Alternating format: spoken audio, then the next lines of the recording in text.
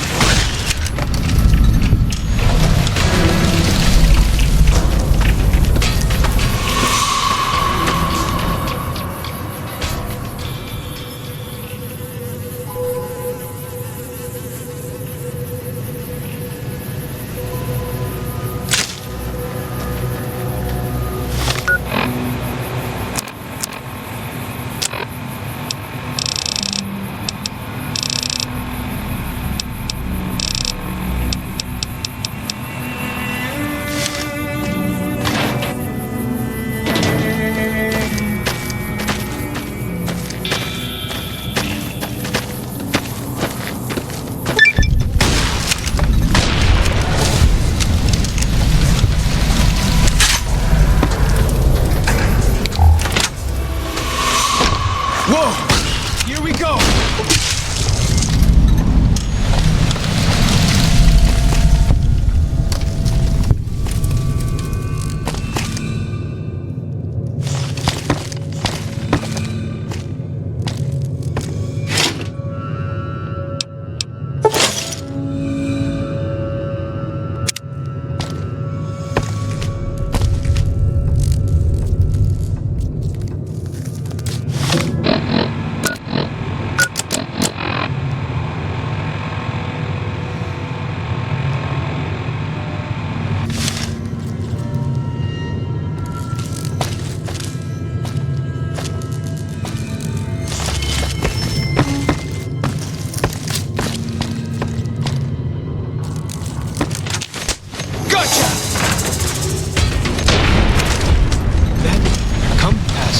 Always knows where north is, huh? Even if it can't see the star?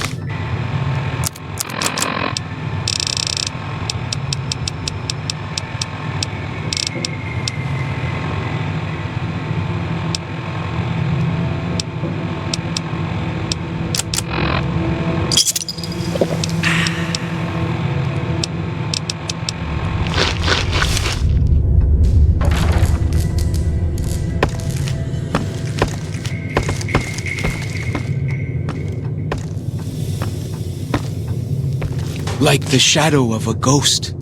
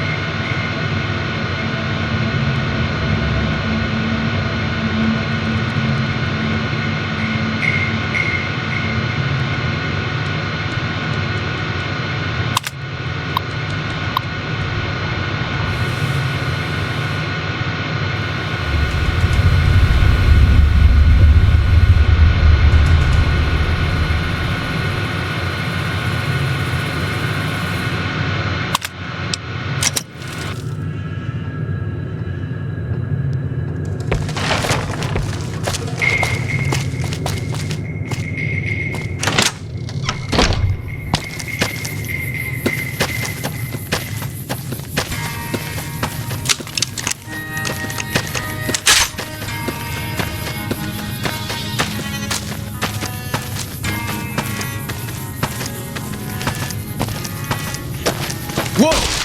Here we go!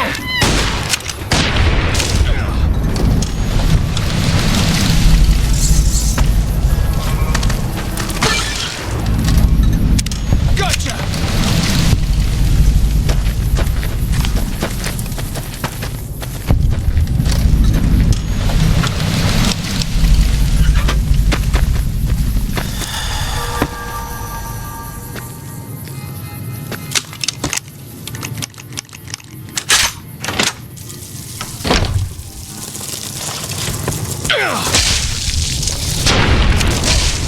Here we go!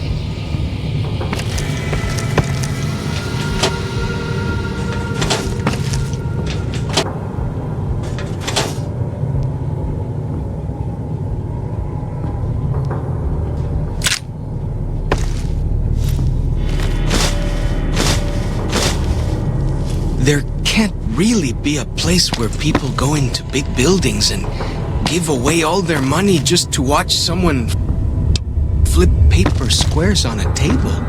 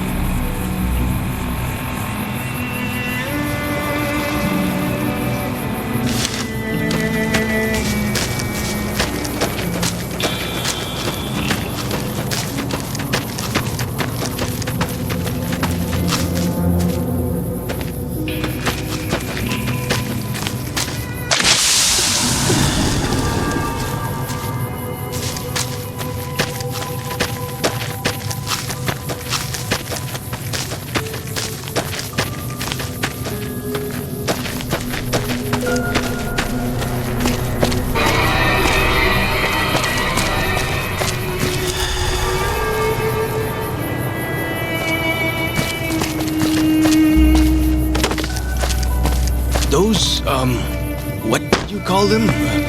Walkie-talkies? Those are going to be loads better than signal drums and smoke signs.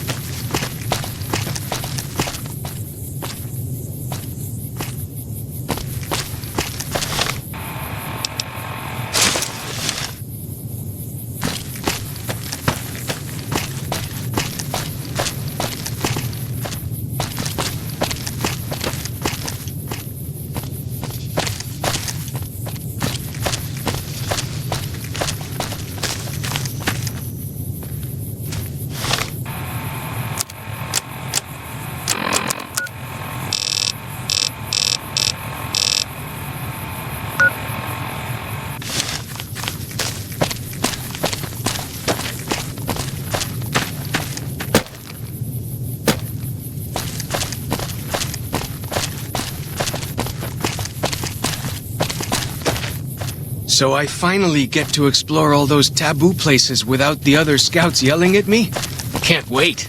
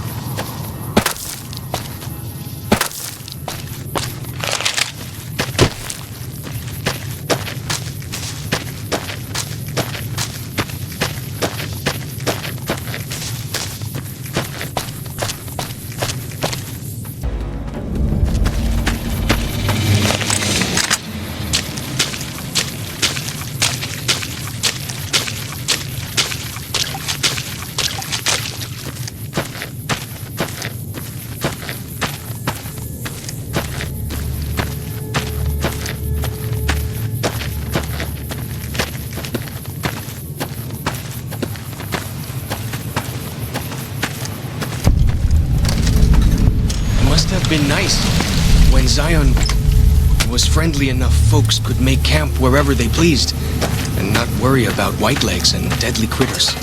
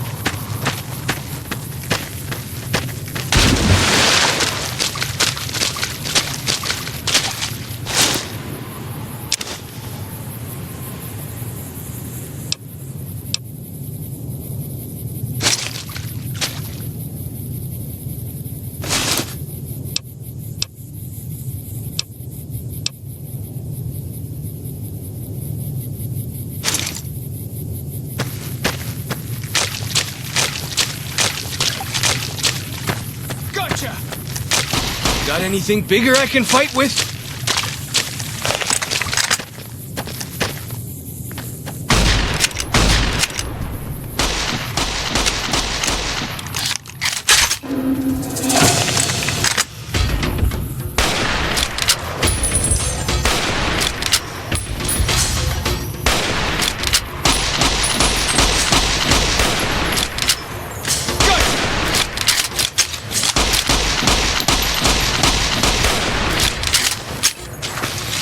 Gotcha!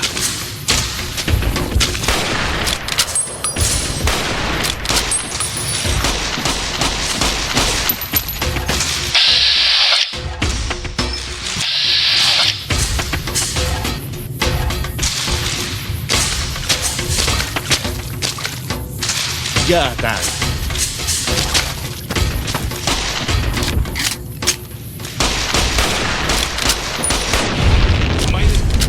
They don't have anything as nasty as Yao Guai out where you come from, huh?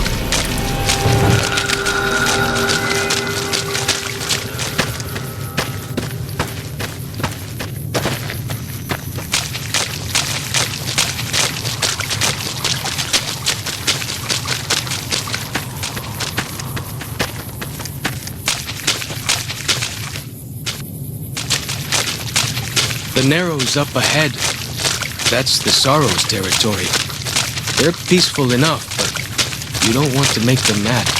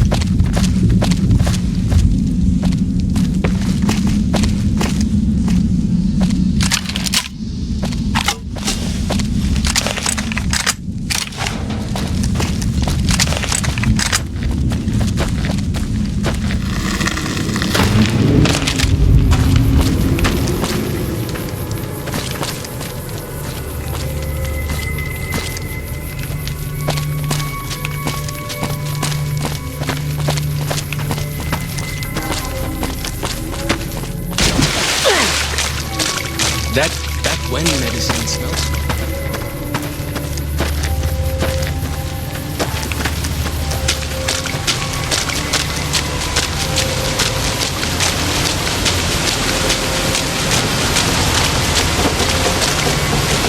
You are the one Joshua Graham sent to us. Blessings of the Father in the cave on you. Daniel is waiting for you.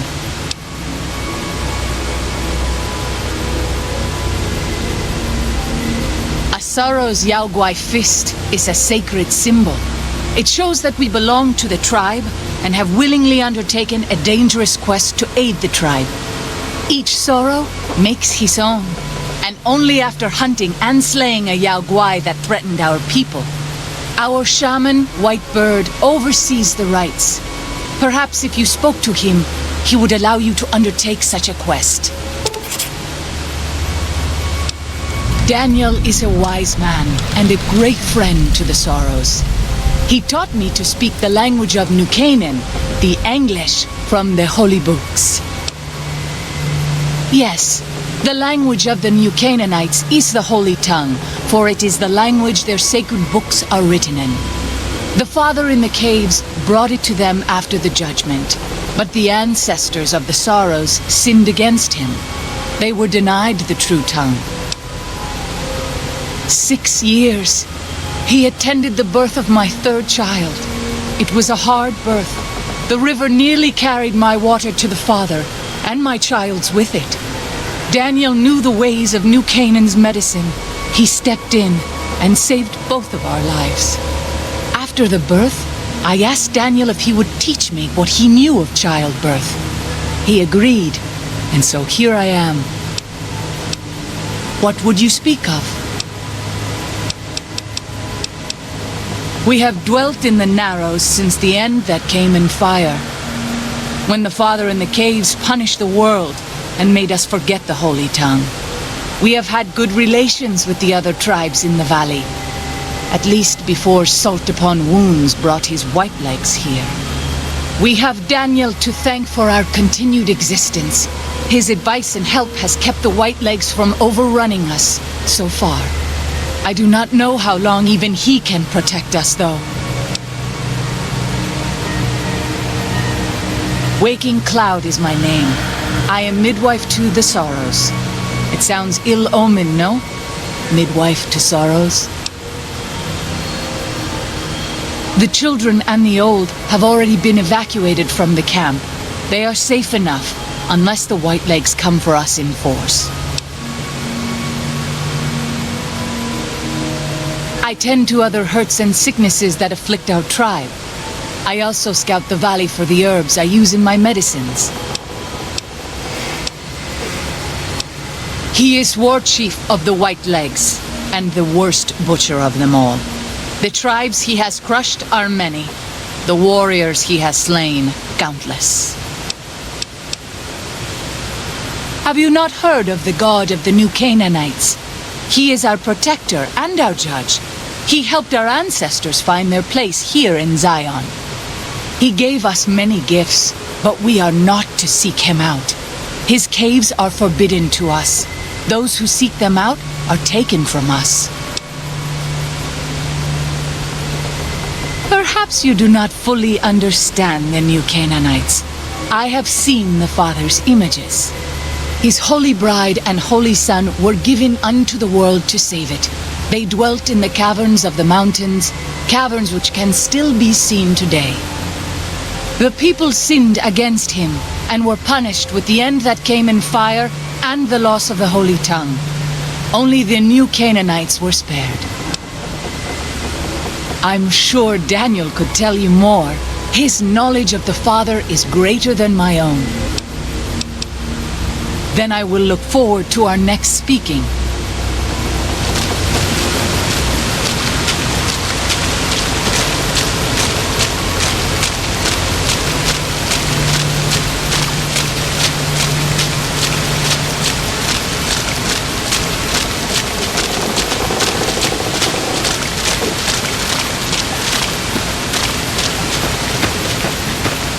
The dead horse has told me details about the attack on your caravan.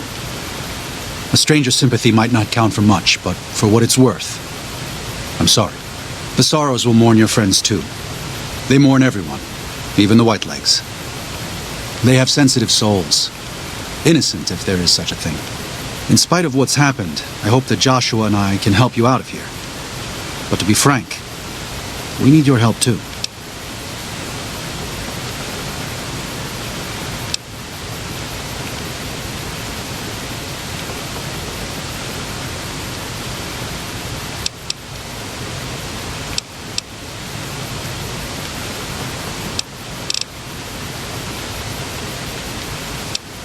I used to help the Sorrows with various medical problems and general issues they were having, but my bishop sent me here as a missionary.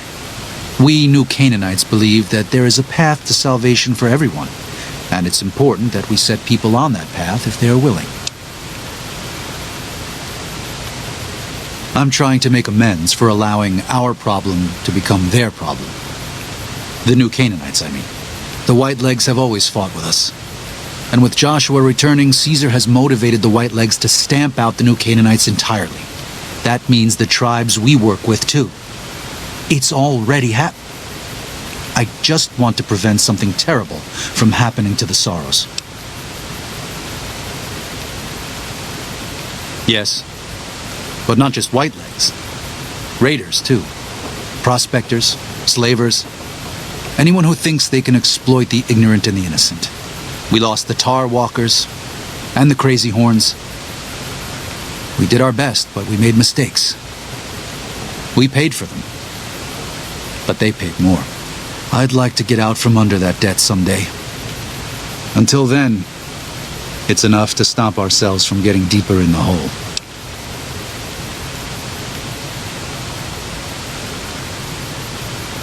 To remove the Sorrows from harm's way. I have to give credit to the Whitelegs for finding their way here, though I imagine many died in the process. But they can't follow us east, not into the Grand Staircase. They don't know how to live off the land. We head there, we can find some safety. Of course. There's an old saying that goes, if you want peace, get ready for war. You've got me figured half right. I'll shoot dead any Whiteleg that tries to creep into this camp. But it's only to protect the Sorrows. The Lord helps those who help themselves. But the Sorrows don't know how. Joshua and I do. Since I got them into this mess, I need to get them out.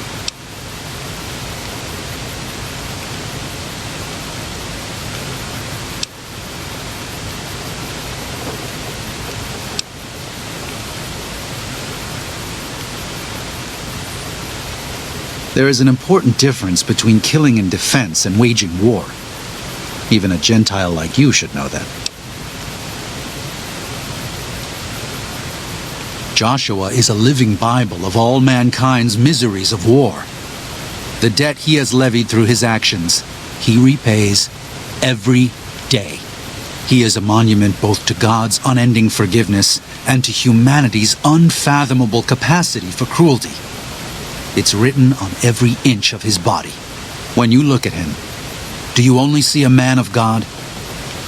Beneath those bandages, he is burned flesh. As he burns, so does he consume everyone around him. Joshua wants to fight because the Whitelegs have stoked the naked flame inside of him. You see the light, but do not yet feel the heat. I can pray that you never will. But it isn't up to me, and it isn't up to God. It's up to Joshua.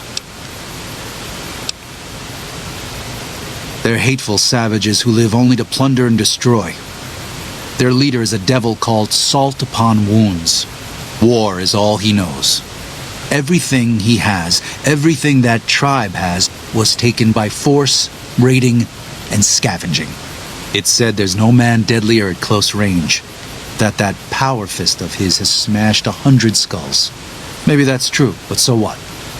It's a low form of leadership. A tribe that knows only war has no future. And so he'll lead them to Caesar. Father in the... Oh, right. He's some spirit the Sorrows used to believe in. watched over them from the caves in the valley. They marked some of the caves around here because they think they'll be punished for going inside. I think as more of them learn the teachings of the new Canaanites, they'll lose their old superstitions.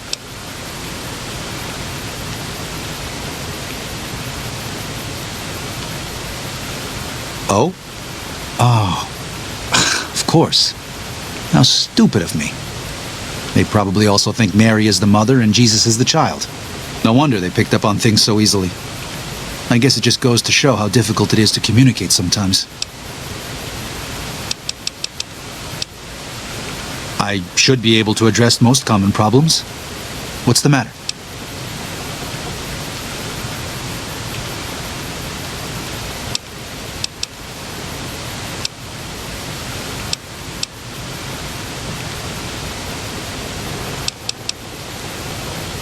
Suit yourself.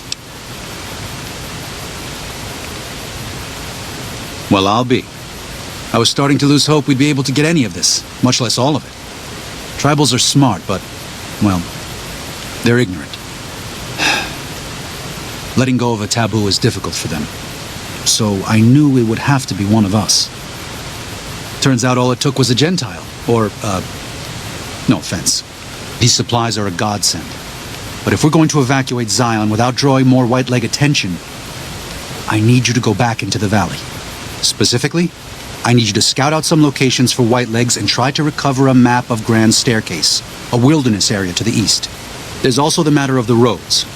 We're going to be heading out of the east side of the park, but I'm not sure the way is clear.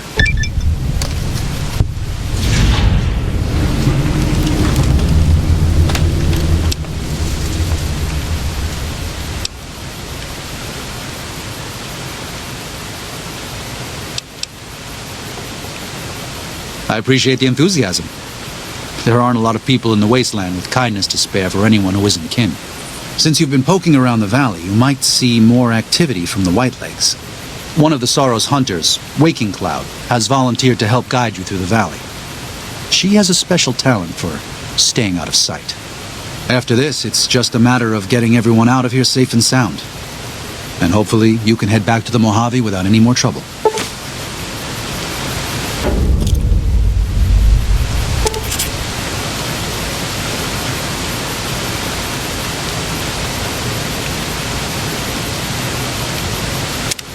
Well, here we part ways.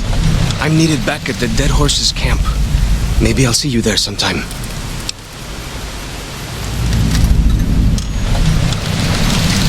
Sorry. Joshua was pretty clear. Get you to Daniel, then come on home. You can take it up with him if you'd like. I will. Good gunning, Akis.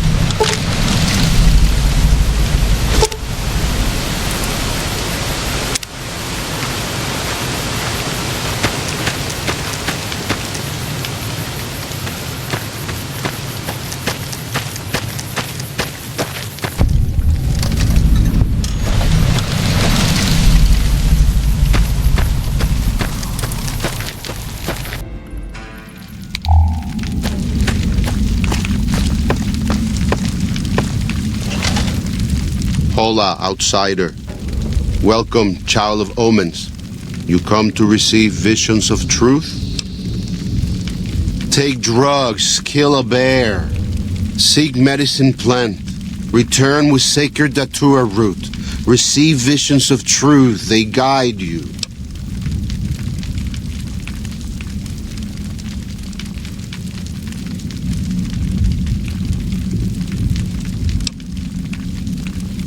Go. Return, maybe yes. Return, maybe no. But go.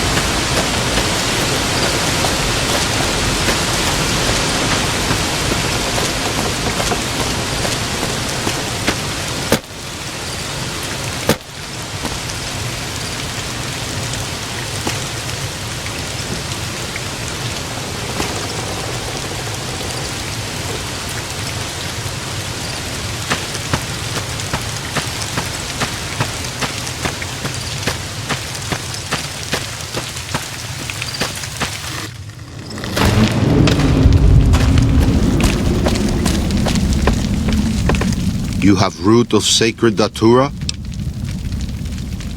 These roots made sacred vision tea.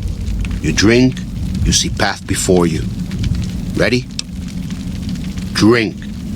Tea is strong. Tea is bitter. Wisdom is strong. Wisdom is bitter. You see? You go to cave, find ghost of she, lay ghost to rest. This your quest. Bring peace where was strife. Go.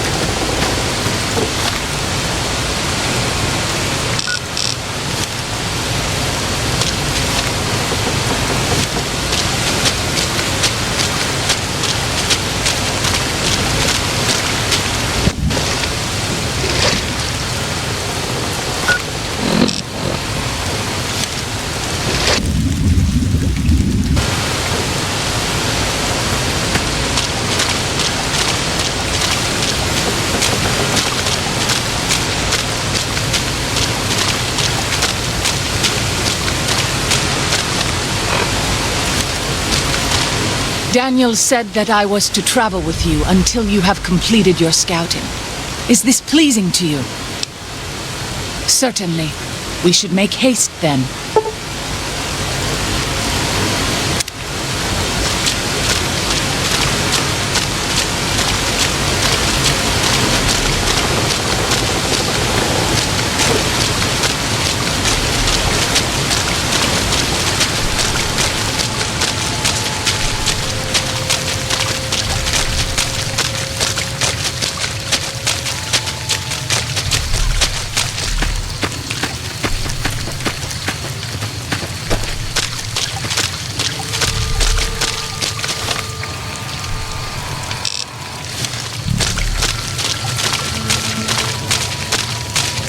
By the rivers of Babylon there we sat down. Yea, we wept, when we remembered Zion. Remember, O Lord, the children of Edom in the day of Jerusalem, who said, raise it even to the foundation. O daughter of Babylon, who ought to be destroyed, happy shall he be that rewardeth thee as thou hast served us. Happy shall he be that taketh and dasheth thy little ones against the stones. Do you know what it means? Given those two choices, yes. In the best of all possible worlds, they would just leave us in peace. But they won't. I don't enjoy killing, but when done righteously, it's just a chore, like any other. Practiced hands make for short work, and the good Lord knows there's much to be done here.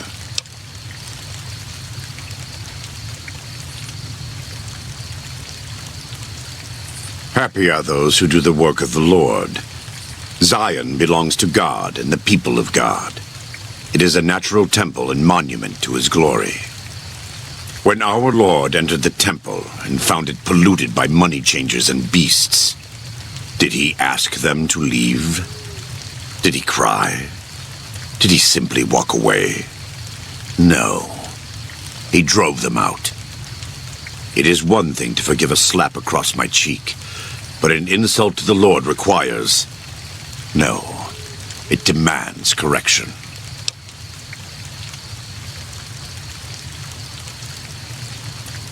I and the dead horses are prepared to do what must be done to protect Zion from the Whitelegs. And though Daniel won't accept it yet, there are many sorrows who are also prepared. They may not be warriors, but this is their home. If you have a chance to speak with Daniel about this, ask him to consider defending Zion instead of abandoning it. He has good intentions, But I fear that if we evacuate the sorrows from this place, it will be lost to them, and us, forever.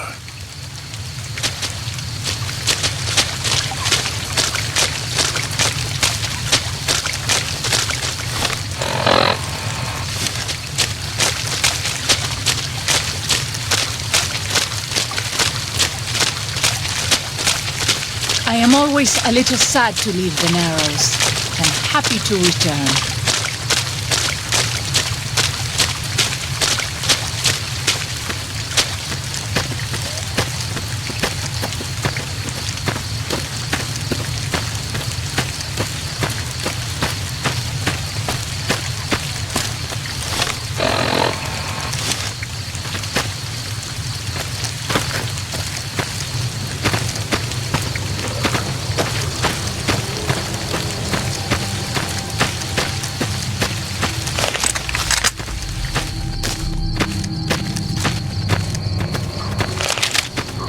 I'll fight you if I must.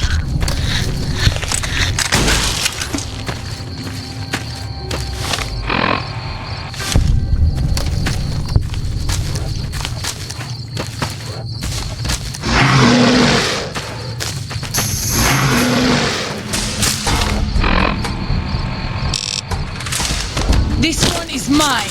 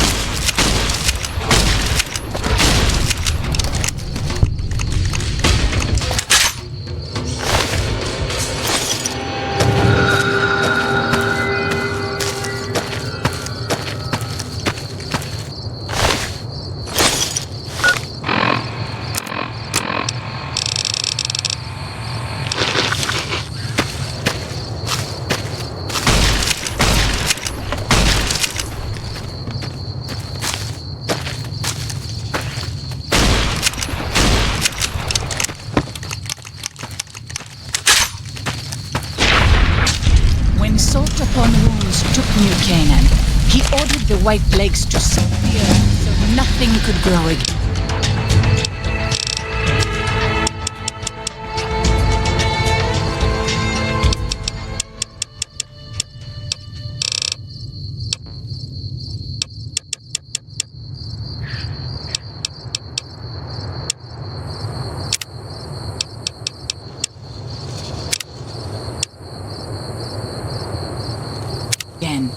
What kind of monster could do that? So, this is the ghost of She's lair. I was never brave enough to try to find it.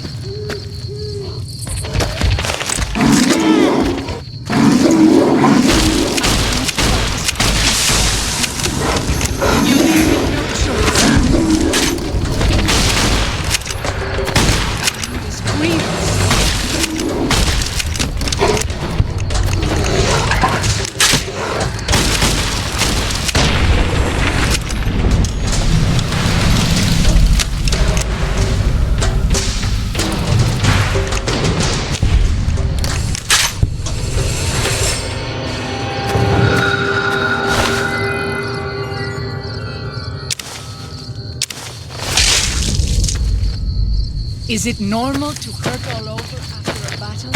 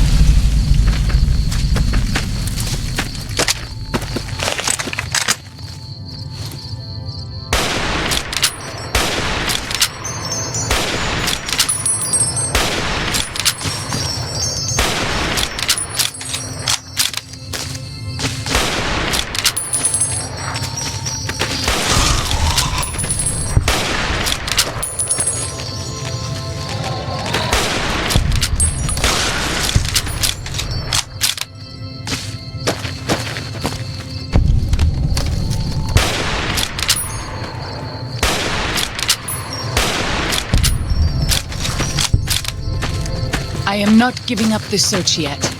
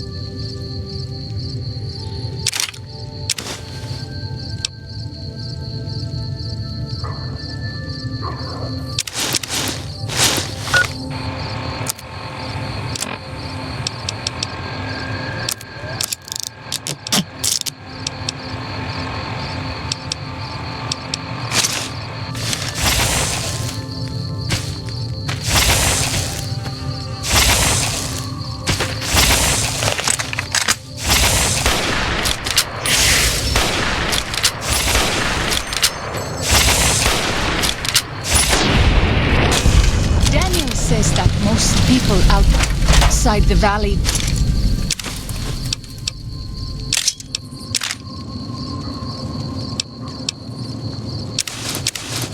do not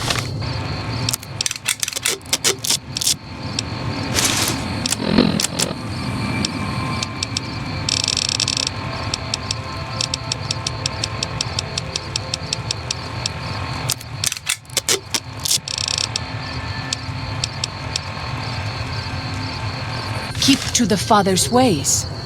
Perhaps when you leave, you will carry His word with you.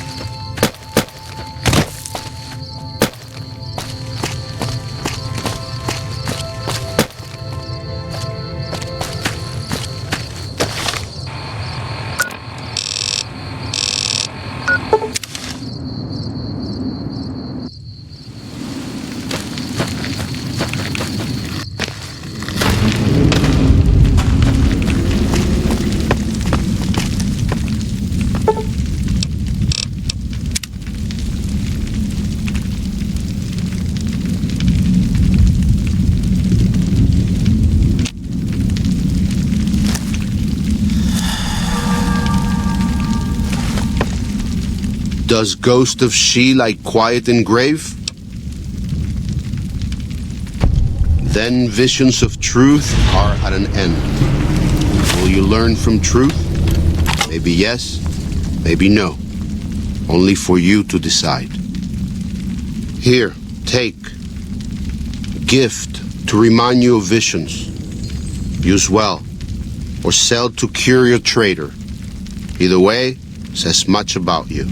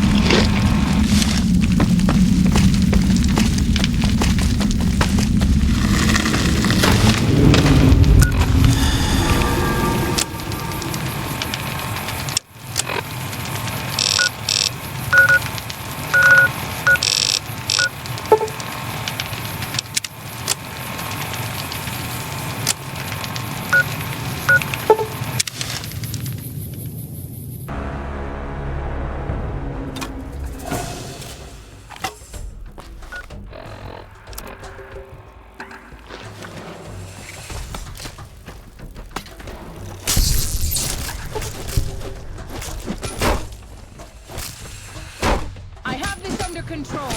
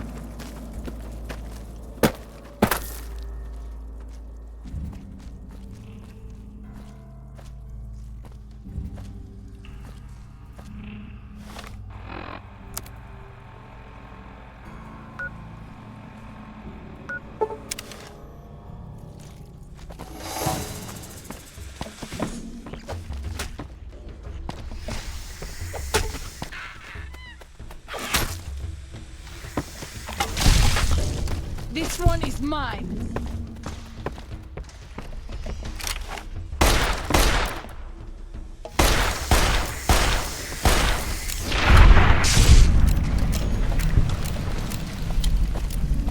Father, I ask that you guide this woman who is the... Yaoguai. Even our strongest hunters could not hope to kill so many. There must be a nest nearby. Fighting so many at once is a dangerous prospect, unless you are a truly mighty warrior. This many so close together suggests a nest nearby. If we find it and destroy it, we might have better luck. Did Daniel not give you some of the new Canaanites' fire clay? That could easily collapse a cave and trap the beasts inside. Look around and see if you can find a cave nearby. It may prove easier than slaying the beasts. I hope that is truth and not a boast. But I will respect your leadership. I stand with you.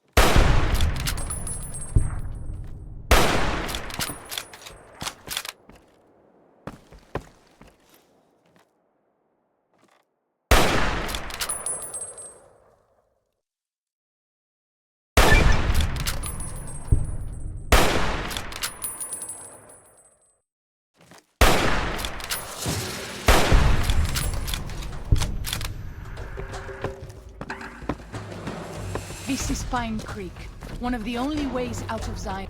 You leave me no choice. Messy business. I am glad it's over.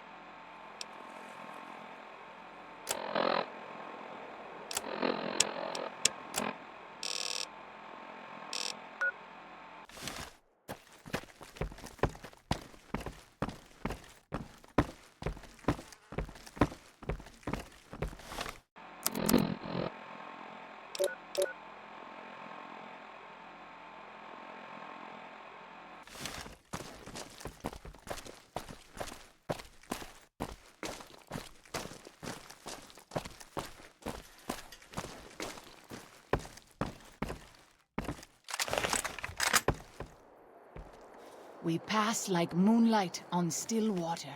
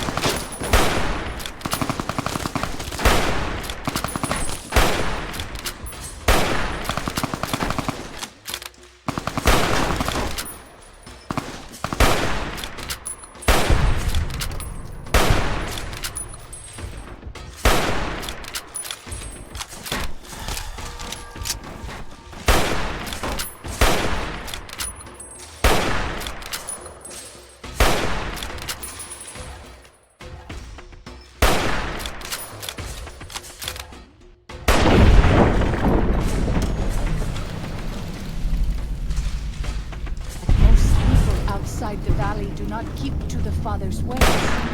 Perhaps when you leave, you will carry His word with you.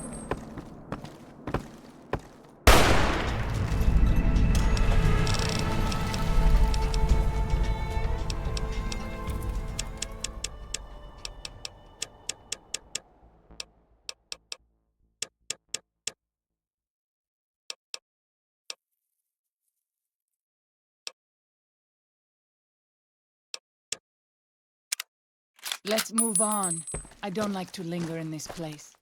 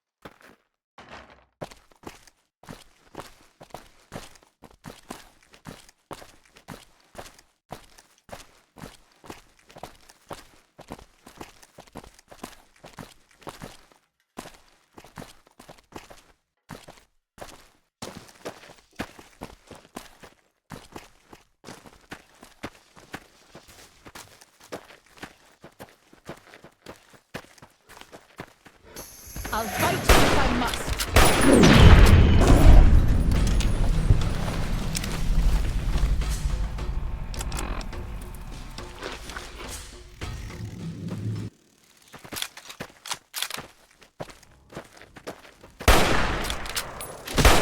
This one is mine.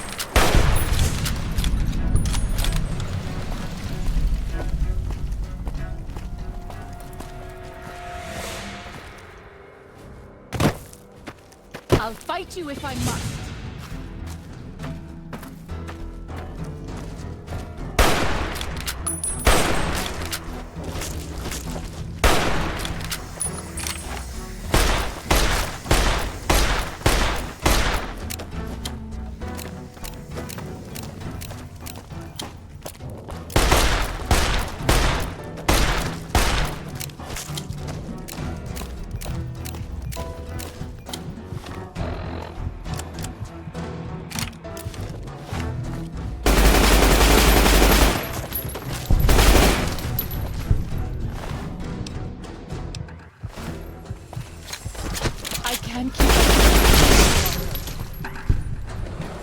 I will not leave my children orphaned.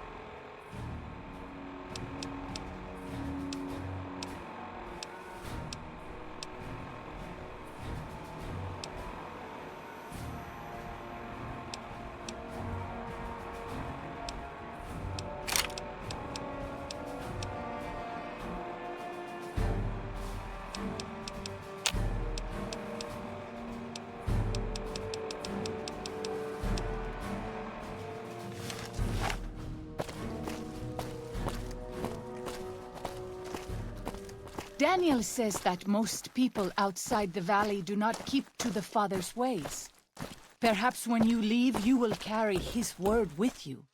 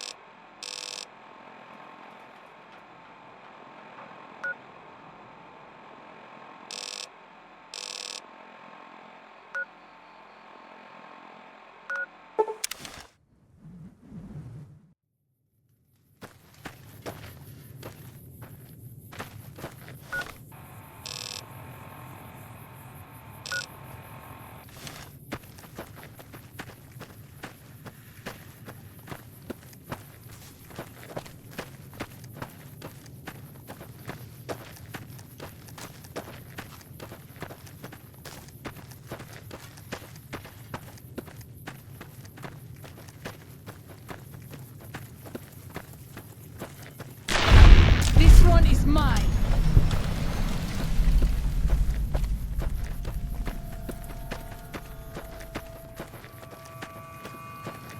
You leave me no choice.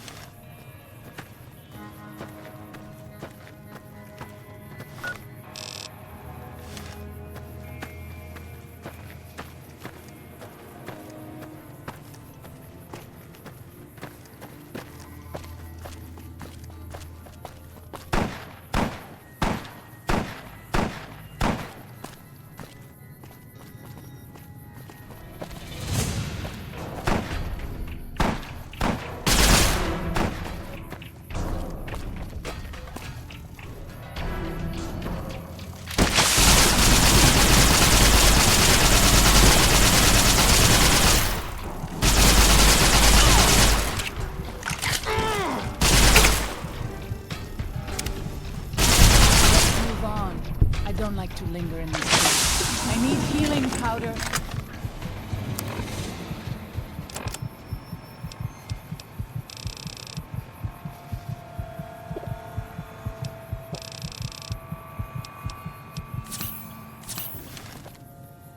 I wish you could...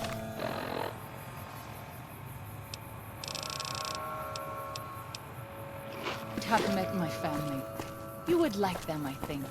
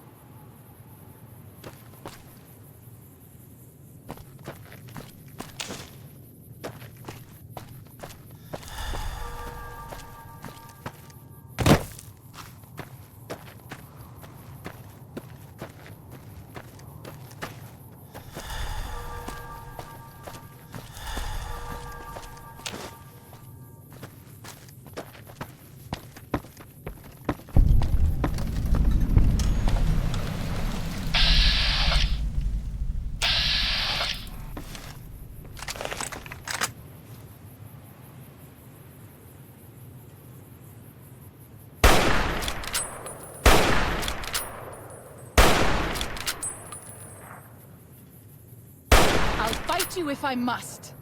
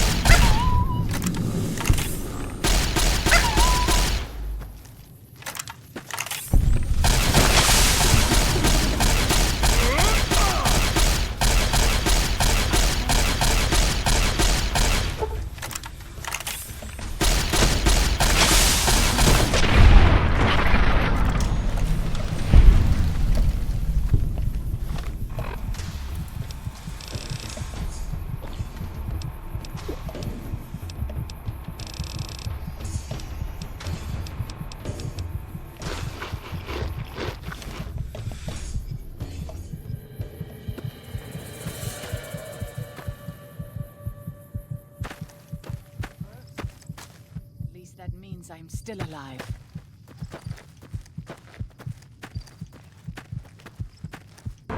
Those tents down there, that is a White Leg war camp. Do you see the war totems they've erected around the tents? White Leg warriors pray to them for strength and savagery before battle. This is no raiding band.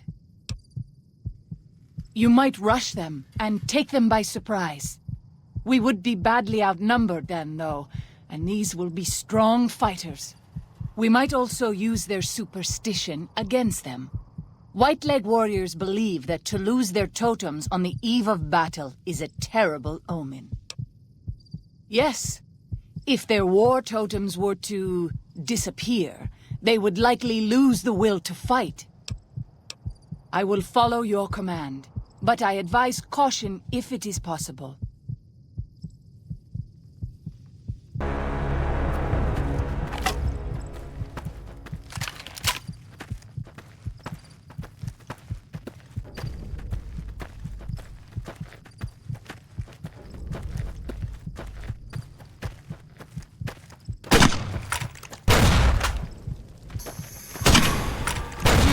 No choice.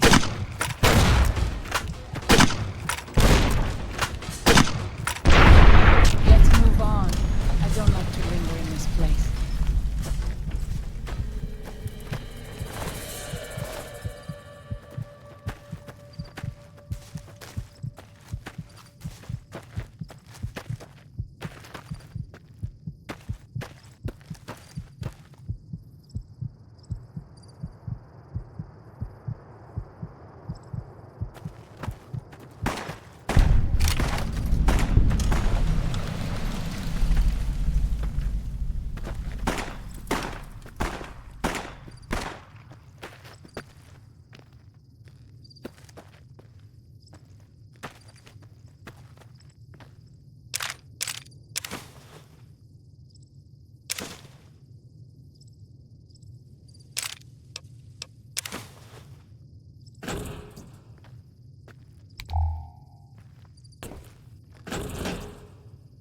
We pass like moonlight on still water.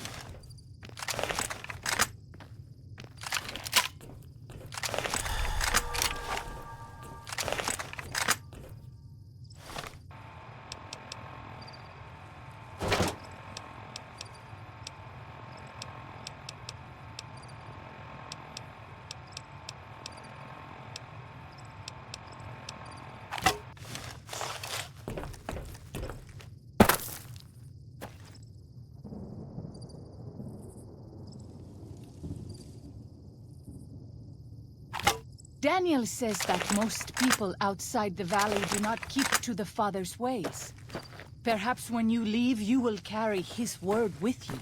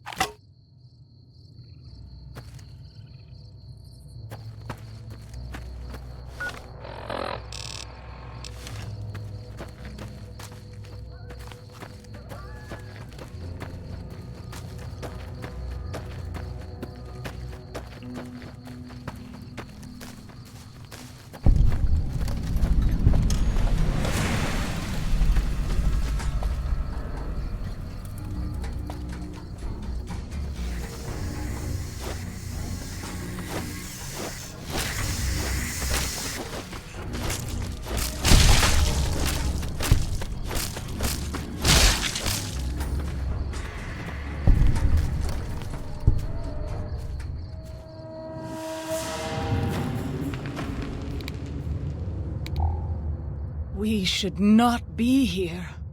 This place, it belongs to the Father in the caves. We must not profane it with our touch. The Father in the caves. The Holy Father, who gave the Saros his succor and gave the new Canaanites his son. Many of the caves around the valley are sacred to him, and those who would trespass are punished by holy wrath.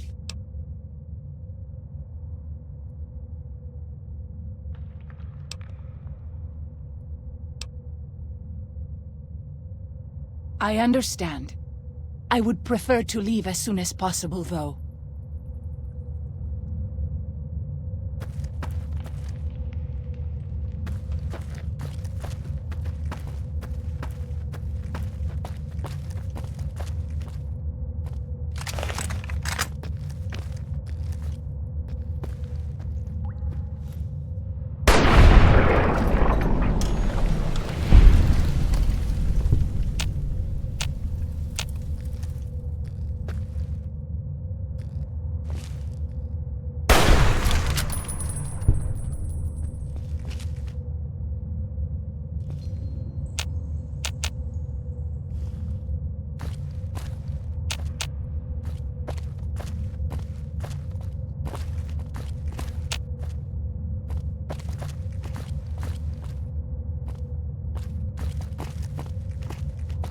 White-leg attacks grow more frequent each day.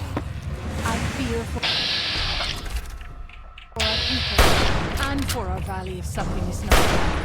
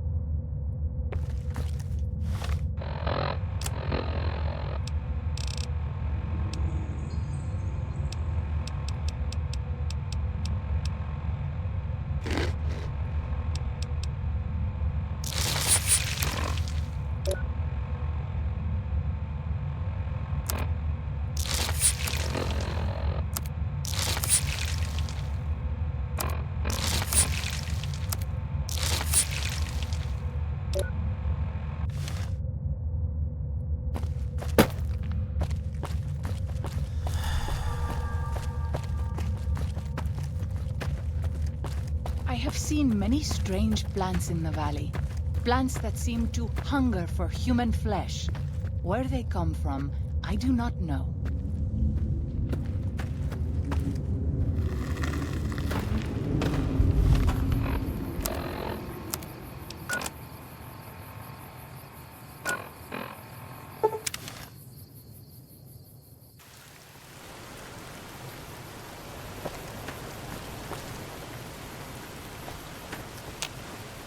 I'm glad to see you're still with us.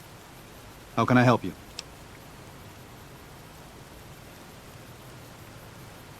I appreciate it. Well, that's it. This is all we need. Now all that's left is to quietly pack up and try to get out of here without being noticed. That's assuming that Joshua won't try to stop me. And that he hasn't talked you into fighting the Whitelegs despite what I've said. Don't worry, I don't hold it against you. You're an outsider. Fighting seems like the practical solution. I'll tell you again. There's more at stake.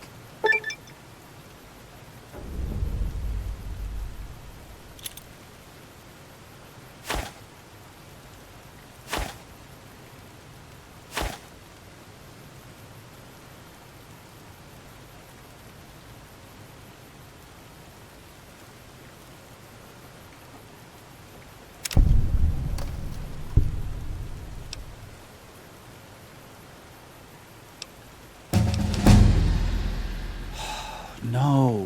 Why? Why?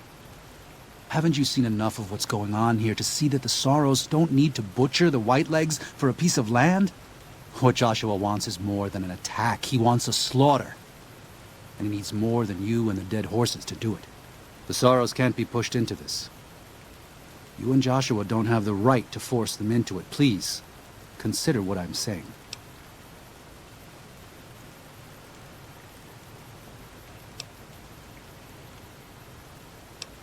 I've already explained to them that we're leaving. They've accepted it. What is Joshua going to tell them about being a warrior? What are you going to tell them about how to live with themselves after they got lost in the moment, killed someone who didn't deserve to die? Or does that not matter? Is that just an acceptable consequence if it means holding on to this valley? Maybe there is no place left in this world for mercy. But even if it tramples me into the dust, I will never accept it. And I will never condone it. Joshua must be waiting for you. I'll stay here with the others as I told them I would.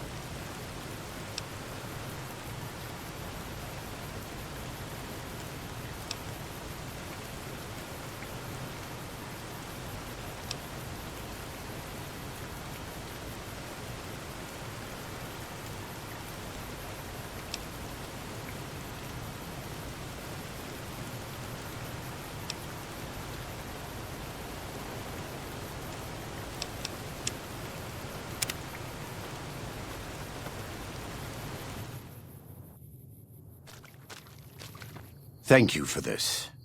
I know Daniel doesn't approve, but destroying the Whitelegs is the only way to ensure the Sorrows can remain in Zion.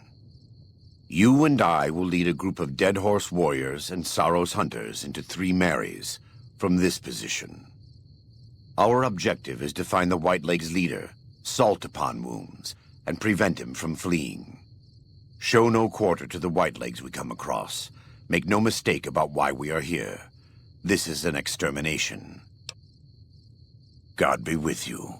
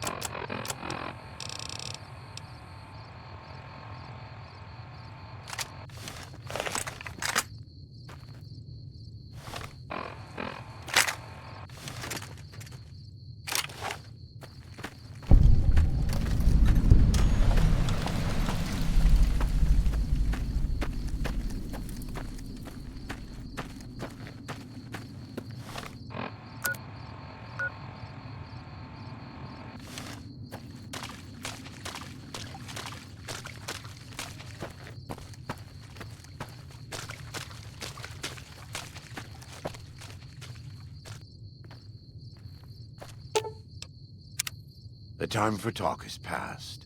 The Lord's work must be done.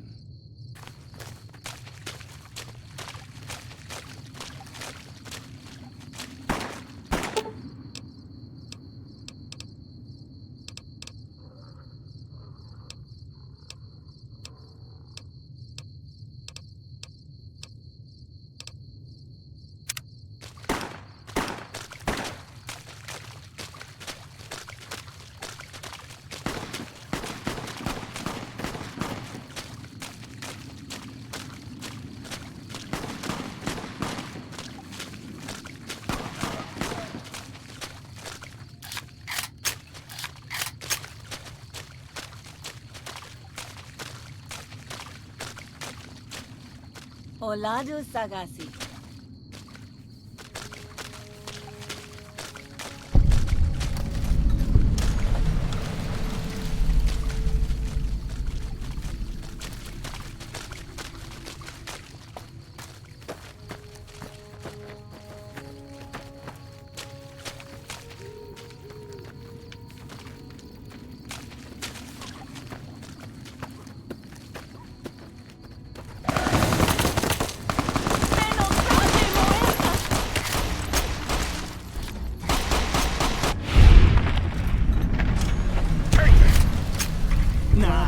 Verna, Yegui Quaduaka.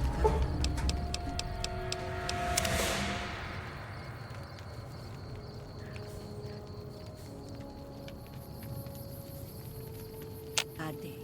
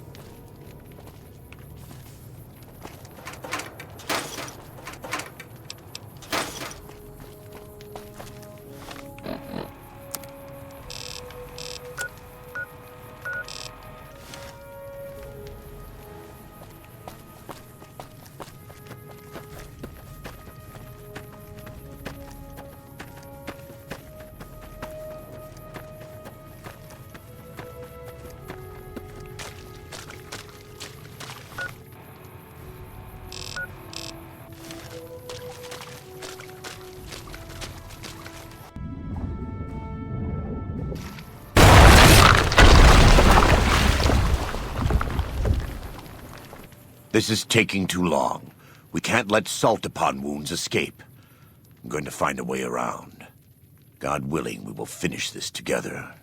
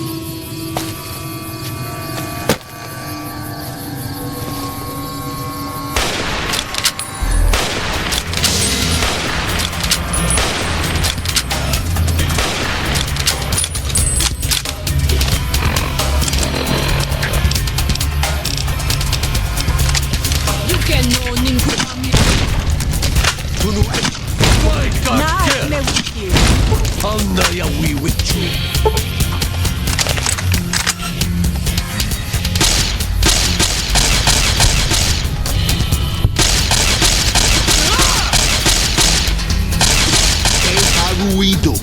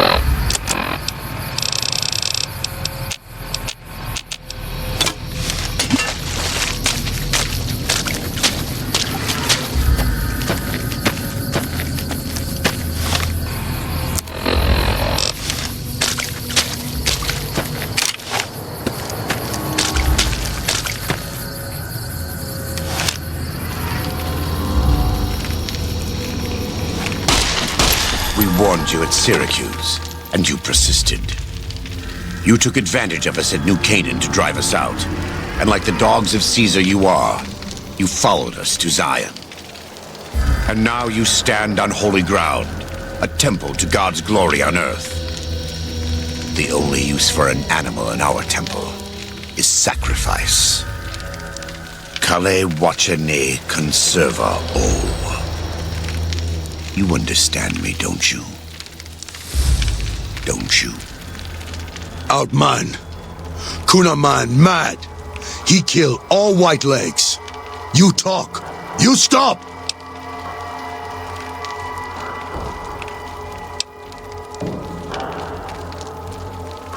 You can no nikumpa me.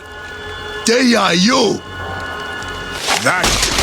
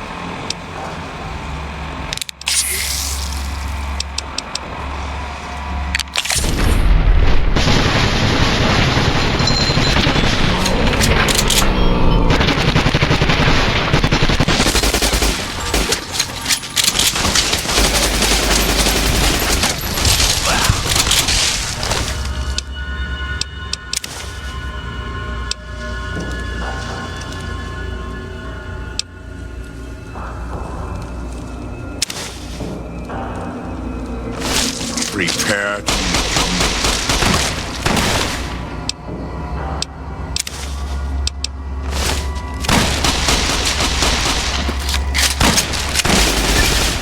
It's the same end he would have met if he had died on his knees. But I suppose this was for the sake of the dead horses and sorrows. Still, thanks to your help and the grace of God, the Whitelegs won't be troubling Zion anymore. Let's go find Daniel. Tomorrow we'll be here soon enough, and there is much to do.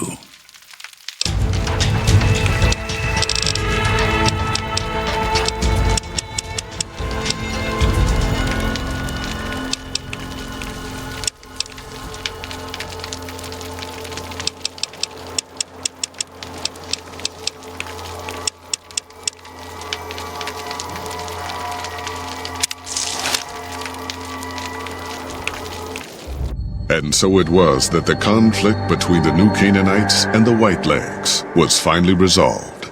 The courier's involvement had tipped the scale, shifting the fragile balance of power. Despite their defeat at Three Marys and the death of their war chief, the Whitelegs were determined to pursue the other New Canaanites. But when they finally tracked down their prey in Colorado, they discovered the tables had been turned. The Whitelegs who survived the New Canaanites' ambushes were hunted down by dead horses before they could reach the safety of the Great Salt Lake. When word of the Whitelegs' diminished numbers reached the 80s tribe, war was declared, and by year's end, the Whitelegs had been wiped out. The Sorrows fought beside Joshua Graham and the dead horses, eradicating the threat the Whitelegs posed to Zion. When the courier and Joshua Graham felled Salt Upon Wounds, their victory was celebrated with a great feast. The Sorrows' transformation from a peaceful, timid tribe into a proud and warlike people broke Daniel's heart. He tried to take solace in the knowledge that they would remain in Zion, but it was a small comfort. The Sorrows' innocence was lost. Having helped eradicate the Whitelegs from Zion, the dead horses returned to Dead Horse Point in triumph. They remained neutral toward the Sorrows, but as years went on, there were periods of competitive friction, even violence between the tribes. The New Canaanites, Daniel especially, intervened regularly as mediators, but found it difficult to reconcile the tribe's conflicts. The defeat of the Whitelegs in Zion marked a turning point in the fortunes of the Happy Trails Caravan Company. Every 2 months, the caravan met with the New Canaanites in Zion Valley to trade. Happy Trails soon returned to prosperity. The vigilance of the Sorrows and dead horses in defending southwestern Utah, initially startling to Happy Trails caravans, soon proved a blessing. The tribes united against the 80s, driving them back from Highway 50, and thus opening yet another trading route for Happy Trails caravans. Though the courier had stopped Joshua Graham from executing Salt Upon Wounds, the war chief still fell in battle. The Whitelegs defeated at Three Marys. Joshua led the Sorrows and dead horses, intending to their comrades and burning the corpses of their foes. He continued to advocate militant opposition to the enemies of New Canaan, and showed little quarter to those he fought. And yet he was changed. He no longer reveled in the brutality and cruelty for which he had been known in his former life. His inner demons, if not extinguished, were at the least appeased. For years after the defeat of the Whitelegs, Daniel did his best to minister to the Sorrows' spiritual needs. Try as he might, he could not hold back the tribe's increasing militancy and reverence of Joshua Graham. Demoralized, he returned to his family and Dead Horse Point. His failures haunted him for the rest of his days. And with that, the courier walked out of the history of the tribes of Zion and back to the gathering storm of the Mojave Wasteland.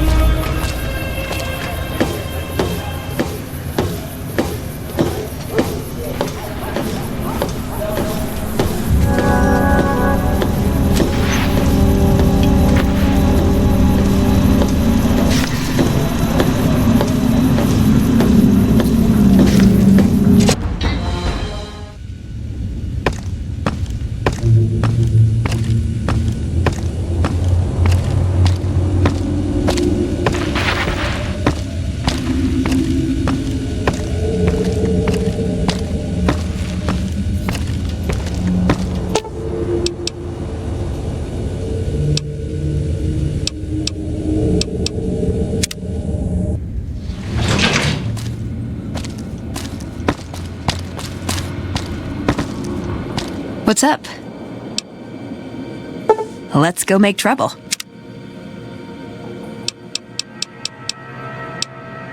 You're making me carry the heavy stuff, aren't you?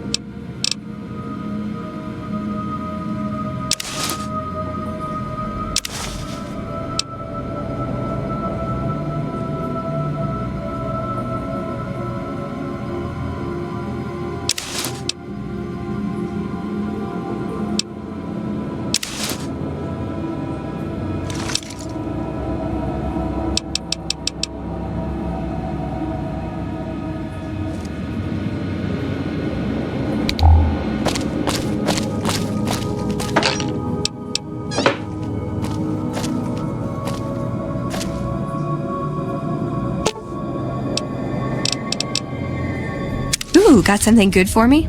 Is it a dress?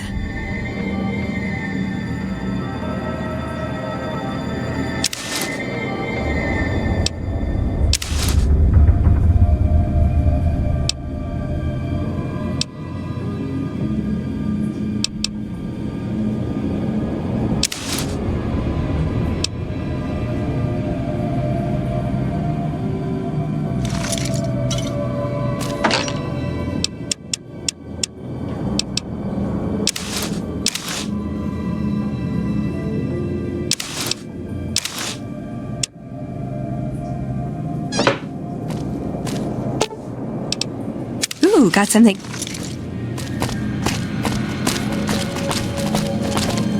Hey.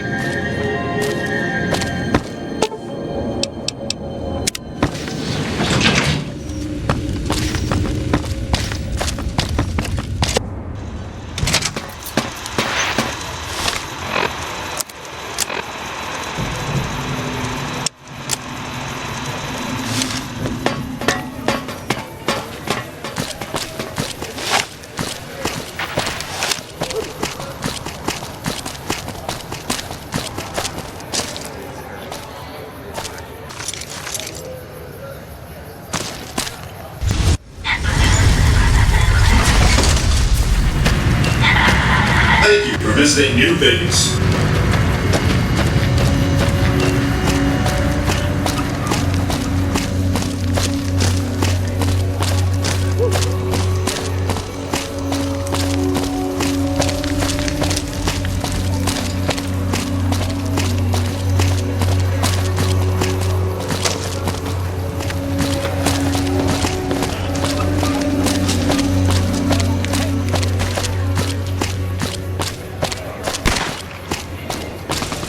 Lasers, plasma, pistols, grenades. We've got it all.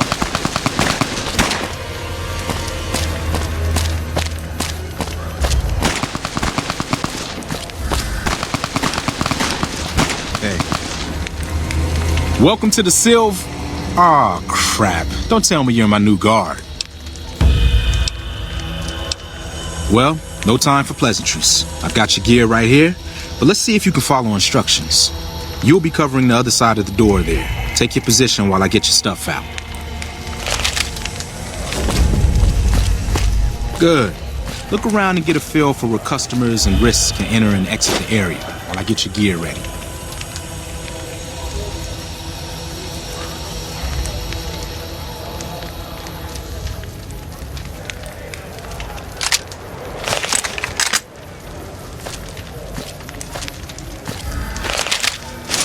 Okay, now let's get you geared up. First, your armor. Standard issue is your run-of-the-mill combat armor, with a nice dark coat of paint for both brand recognition and sheer intimidation value. Next, your weapon. Guards are required to use rifles. Anything lighter compromises your combat effectiveness. Anything heavier and people are too scared to come in the door. What's your preference, laser or plasma? Nothing wrong with going plasma. Just make sure you hit what you're aiming at. Now that you're equipped, a quick word on the job at hand. In a nutshell, we're here to keep the riffraff away. Drunks, punks, and capless vermin are to be turned away. Potential customers are to be permitted normal entrance. That is, after we pat them down for weapons. An unarmed man is a lot less likely to try to steal something with several armed guards around. Don't start any fights. I don't care if some jet junkie just assaulted your mother. We're here to promote violence elsewhere, not start it here. Lastly, don't abandon your post. We're getting paid to stand next to this door, not talk to someone down the street or head to the casino. That goes double for any thoughts of splitting with that gear. Every now and then, some young punk thinks he can run off with Van Graff property. Trust me, the rifle and armor are nice, but they're not worth your life. Other than that, relax. Who knows? You might attract a high roller from the Wrangler over there and never have to pull a gig like this again.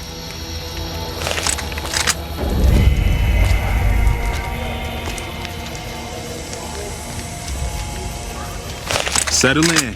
You've got some hours left before your shift ends.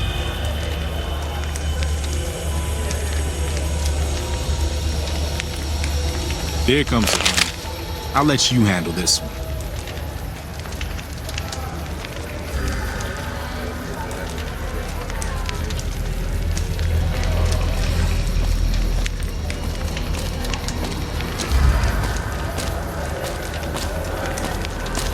Hi there. Is this where I can pick up a laser gun?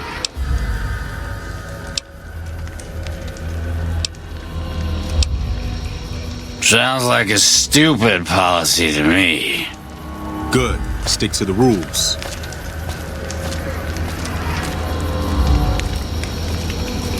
Another one coming. You're on.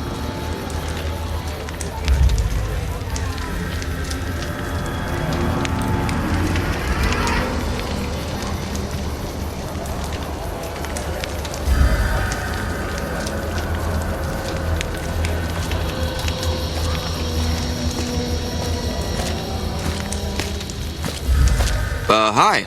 I was, in the area and thought I'd stop by to look at your weapons. Can I go in? Fine by me. Hi. I was, in the area and thought I'd stop by to look at your weapons. Can I go in? Fine by me.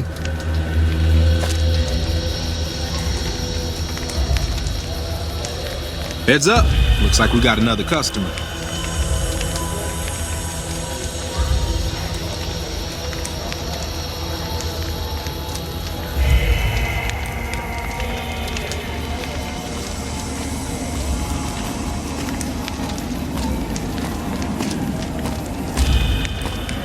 Howdy.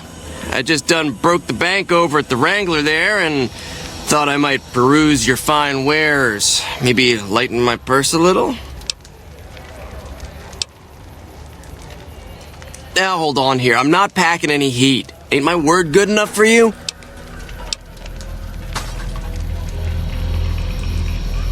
I suppose it's all right, if there's no other choice. Howdy. I just done broke the bank over at the Wrangler there and thought I might peruse your fine wares. Maybe lighten my purse a little? Now hold on here. I suppose it's all right, if there's no other choice. See, told you so.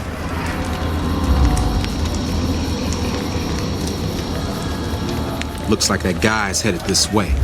Don't screw it up.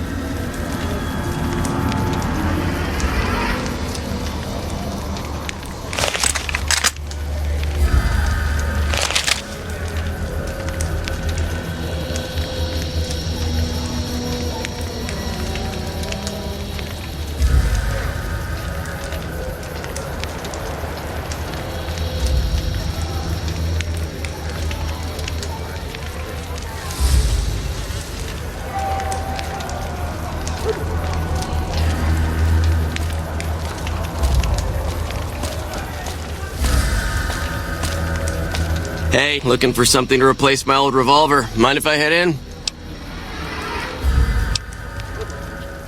That's not really necessary, is it? I already told you I got this here revolver, right?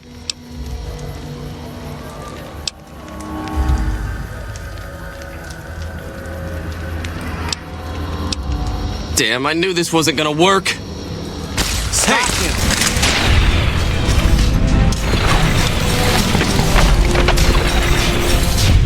What in the hell do you suppose that was about?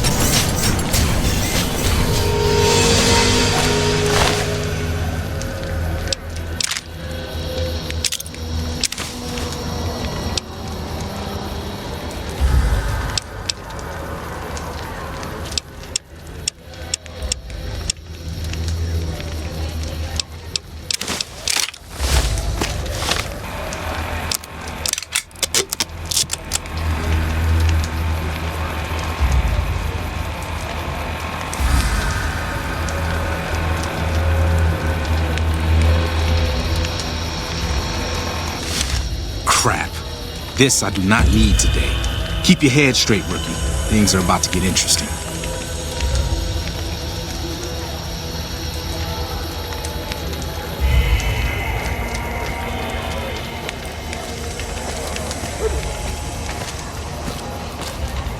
Hey, Simon.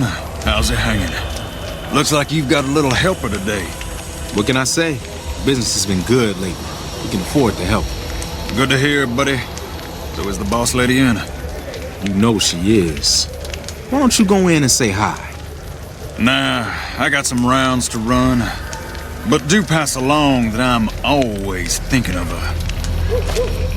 Actually, I got a better idea.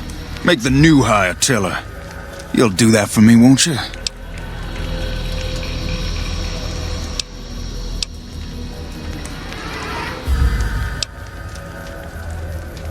I would, but I tend to distract the boss lady a little too much.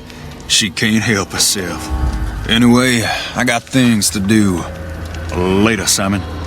Way to keep your head, rookie. There's hope for you yet. It's just about closing time. Let's go see the boss about getting paid. Oh, I'm gonna need the rifle and armor back. Boss's orders.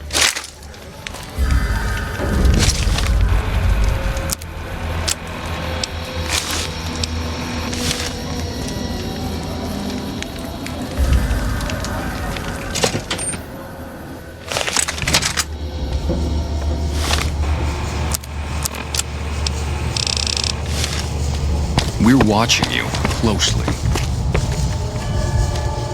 Simon's been telling me how it went. Let's do a quick recap. You kept away the undesirables, patted down the rest for weapons, and kept your cool. That is to say, you performed as instructed. Simon was impressed, and so am I. So you get a small bonus with your normal pay. Unfortunately, I found someone else with a little more experience, and he'll take over the position starting tomorrow. However, another task has come up that I could use some help with, assuming you're still interested in making some money. There's a deal that we've been working on for a while now, and the buyer would like a sample of our weapons. I need you to run a package out to a discreet location that the client has chosen. Sound good? Good. Here's the package. I'll mark the location on your map. The buyer said they'd be in town for quite a while, so there's no rush. That said, try not to dawdle. This client could mean big money for us, which naturally means big money for you. Welcome back. Did you have news for me, or are you just here for the guns? Of course.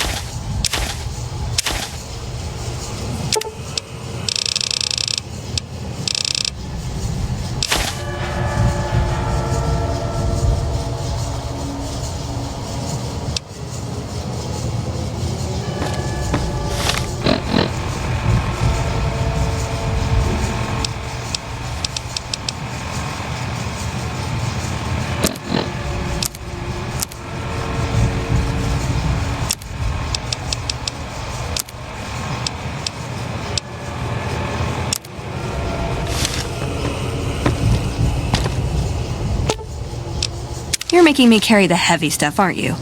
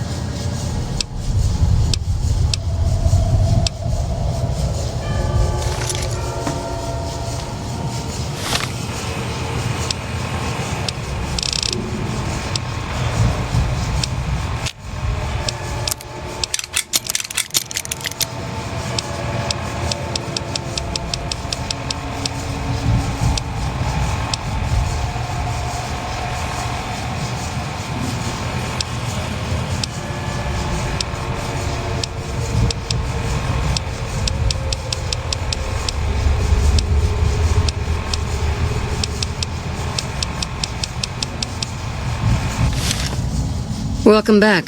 Did you...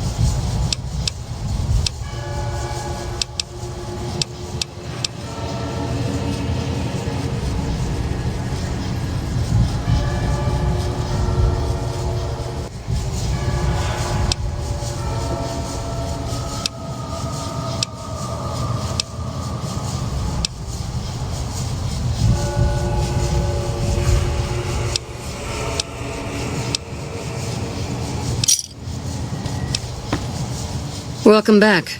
Did you...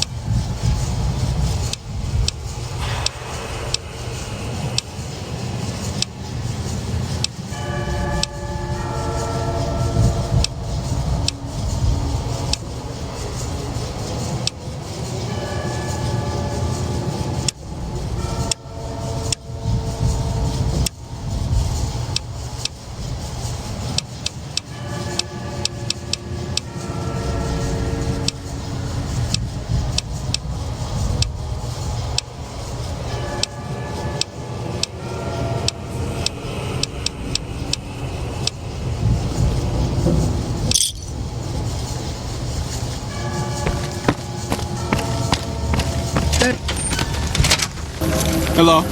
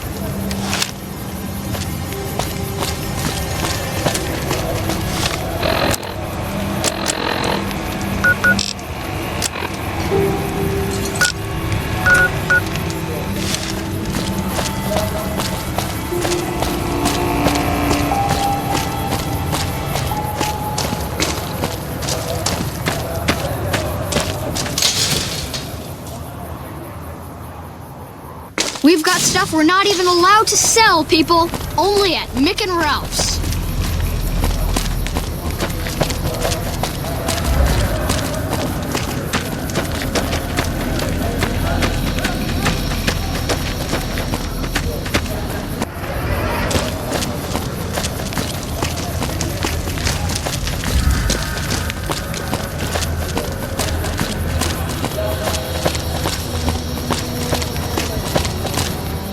Reach for the sky, lady.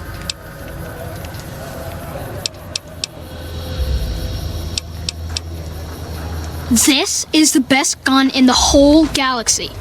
I paid 1,000,000 caps for it, and it wasn't even brand new.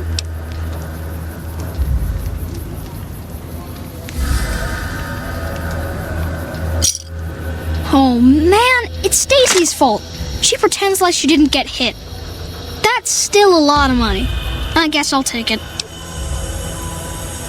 I don't really like to go to bed until it gets dark out. See you.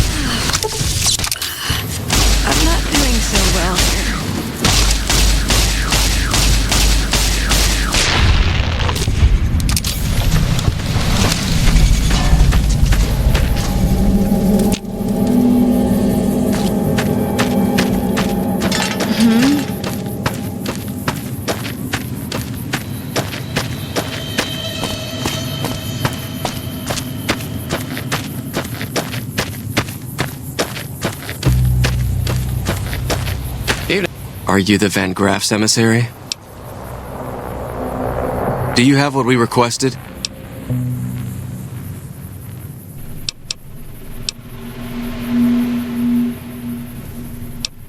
I wasn't informed there was to be an exchange on my part. What are you talking about?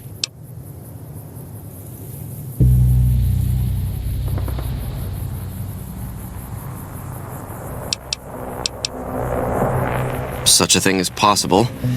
I've been out in the field for some time. Fine. This should cover your grievance. Now the package, if you will. Ah. Then our business is concluded. Tell your superiors that we will contact them shortly.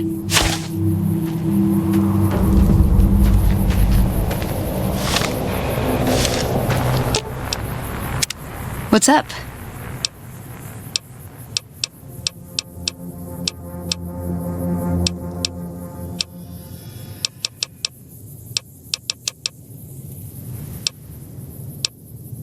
It's a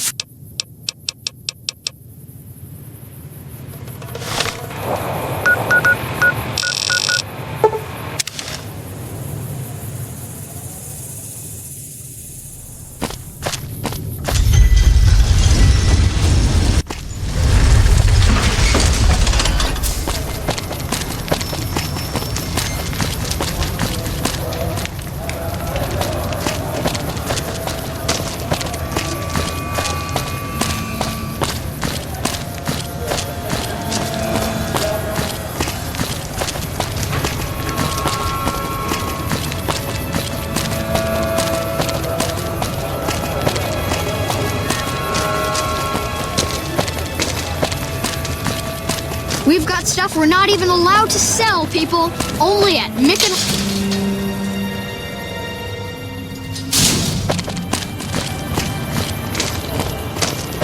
Make a brief stop. The atomic ring.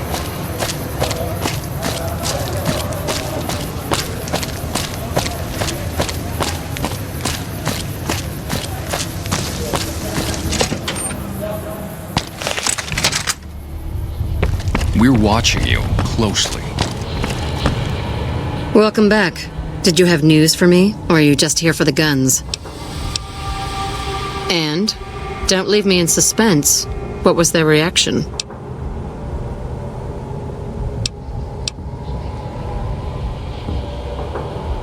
Good. Good. Here's your payment. If you'll excuse me, I have some thinking to do. Oh, Jean-Baptiste was talking about a matter earlier that he needs help with. I volunteered you. See him for the details.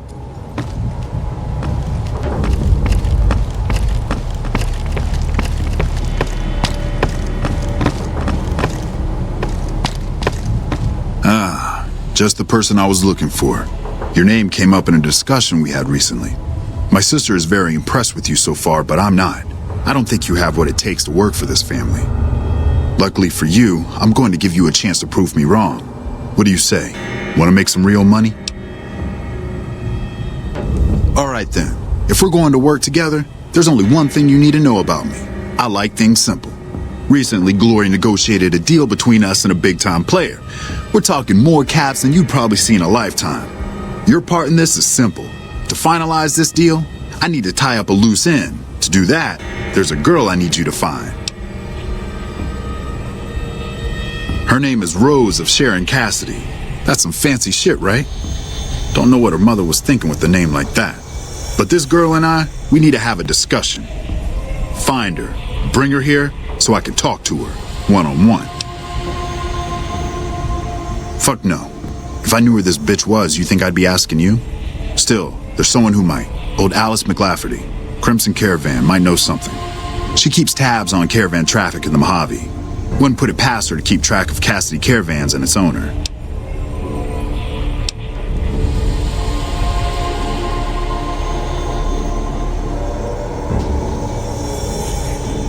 You don't want us chatting, trust me. As for the girl, I just want to talk to her. And if you can't bring her here, then you're no use to me, or Gloria. So if you want to cause trouble in here over nothing, then go on, try.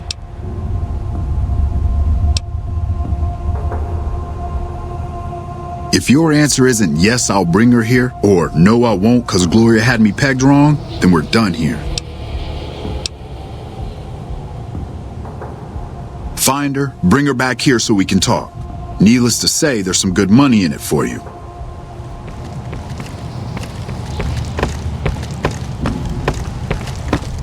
Hello.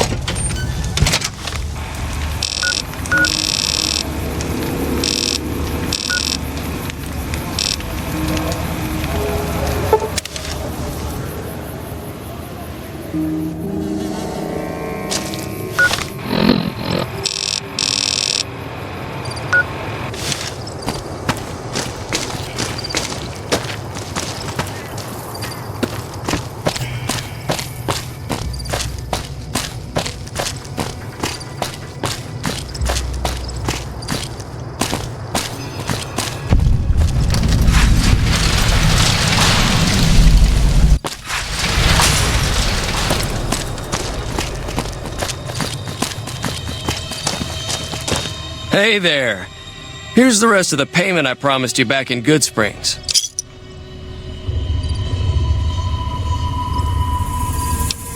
I'm getting ready to run a caravan up towards Utah. There's a town called New Canaan which is supposed to be pretty prosperous. The Crimson Caravan doesn't have any branches out that way, so it'll be up to me to get things started. Alice McLafferty runs the Crimson Caravan. You can find her over in the main office.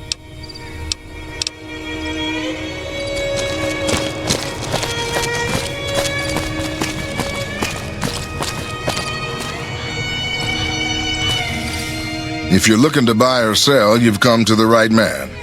The Crimson Caravan Company has the widest selection in the wasteland. Can do.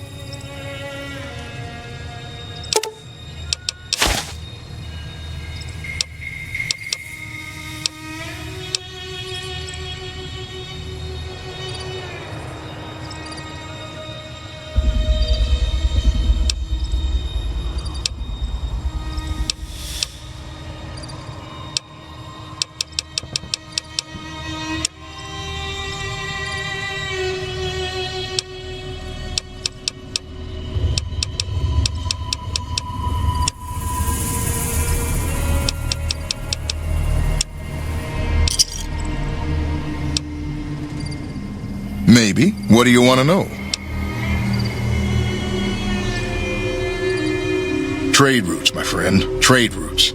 Just about every major town in the wasteland has a Crimson Caravan branch in it. Out here, we usually split our caravans into smaller bands. That way, we don't lose everything if they get hit. It's not very efficient, though. But hopefully, we'll be able to start running larger caravans once things get civilized. A little place in the NCR called Oak Creek. Used to be a farming town until it got taken over by ranchers. I didn't want to herd Brahmin for a living, so I signed on with the Crimson Caravan and headed east. Not much to tell, really. Need anything else? See ya. Did you know the strip's all stirred up lately?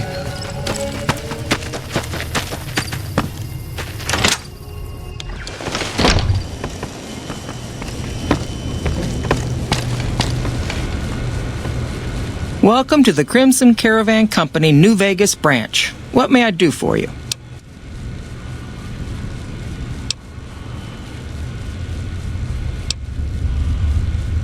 Coincidentally, I'm also looking for her. I've got a business offer she'd be interested in. I believe Cass frequents the Mojave Outpost, far south of here, near the California border. Certainly. What would you like to know? The Crimson Caravan Company has been in business for over 130 years. We're partially responsible for the progress in the NCR. Well, the gunrunners continue to dominate the weapons market, and the Mormon traders from New Canaan control the majority of the northern routes. Normally, I oversee company operations at the hub in California. However, the New Vegas branch has been underperforming in recent years. Given the conditions here, it's not hard to see why. I'll change all that soon enough. All right. Is there anything else I can do for you? I'm afraid we have no current openings for caravanners or guards, but I am in need of a runner. Deliver this invoice to Dr. Hildern. You can find him somewhere inside Camp McCarran. It's been a pleasure.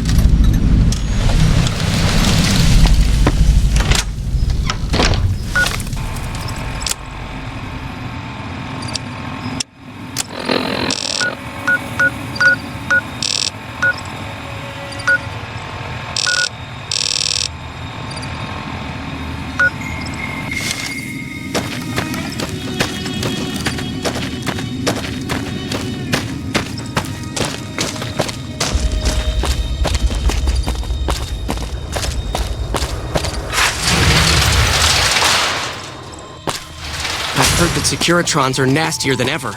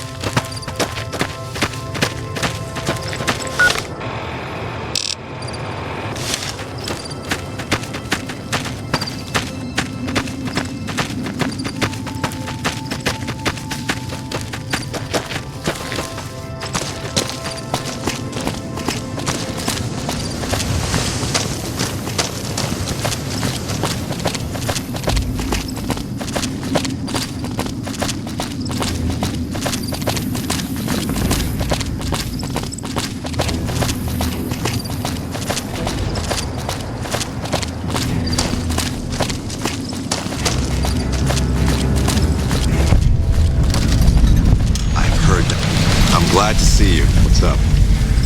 I hear the Securitrons are tougher since their base has changed.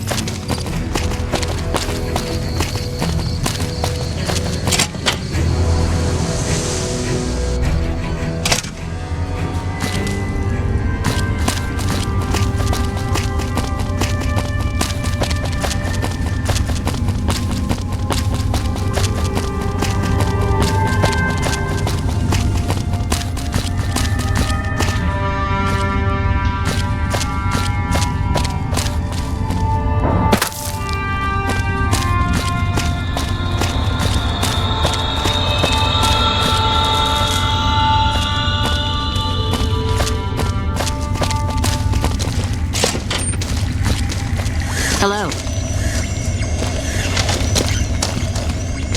A pleasure to meet you. I'm Dr. Thomas Hildern, Director of Operations, OSI East. I presume you're here about Vault 22?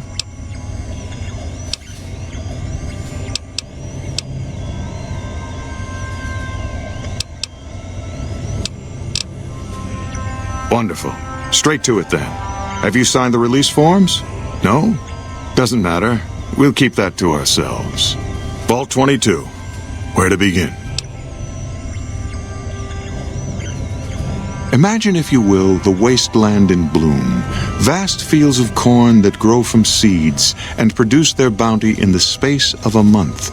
Orchards of trees, their branches weighed halfway to the ground, hung with fat, ripe oranges, a harvest that could feed a city or a nation. And all this, requiring no more than a few drops of precious water and the efforts of only a handful of human farmers. Impossible? Precisely. Science has proven that truth 1,000 times over, but how many wasteland savages believe it? Present company accepted, of course. The bounty I described to you is no idle fantasy. It exists in primitive form only a few miles from where we stand. We need only reach out and unlock its secret. For that, the OSI needs you.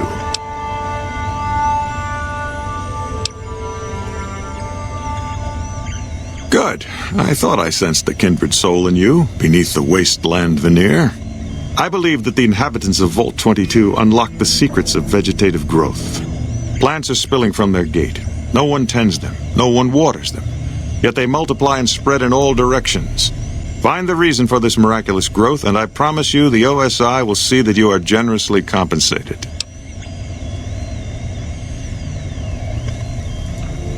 Good. No need to check in with the NCR authorities. I can authorize your payment from OSI accounts.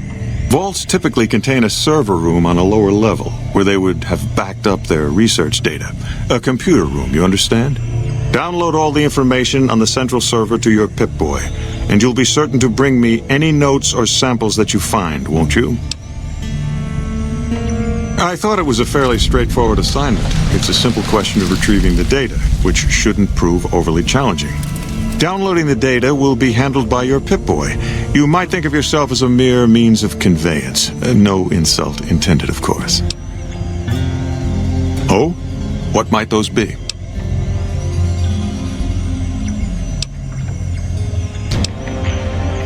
The Office of Science and Industry. It's a rather expansive topic. I could talk for hours, but I'm sure I'd bore you. Suffice to say, we are the leading edge of the NCR. Our work focuses on practical matters: medicine, engineering, biology. The dam, for instance. OSI routes its energy supply to our cities in the West. That's only one responsibility of this office.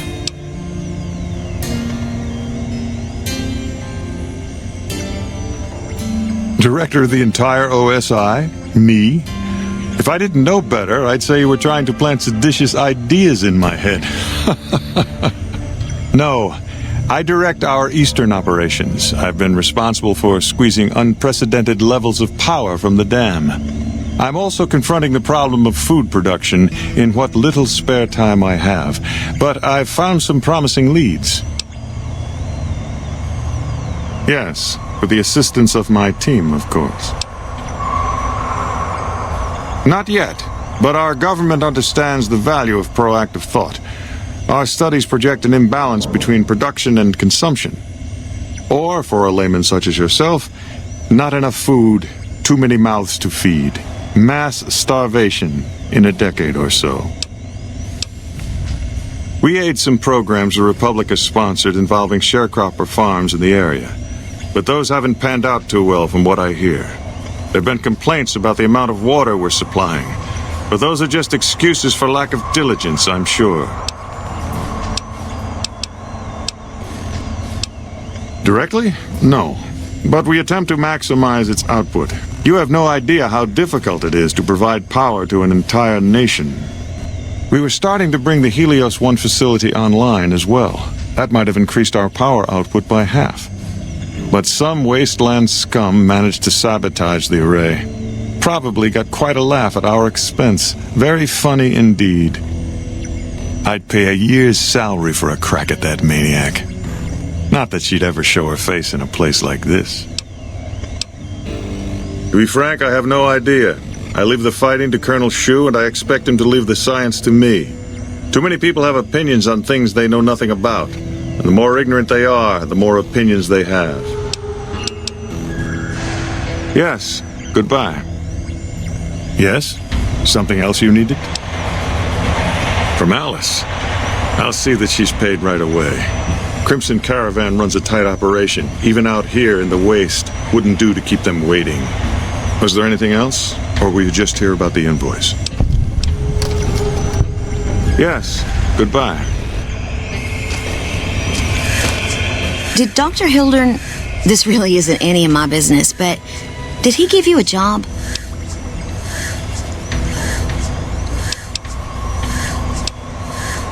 Not interested. More concerned. It's just... You're not the first person he sent to Vault 22. And I know he'd never tell you. There were a lot of mercs. One after another. None of them came back. Then about a week ago, there was a scientist, Keeley. She's unusual. Not the sort of person you'd expect, but she's an absolute genius. And he didn't mention her? Not even her name? Or any of the other mercs?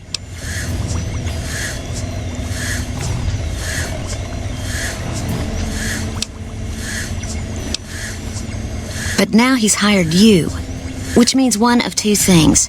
Either he heard back from Keeley, and she failed, or he's given up on her. Listen, I make a fair wage, but I'm not rich, not by any means. Maybe my kind of money wouldn't appeal to your average merc, but I'm willing to pay you if you'll find Keeley and make sure she's safe. Isn't right leaving her out there. No idea if she's alive or dead. I had a good feeling about you. Moment you walked in. I mean it. Of course. Anything. Keeley's brilliant. An absolute genius. She plays at being mean, but it's all a front. When you've lived as long as she has, you get defensive around new people.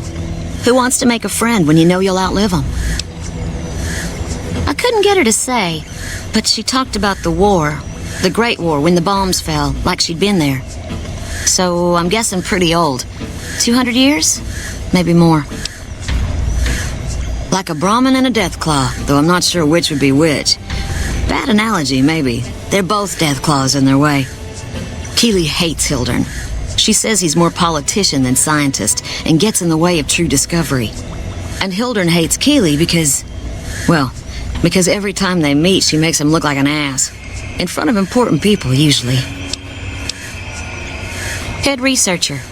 Mostly on the dam project, but I help out on other things when they need me. Gotta be flexible.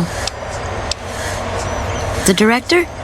He's very well-spoken and knowledgeable.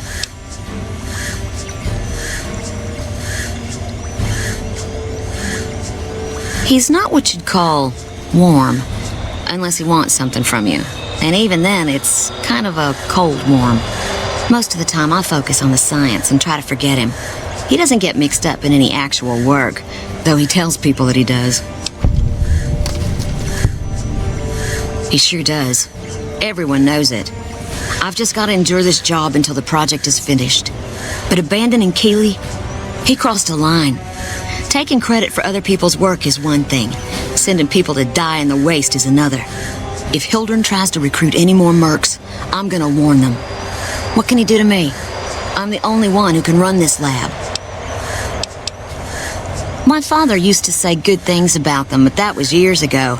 Back when they teach farmers and ranchers about crop rotation and the like. Nowadays, they've changed. They're doing what they can to discredit the NCR, give us a bad name with the locals. Dr. Hildern trained with them years ago. Not me, though. I'm an OSI girl.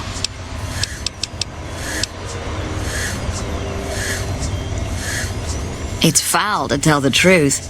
Most people try to get what they can from the outside, even if it's just a smuggled candy bar now and then. Contreras is a genius.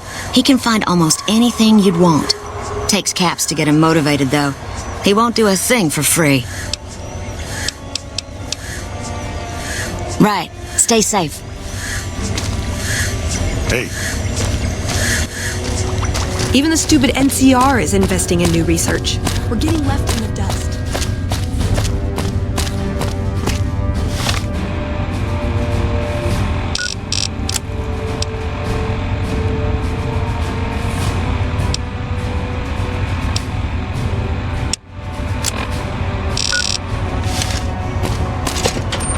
Hey, you got a second? The Brotherhood is failing. I've always known that. If we don't change course, we're going to fall apart, or fade away. But until recently, I haven't understood where we went wrong, or how to fix it. I think I need to go home.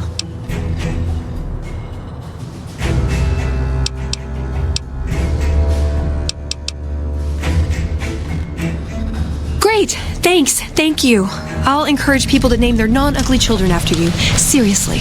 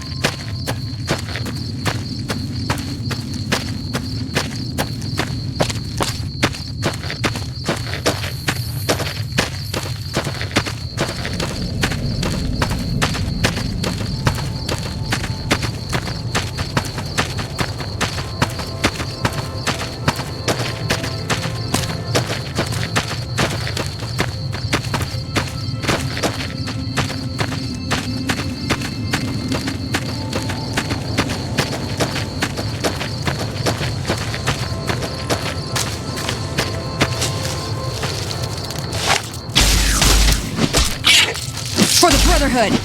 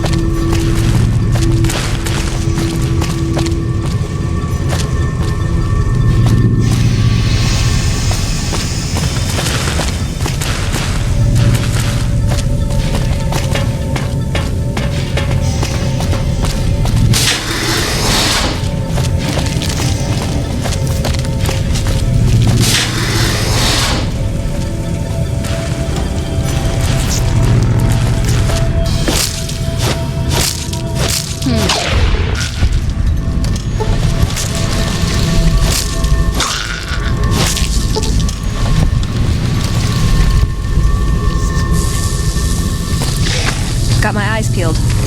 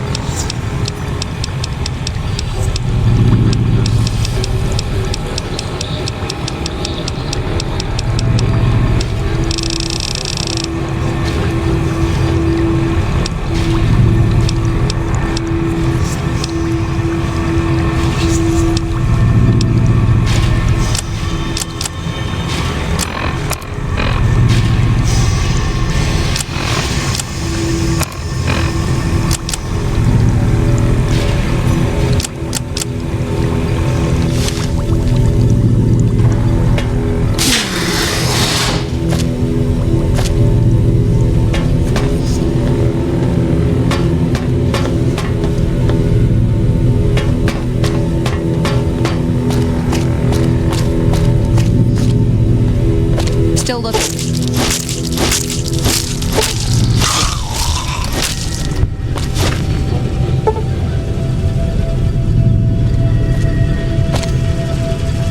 Got my eyes peeled.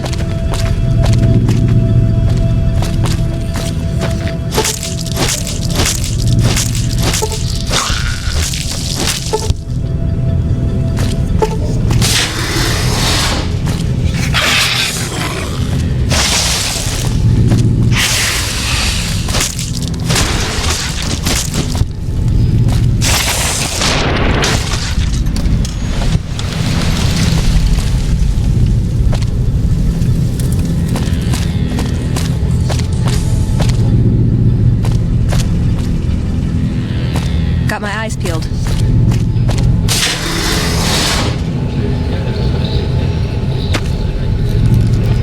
Still look.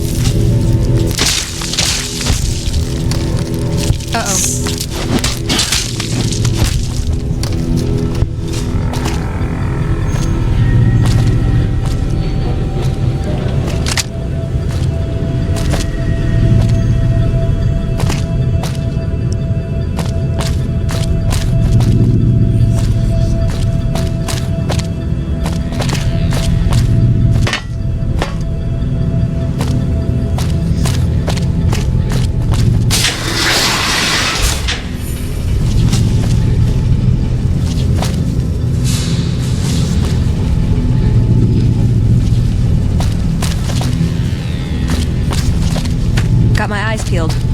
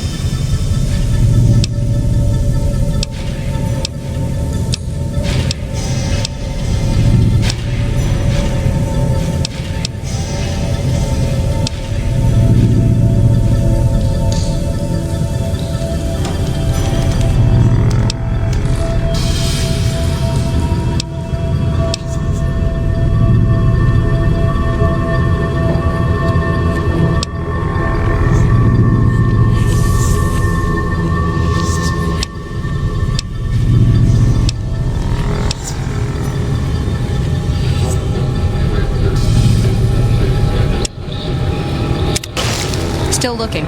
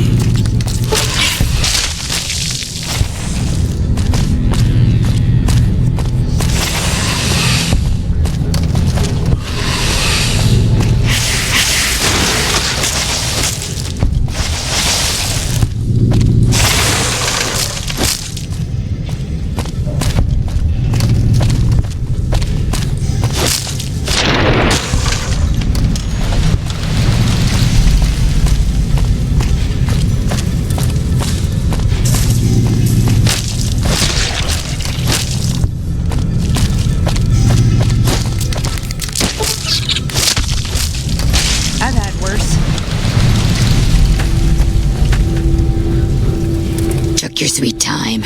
I suppose the NCR sent you?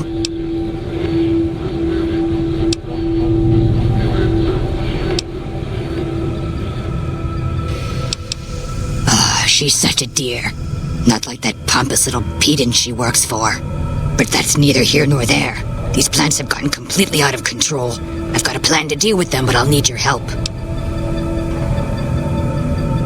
Good. Meet me on the second level, and I'll explain what needs to be done.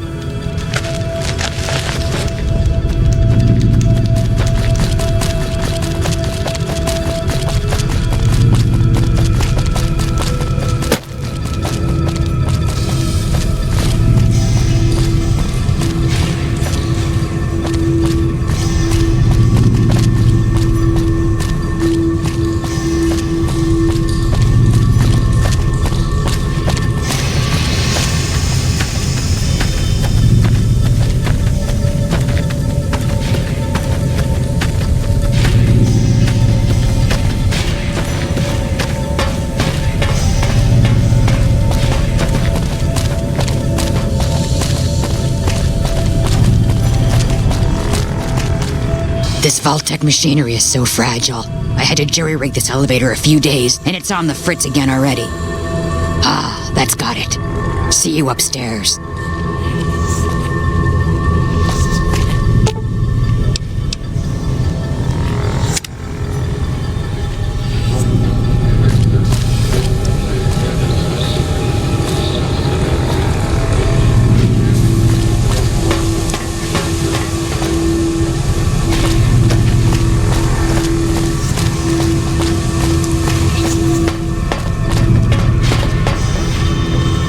You're here. Ready to begin?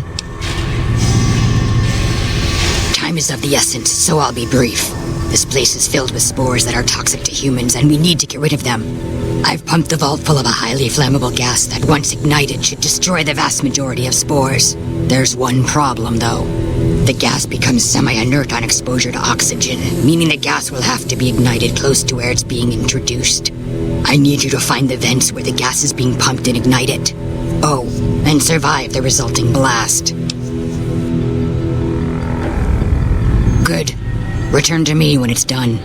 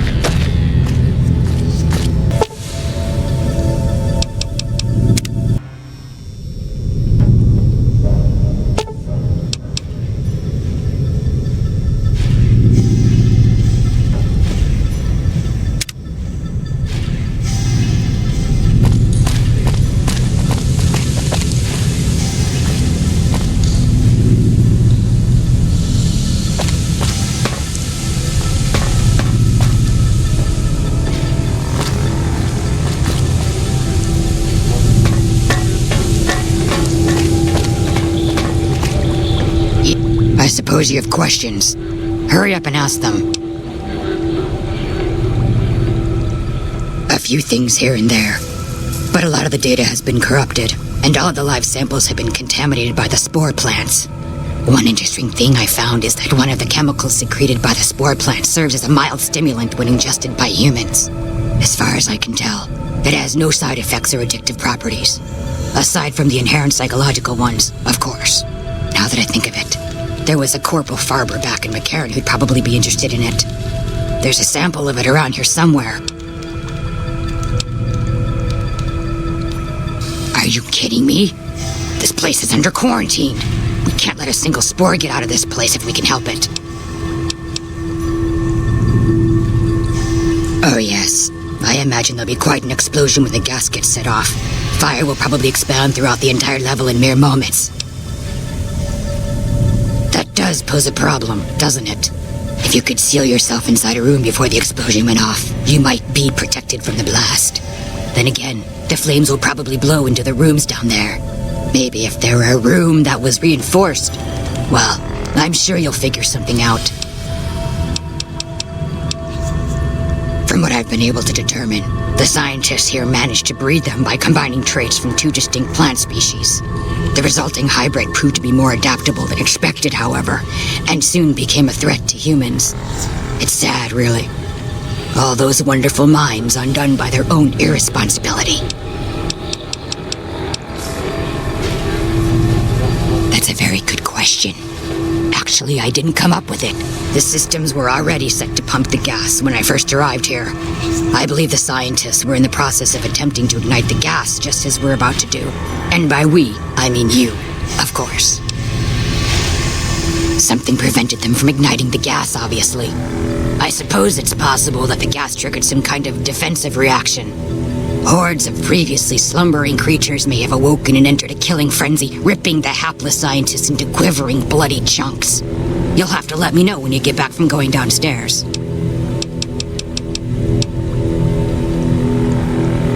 The mantises and spore plants virtually ignored me for most of the time I've been here. It was only once I began to investigate the 5th level that my presence began to agitate them. I guess I was a little too close to home for them. A few days ago, I was attacked by a large number of mantises and was knocked unconscious. When I woke up, I was in that cave. The mantises seemed to feed some of their prey to the plants. Fortunately for me, it appears the plants are disinclined to eat ghoul meat. Bye. I suppose you have questions.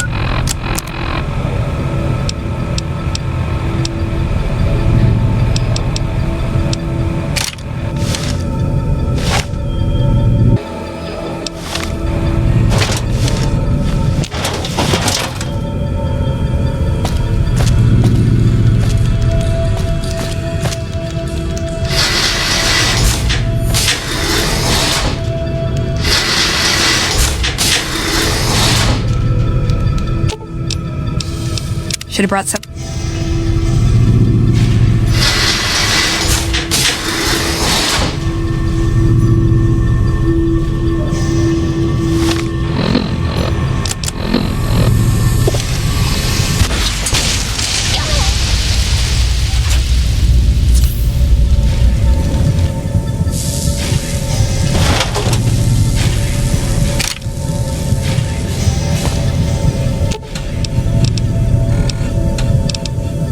Aw.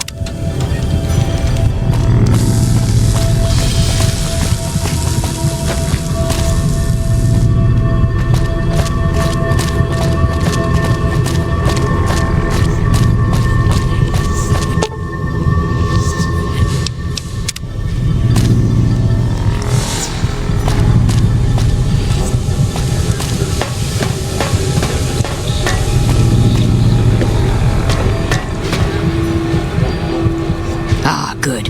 You survived. I was beginning to think you hadn't. You'll be pleased to know that the spore should no longer be a problem. Now all that's left is to ensure that none of this ever happens again. The research that led to these abominations must be erased. I've managed to create a connection to the Vault's backup system from here. I just have to remotely delete all the files, and we're done here.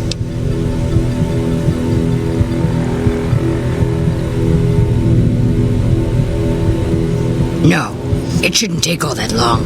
Just a few more moments, and that's strange. The system says that the files were accessed recently and copied to an external source. You wouldn't happen to know anything about that, would you?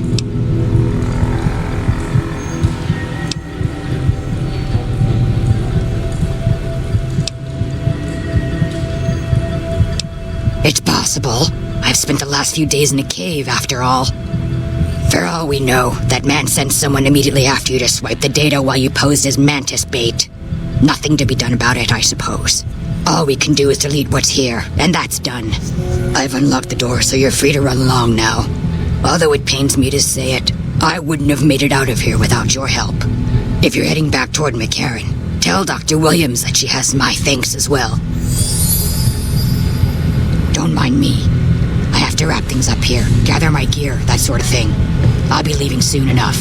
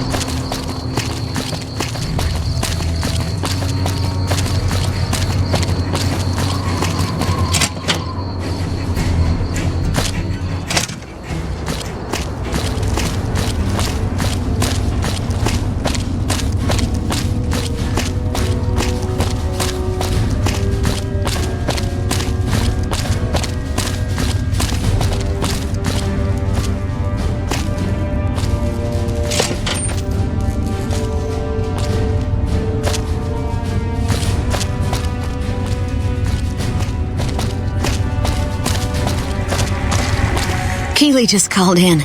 You should have heard the director. But wait up. Now look here. She wouldn't let him finish a sentence. Just reamed him out for sending all those people to the vault. I've never seen his face so red and twitchy. Thanks for keeping her safe. Here's the caps I promised. I knew I had a good feeling about you. Of course. Anything.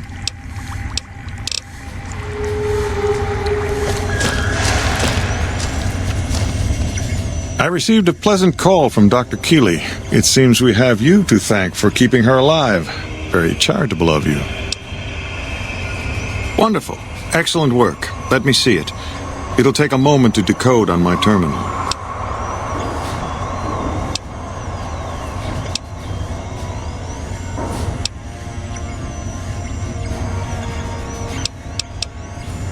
I I think William's decryption algorithms seem to be working. Yes, here it is. The data is mostly uncorrupted. This will make the board of directors finally sit up and take notice. Here then, as promised, an agreeable sum payable upon delivery of the data. You've more than done your part.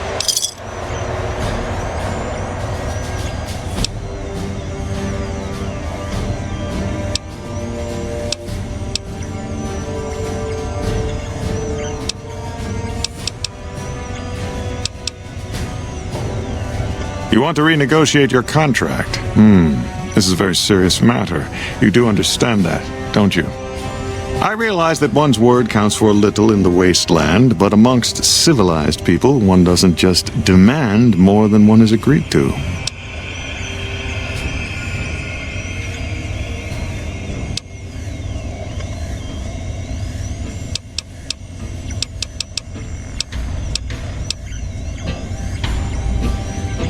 Now, wait a minute. There's no need to do anything rash. Naturally, OSI would be willing to negotiate for exclusive rights to that data. Here, take these caps. That's all of my contracting budget, and it's yours. Now, I've got to get back to work. I'm sure you understand. Exit's over there. You can show yourself out.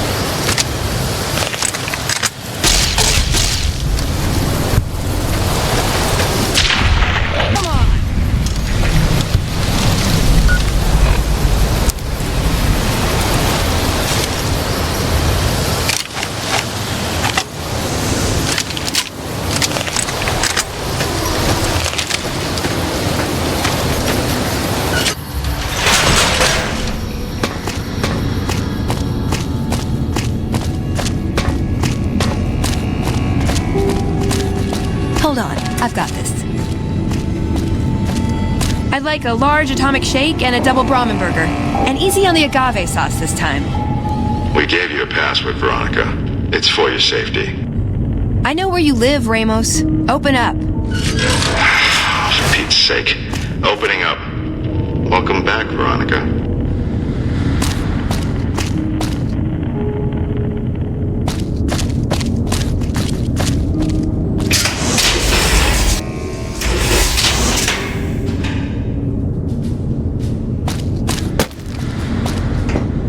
Listen up. I'm in charge of security around here, and I can't say I'm too happy about having an outsider waltzing around. But since you came in with Veronica, I'm inclined to cut you a little slack. Just behave yourself, and we won't have any problems, okay? Oh, and the Elder's going to want to talk to you. He's on the second level. Just take a right once you get down there. My office is right here in case you need anything. Just ask for Ramos. Oh, hey there. Something I can help you with? That's right. Nothing gets in or out of here without me knowing it.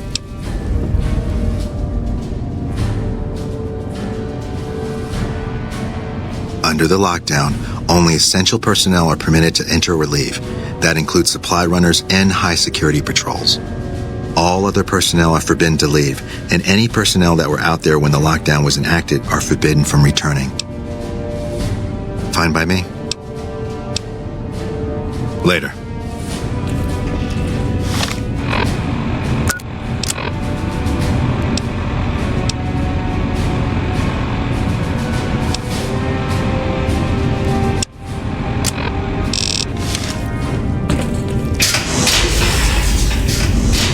Looking sharp, Ramos. Hey yourself, kiddo.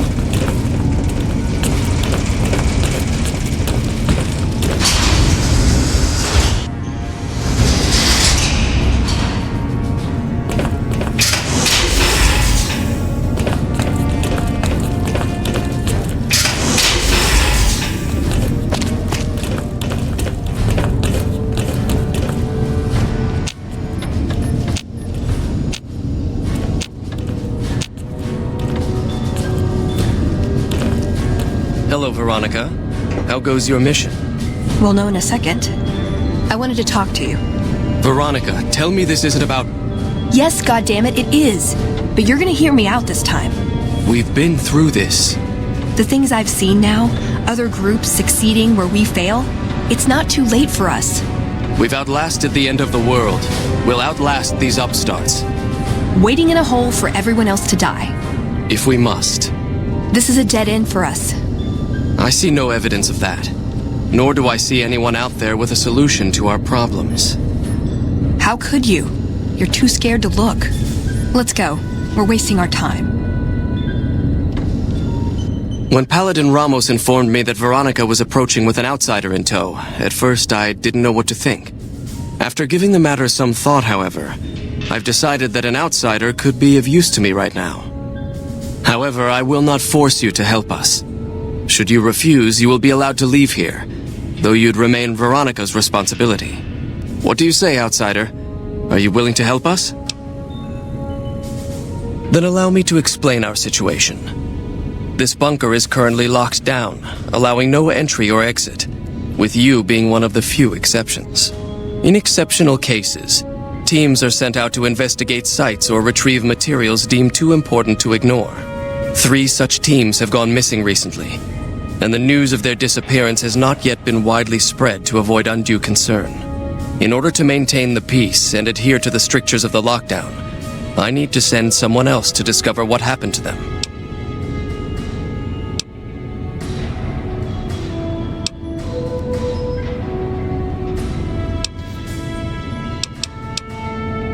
I'm glad I can count on you. Oh, and one other thing. The patrols each had a holotape detailing their missions that you can use to track them. The shielding of the bunker prevents us from actively tracking them, but their positions should show up on your map once you get to the surface. Should our worst fears become realized, please bring back all 3 of the holotapes from the patrols. Otherwise, bring our brothers home. I've given the order that you be given access to some of the equipment our scouts and patrols have scavenged over the years. You won't be allowed to purchase any prohibited equipment, but hopefully some of what's available will prove useful to you. Found the missing patrols, or was something else on your mind?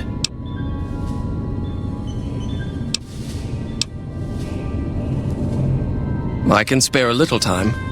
What did you want to talk about? It's a protective measure that was enacted after our defeat at Helios. The NCR was hot on our heels, and we wouldn't have survived another encounter. It was decided that we would stay quiet for a time, heal the wounded, and try to come up with a new strategy. However, after we had fully recuperated, our first scouting measures showed that the NCR's presence in this region had only increased in our absence. There are now more than 5 times the number of NCR troops in the area as when we fought them, and we have half the number we did at Helios. And so the lockdown has been extended. To go outside would be the death of us all. We have some personnel that are allowed to travel on the surface. They trade for what we need and occasionally drop off what they acquire.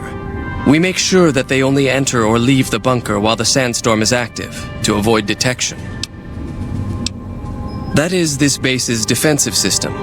It serves as camouflage and masks all entry and exit from the bunker. We use it to hide our patrols and supply runners, though we still send such out at night to be extra safe. Bye.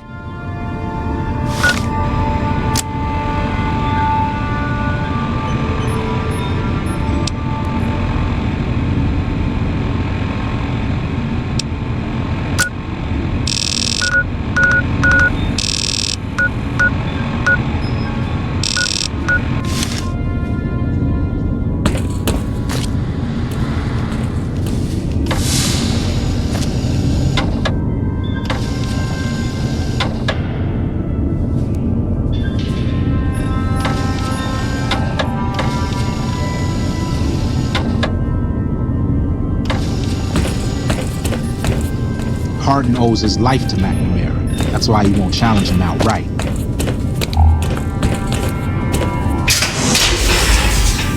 So, you're the outsider that's been given leave to wander around freely. Desperate times call for desperate measures, I guess. Name's Hardin. I'm the head paladin of this chapter, and I think we might be able to help each other out. I don't know what the Elder talked to you about, but I can tell you this chapter is in trouble, and he's at the center of it. Are you willing to listen to what I have to say? As you may have already heard, this entire base is under a state of lockdown. No one goes out except small patrols at night. Most of the chapter has been sealed in here for years, and those few who were outside when the lockdown was initiated are forbidden from returning. Morale has plummeted as time has gone by, and many of our current paladins haven't seen combat outside of training simulations, and all because of the Elder's explicit order that no one be allowed in or out. The only way things will change is if a new Elder is installed.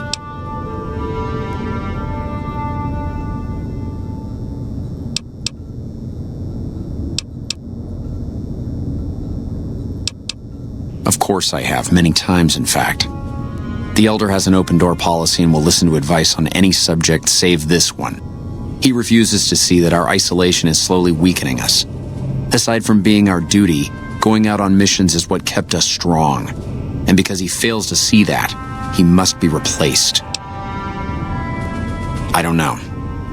I've gone through our records dozens of times looking for a precedent regarding the dismissal of an Elder and come up with nothing. The people who are most likely to know how it could be done are also some of McNamara's strongest supporters, so they refuse to help me, which is why we're having this conversation. An outsider such as yourself would arouse less suspicion asking questions about such matters. The fact that the Elder has some tasks for you means his faithful won't suspect you, and you have a line open to the man himself. In short, you're in a perfect position to help me. Will you at least think about it?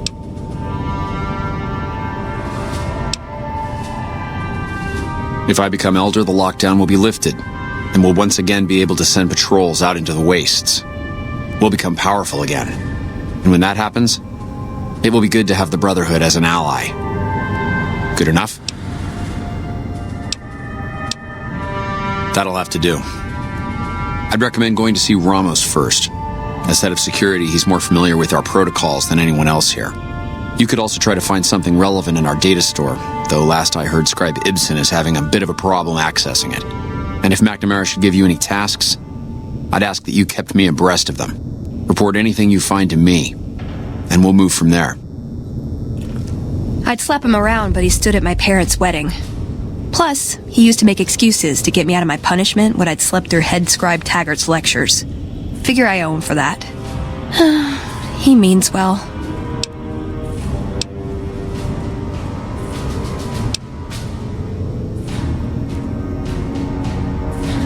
Have you considered that he might be senile? The Brotherhood's strategy for survival worked back when we had a larger force and no organized enemies. We're a tiny splinter from a shrinking group. We don't take on new members, but we're still picking fights with the big boys. He's a stubborn old man, but when it comes down to it, he's got our best interests at heart. If he sees some indisputable sign we're on the wrong course, he won't ignore it.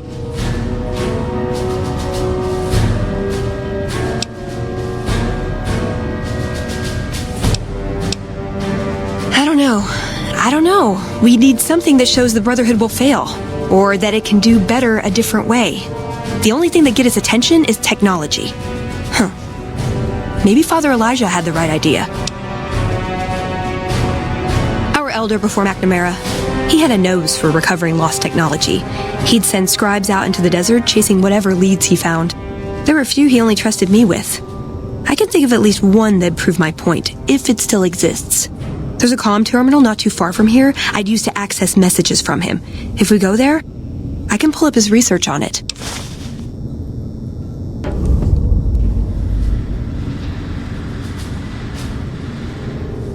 That's my question to the Elder. All these years, the Brotherhood has collected weapons technology. And for what? To keep it out of people's hands? That clearly hasn't worked. To defend ourselves? We can't compete with the NCR's numbers or the Legions. We're fighting a war for a lost cause. If we're going to survive, we have to find a role in society, attract new members. Look at the followers of the Apocalypse.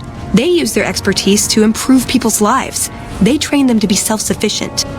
That expertise cultivates respect and gratitude, spreads their ideals, draws talent to their cause. They make friends like we make enemies. But they don't know a fraction of what we know. If we took on their role, we could stand up to anyone. We wouldn't have to hide. I'm with you. Being around here isn't the same anymore. What is it, outsider? Have you discovered anything?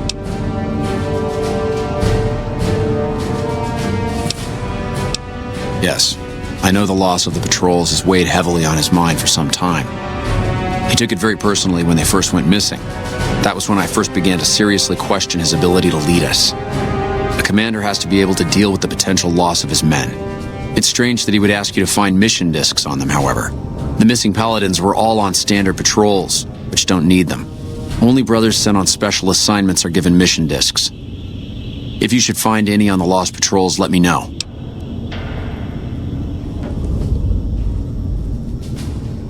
It's a travesty is what it is. Every second we sit on our hands down here is another second that we're not fulfilling our sworn duty. It's not that I dislike the Elder, but I strongly disapprove of his current style of leadership. We're safe, yes, but at what cost? After lifting the lockdown, the first thing I do is send scouts out to recon the area. We need to know what's going on out there. Next, I'd resume patrols in the near vicinity, and begin sending search teams out to the spots the scouts reported were relatively safe. It's standard procedure when a chapter relocates to an area, but standard procedure wasn't our last Elder's style, either. Elijah was a strange one. His even becoming Elder was highly questionable, seeing as how he was a scribe.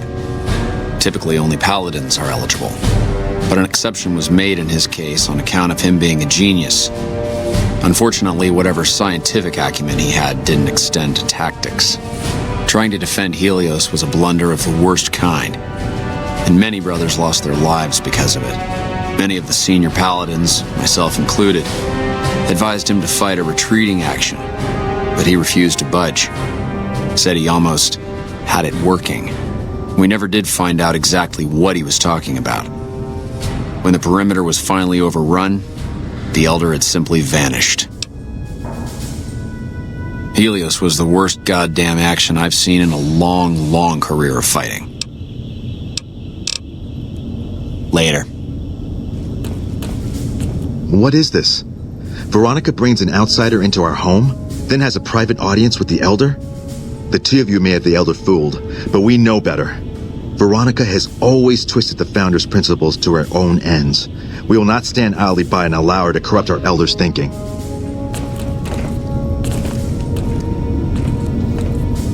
Sorry about that. Just because I love them doesn't mean some of them aren't assholes.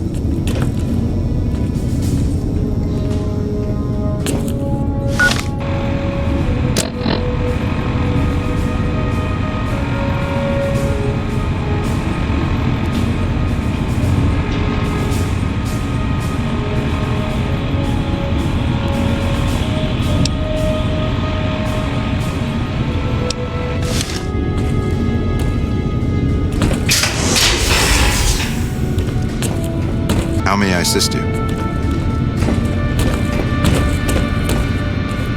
Look, this isn't a great time. Oh, what the hell. It's not like we're making any progress. I'm Ibsen, and I hope your day is going better than mine is. Yeah, I'm in charge of keeping this data system up and running, but accessing it is a little, touch and go at the moment. I could use some assistance, sure, but I highly doubt you have the technical background to help us deal with this virus. I suppose it couldn't hurt to get another pair of eyes on this. Maybe you'll be able to come up with something coming at it fresh. While the entire system is infected, the virus itself is spread across 3 terminals. The problem is that it keeps moving periodically. We'll have it nailed down in a terminal or 2, only to have it jump to another set of terminals before we locate the 3rd.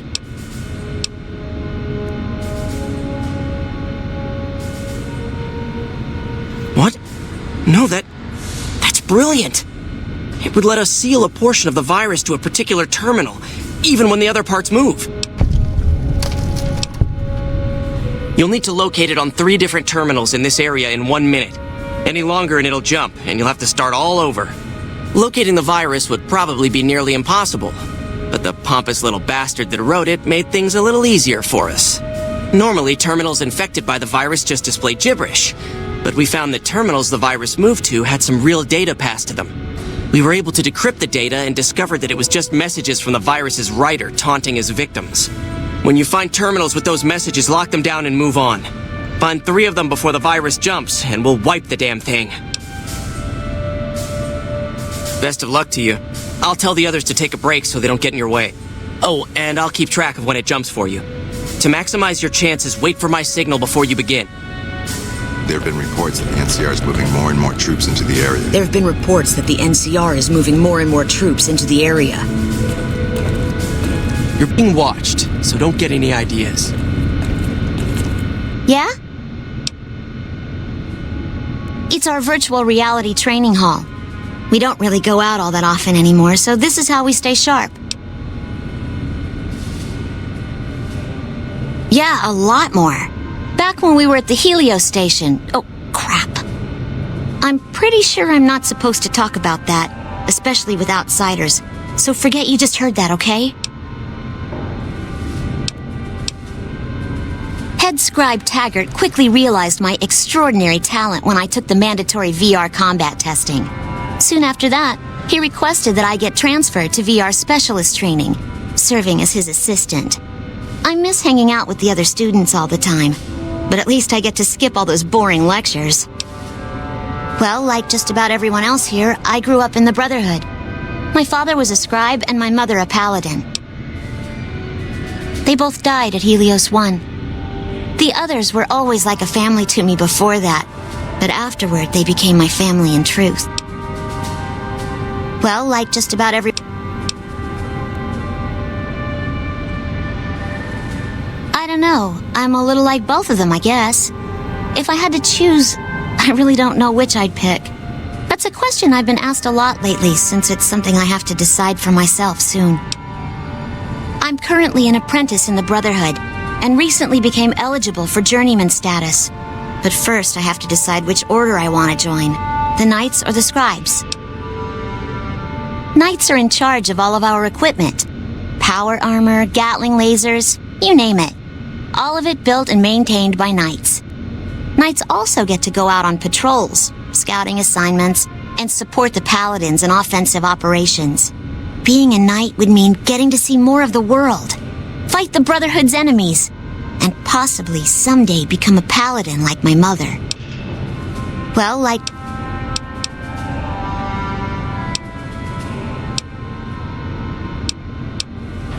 The Scribes are responsible for discovering how all the old tech we recover actually works, and sometimes even work on inventing new things. Without them, the Brotherhood could never fulfill its mission. Or at least that's what my dad always used to say. Well... Later.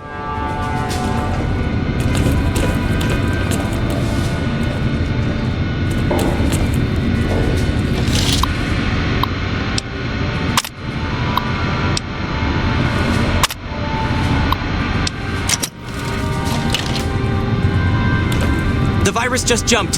Find which terminals it went to.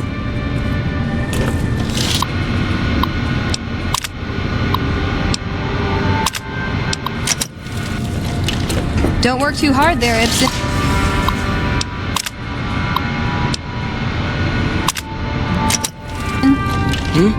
Oh, it's you.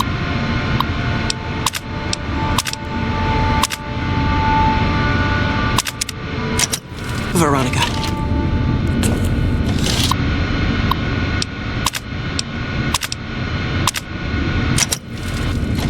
Ten seconds.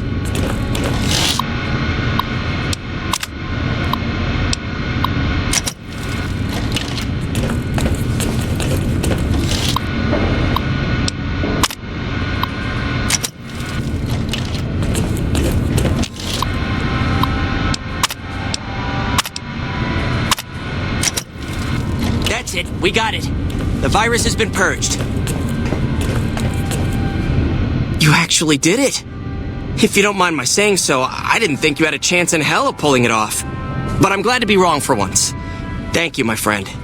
Please feel free to access the data store at your leisure. I'm only allowed to give you access to non-classified topics, but it's better than nothing, right?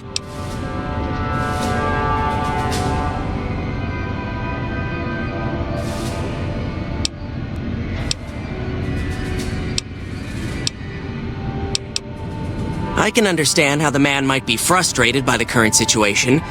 He's a take-charge sort of fellow. Standing around's not his strong suit. I myself often wish we could end this interminable stasis and begin moving forward again.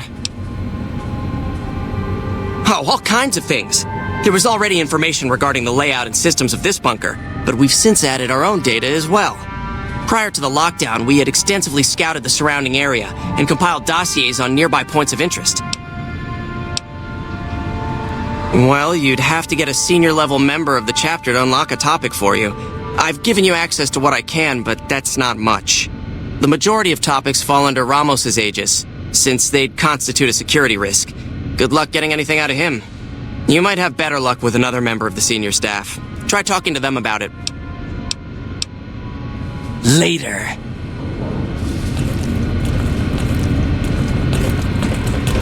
Hello again, my friend. I hope you've been finding the information in the data store useful.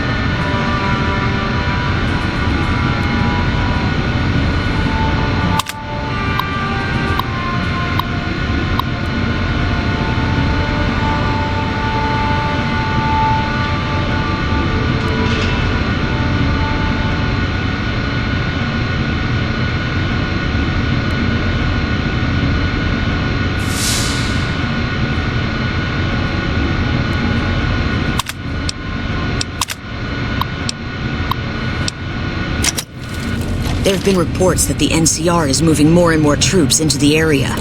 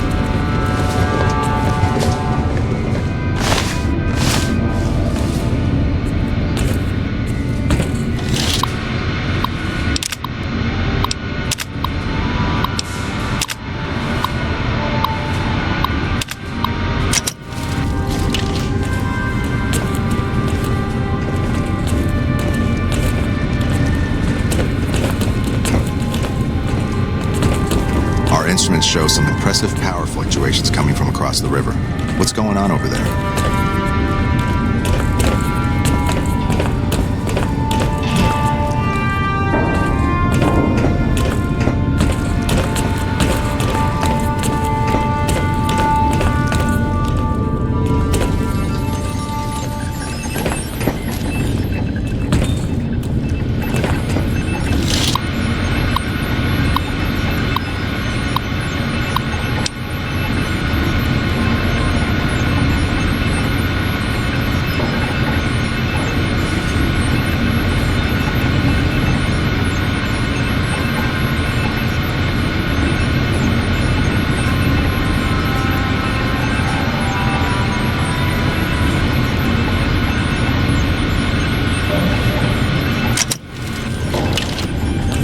I can hardly notice that lazy eye anymore. How may I Watkins. assist you? Still hiding that hair of yours, Veronica.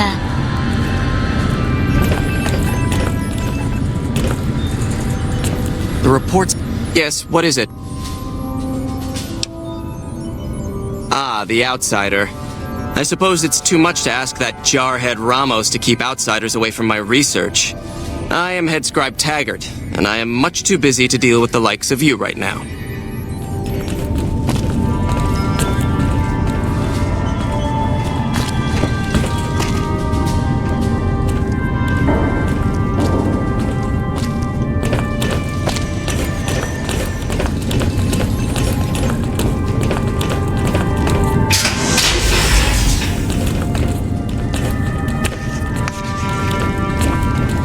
How may I assist you?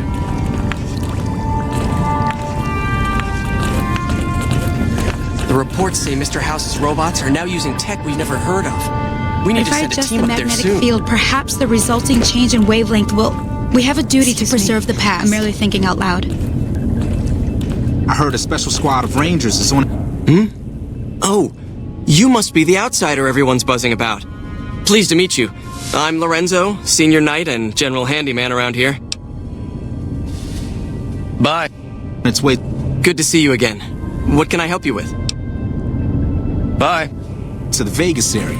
I guess the NCR is finally getting serious Our about former fighting elder, Legion. Elijah, was obsessed with new technology. I heard That's some why we special were at squad of Helios in the Rangers first on its place. way to the Keep an Vegas eye on area. Veronica here. I guess the She's a sharp NCR is one. finally getting serious about fighting the Legion.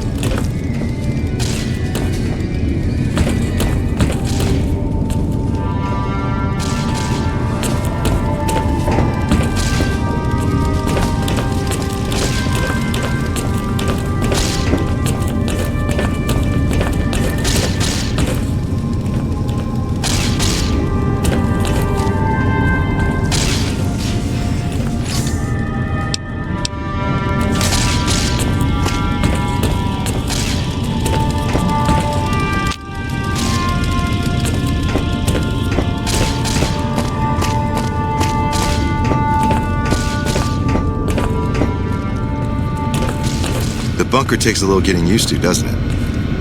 Hey, Ramos. Behave yourself this time, Veronica.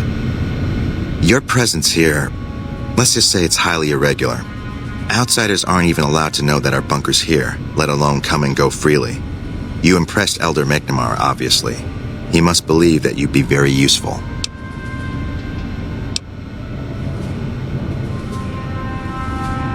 So, you've been talking to Hardin, eh? He's been looking for a way to usurp McNamara ever since the lockdown started. Don't get me wrong, he's a good man. But Elder McNamara has done all right by us.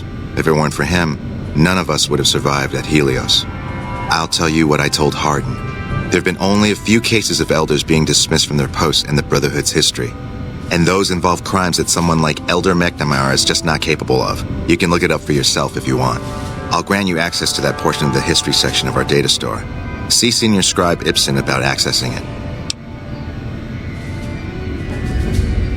I'm sure someone's told you all this before. Several years back, we were running our chapter out the Helios 1 solar power station. Our elder at the time, Elijah, had some kind of obsession with the place, which is the only reason we stayed as long as we did. That place was hardly defensible, and we knew the NCR was moving in on us, but the elder refused to budge, insisting that he just needed more time. We never found out what he needed time for. Wave upon wave of NCR troopers hit us from all directions. We held out for a time, but we were grossly outnumbered, and they had more men than we had ammo. Eventually, our positions collapsed. Elder Elijah was nowhere to be found, so McNamara took charge and led what remained of us on a counteroffensive west. We lost a lot of men and women, but we broke through and made it here. Make no mistake, McNamara saved this chapter that day. Who was Elijah more like? He was our elder before McNamara. Bright guy, but just between you and me, he was a little off. Our mission is to recover and preserve the technology of the past, but Elijah wanted more. he sought ways to improve upon technology, make it better. When we found Helios 1, he was like a kid in a candy store, kept talking about the potential and a grand design never realized. He even insisted we set up our base there, against the objection of nearly every paladin. What followed is a whole other story. Bye. Oh, hey there. Something I can help you with?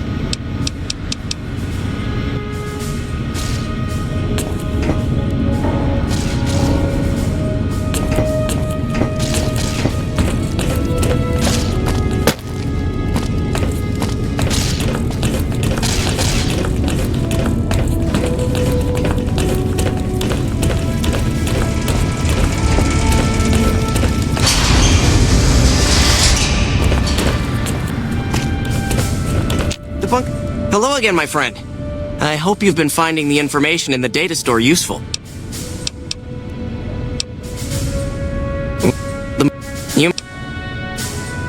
Oh, all kinds of things. There was already information regarding the layout and systems of this bunker. Prior to the lockdown, we had extensively scouted the surrounding area. Well, you'd have to get a senior level member. You might have better luck with another. Bye.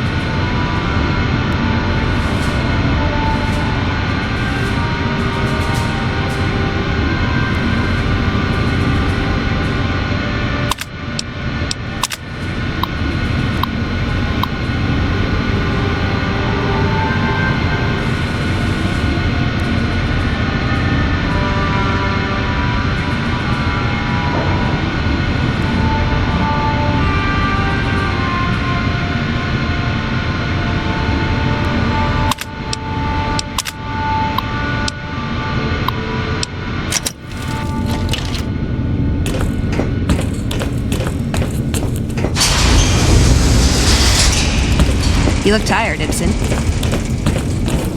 I heard a special squad of Rangers is on its way to the Vegas area. I guess the NCR is finally...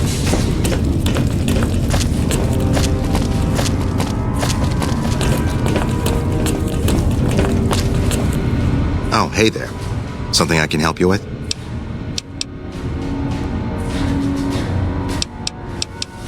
That's an old principle that's been around since the Brotherhood was founded. It basically means that you have to obey a superior officer. It's pretty much common sense, but it gets invoked a lot when people get pissy about following orders. If you're curious, I'll give you access to the data store entry on it. You'd probably be the first to read it in years, if not decades.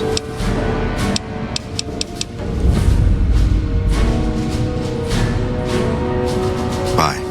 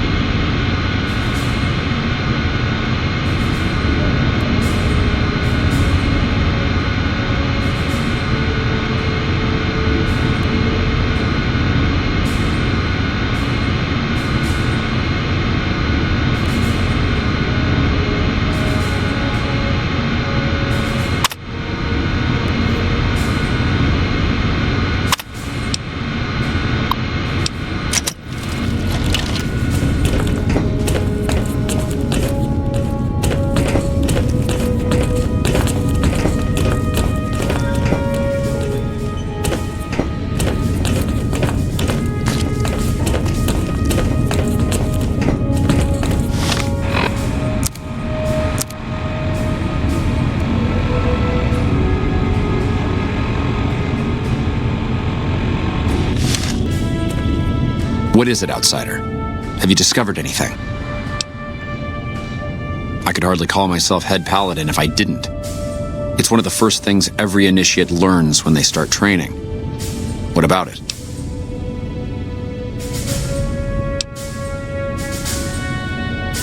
Second part. What are you talking about? That is the standard procedure, yes.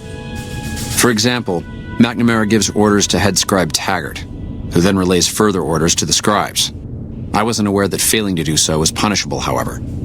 Interesting. If we can just find an instance where McNamara went around someone and gave orders to their subordinates, we'll have him.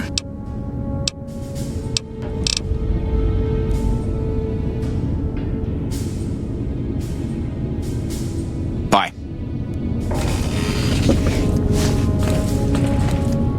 What is it, outsider? Have you discovered anything?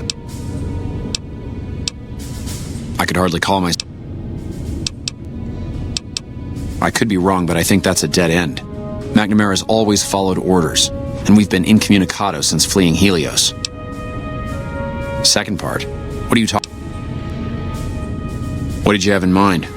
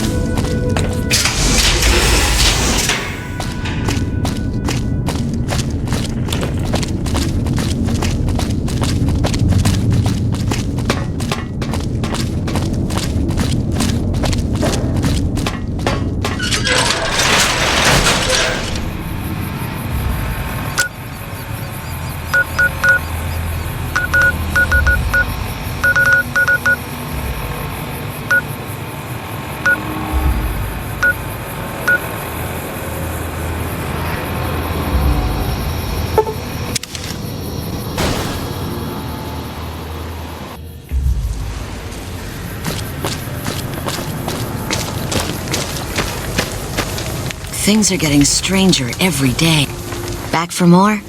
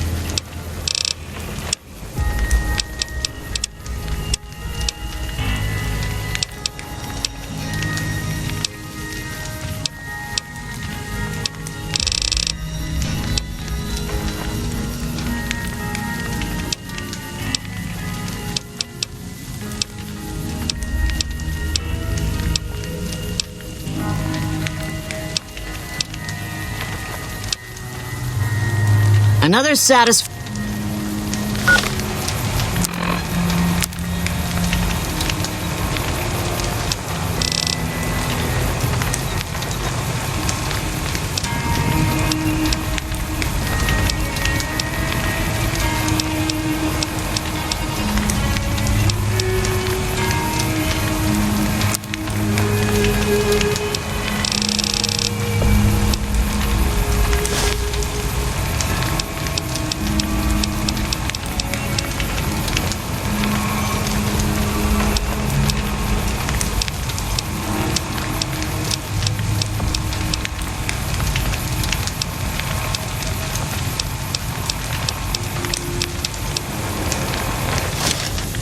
Back for more?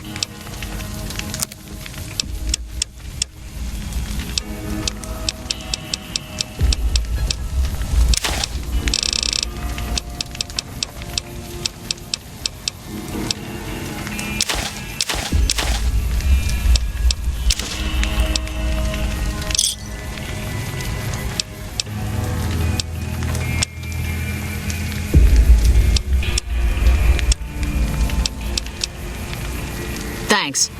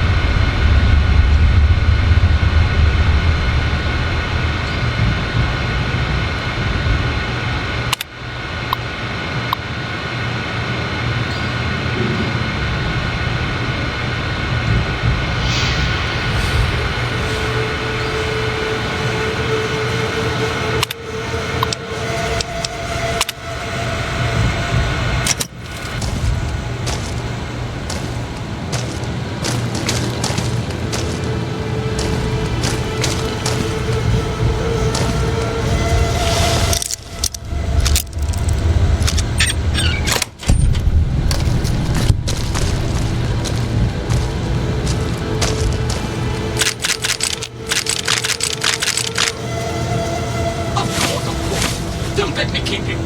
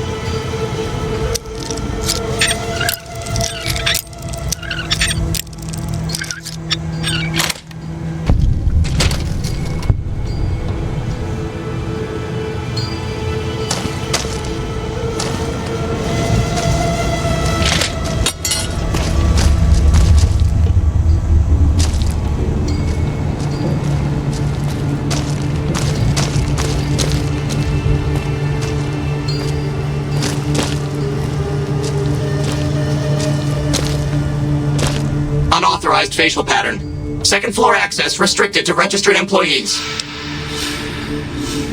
Override accepted.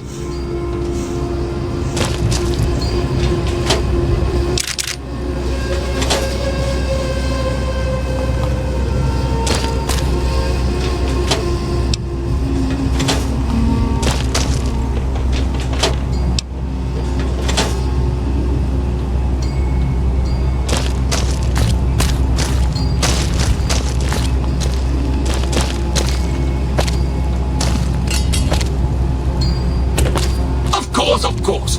Don't let me keep you.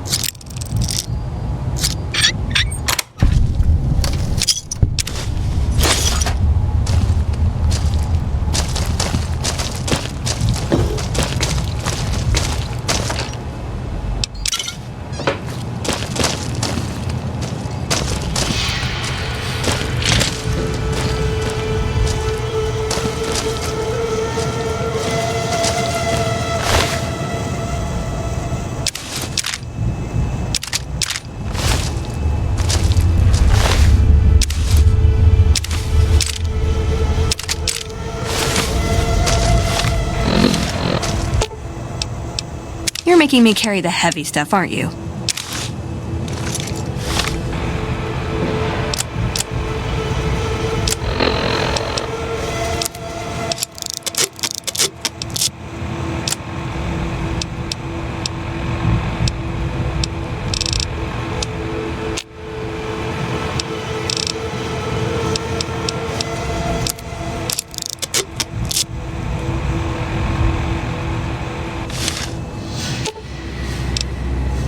Ooh, got something good for me? Is it a dress?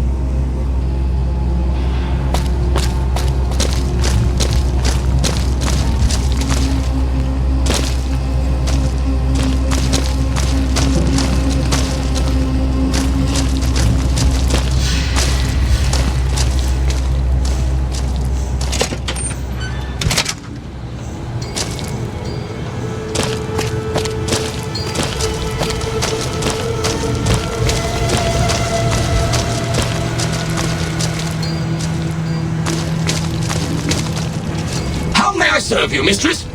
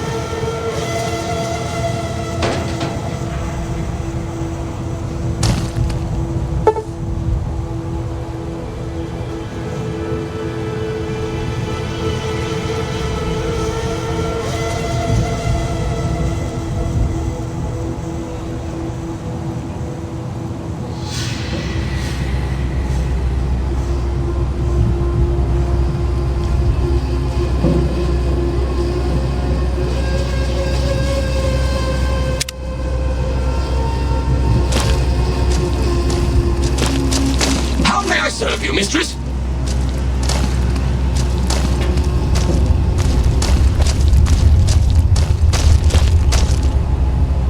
How may I serve you, mistress?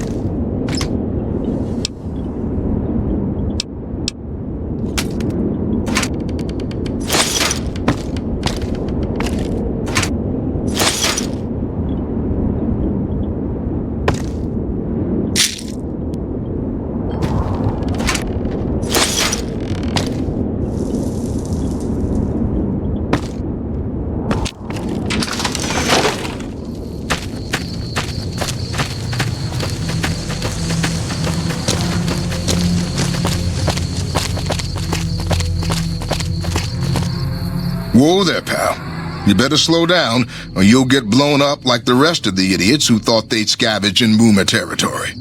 Now that I've got your attention, might you be interested in a little information? It'll cost you, but it's well worth the investment.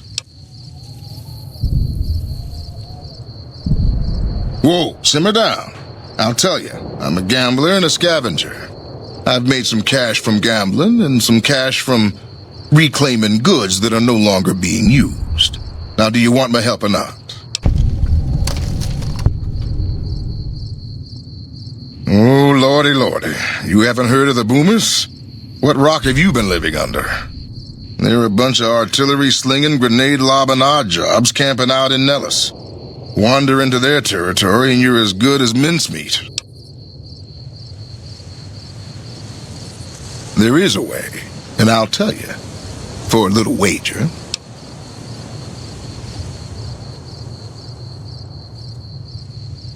Well, I know the secret to get past. If you give me the caps, I'll tell you. If you make it back alive, I'll double your money.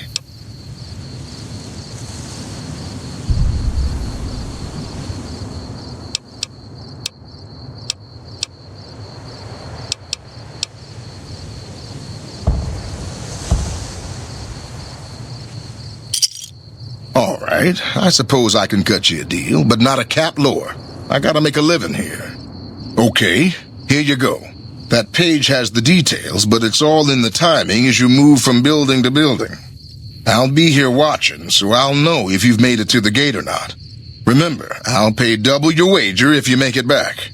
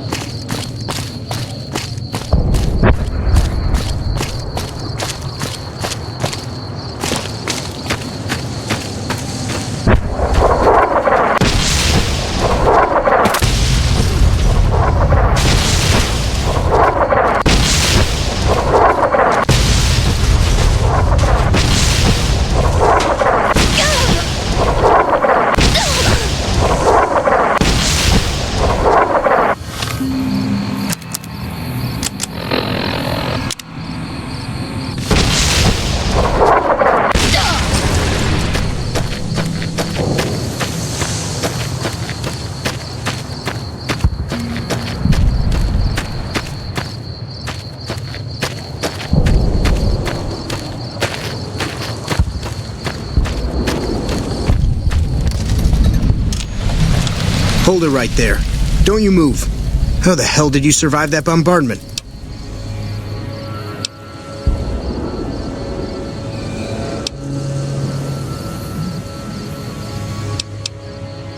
I'm not telling you a thing, savage. Move a muscle now and I'll blow you to pieces. Then just stay where you are. Raquel will be here any second.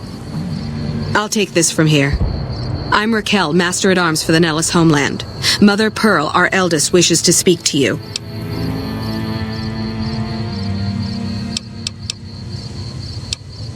As I said, she is our eldest. Mother Pearl has lived at Nellis from the start, and has the wisdom of her age. She said that this day would come, and that any savage to reach our gate should be brought to her.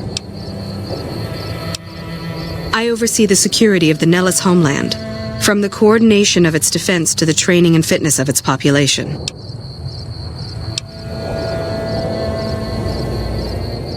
I wasn't the one firing the howitzers.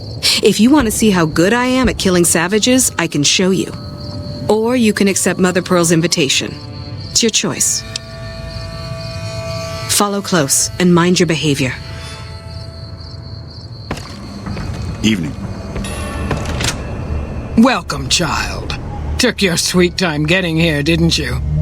I've been waiting a good 5 years for an outsider to come along and visit.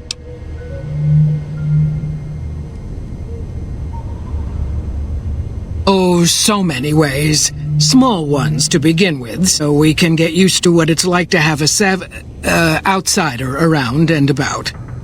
Should that go well, it may be you can help in big ways, too. We'll have to see. You have to keep in mind that you're our first contact with the outside world since I was barely a woman. Seclusion has kept us safe, but the world around us is changing. Neon lights in the distance, patrolling robots, soldiers. My youngers think our guns can keep out the world, but I think we need to let it in just a little, or become its victim. You're that little bit of the world, child. Welcome to Nellis. You picked a good time to stop by, for we're swimming in problems. My youngers can tell you all about it. Raquel could use help with the bug problem. Doc Argyle has wounded he's tending to. And Loyal and Jack might be looking for help with some repairs. Or you could just go see Pete at the museum and hear the story of our people. All you have to do there is listen. Come and go as you like, help or don't help, I leave it up to you. But I hope you'll show my youngers that not every outsider needs to be blown up. Do me a favor. Watch your step, sister. Make sure they bury me in a nice dress.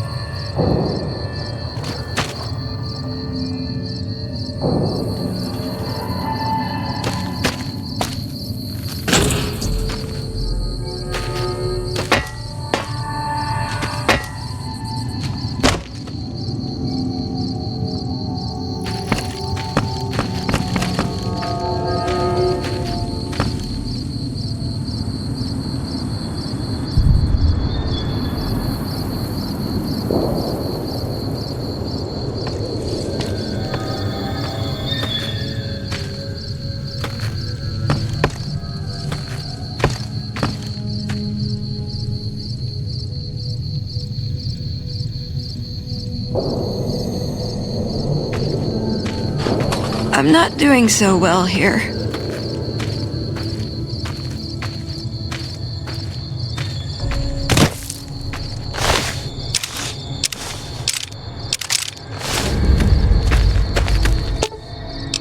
Ooh, got something good for me? Is it a dress?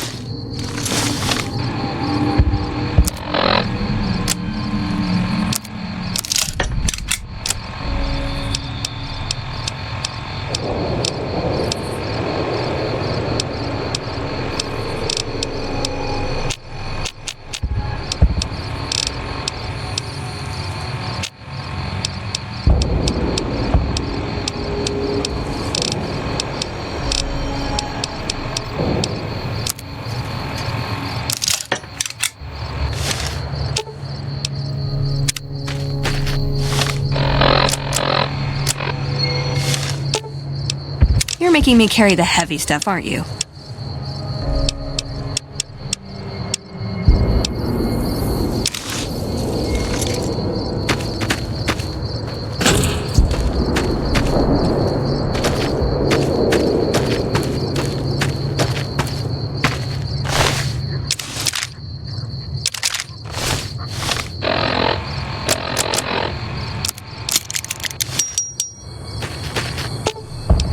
You're making me carry the heavy stuff, aren't you?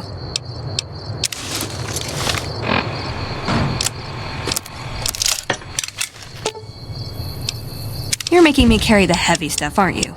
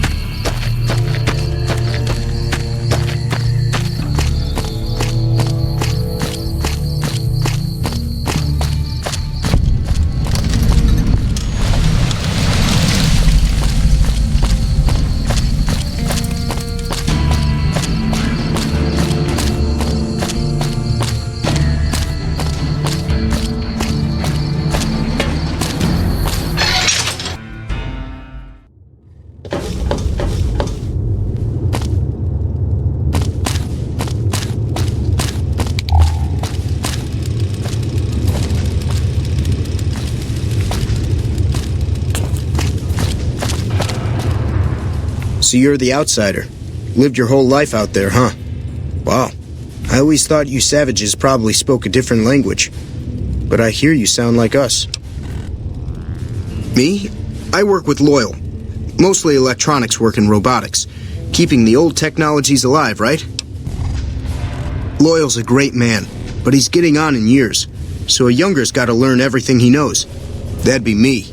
The man knows how to fix and build just about everything that was ever made. It's not easy keeping up with him. If you help him recover the lady, I figure it's been a nice day. Yeah, a real nice day. Did I say that? Sometimes I just say stupid things. Sorry about that. Pearl will tell you when the time comes. I should really be going. Hey there. Back for more? What I could use is some scrap metal. It may not sound exciting, but around here we have to recycle every rivet and plate. The other thing, you being from the outside and all, well, I guess you'd call it a personal matter, but, well, forget it.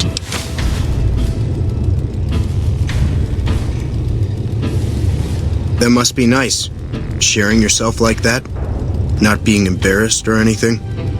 Well, the thing is, there's this girl. Oh, you can't miss her. She has short red hair and she's the most beautiful woman who ever lived. You'd really talk to her for me? What if she feels the same way? What if she comes here like you did? What if she gets blown up? What if she doesn't like me? Oh, geez. I better just let you handle it. I'm better with machines. They don't make my stomach queasy like this. That would be amazing. As in, I would thank you forever. Have you seen her? The redhead of my dreams? Oh, well, let me know when you do. Like I said, I can never get enough scrap metal. Okay.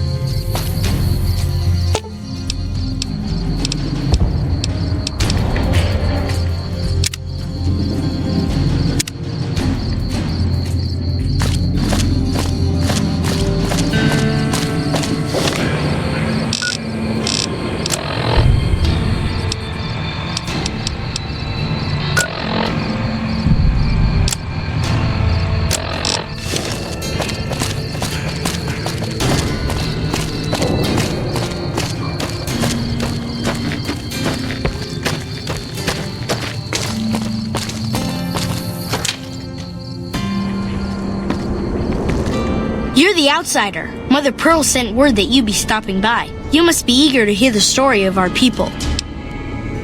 Me? I'm Pete, keeper of the story.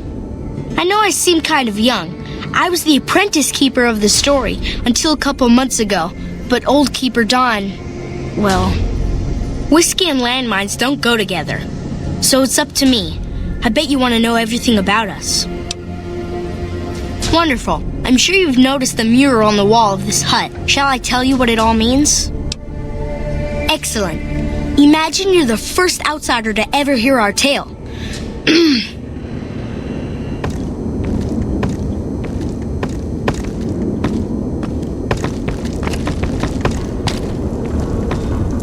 Ages ago, long before I was born, we lived underground. Everyone had guns, but the overseer wouldn't let us explode anything.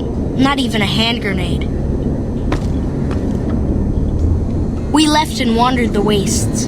There were savages with knives. We blew them up with frag mines and grenades, burned them with flamethrowers. It was neat, but there was a downside. For every 43.6 savages we killed, we lost one of our own. We needed a new home. We needed Nellis.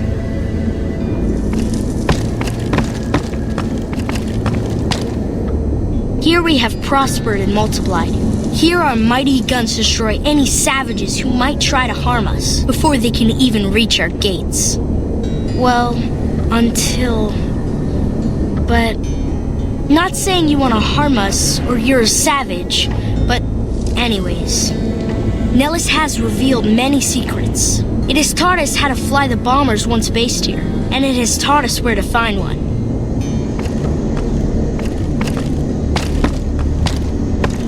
And that is our story so far. For this last image is our future. To restore the bomber, to fly the open skies in armored safety, raining high explosive ordnance upon ignorant savages. This is our destiny.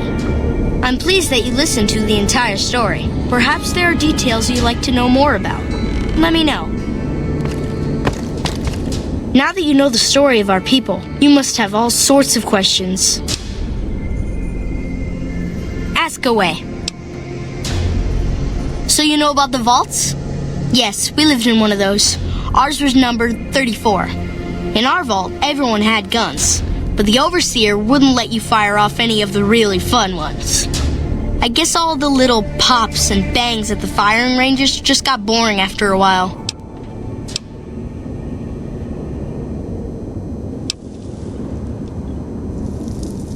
And at Nellis, we found it. We haven't detonated any atomic warheads since before I was born. But otherwise, it's do as you will. Anything else you want to know? Several automatic warheads detonate here 100 years ago, leaving the base highly radioactive. The savages of the waste, ignoramuses, all avoided Nellis by habit.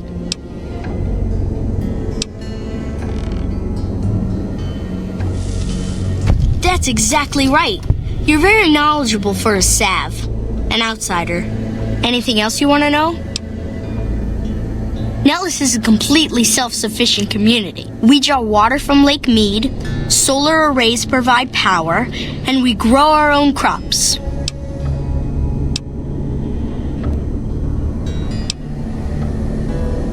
Thank you. Our self-sufficiency is a point of pride. Anything else you want to know? You're right, they weren't here when we discovered Nellis. We found the guns at a huge weapon depot called Area 2, many miles from here. It took many weeks to drag the guns and their ammunition back to Nellis, and it was the last time any of us set foot beyond our homeland.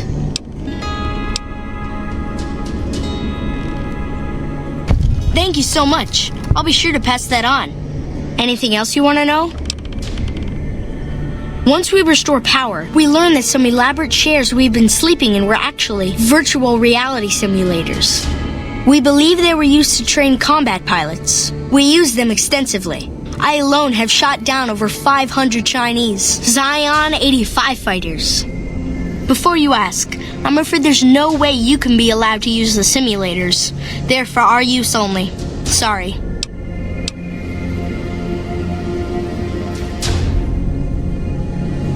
That's beautiful. Yes, it's exactly like that. So free, so... words can't do it justice. Anything else you want to know? Loyal found a file somewhere on the base, with magazine articles, photographs, a map even. It seems that a bomber, apparently the 29th of its kind, crashed in Lake Mead on July 21st, 1948. Just imagine, that's over 300 years ago. The photograph shows that it was basically intact, and the map tells us exactly where to find it, except we haven't left Nellis in decades.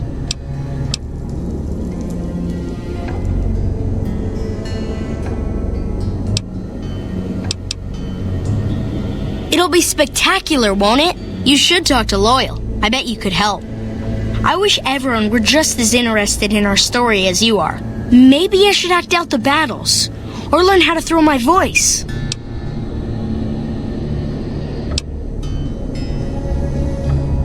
Gosh, there's a lot of folks. Argyle's our doctor. He could use help tending to any injured we got. Over at the workshop, Loyal and Jack are always building something. The Loyal may not be too happy to see your kind running around Nellis. See ya. How can I help you, outsider?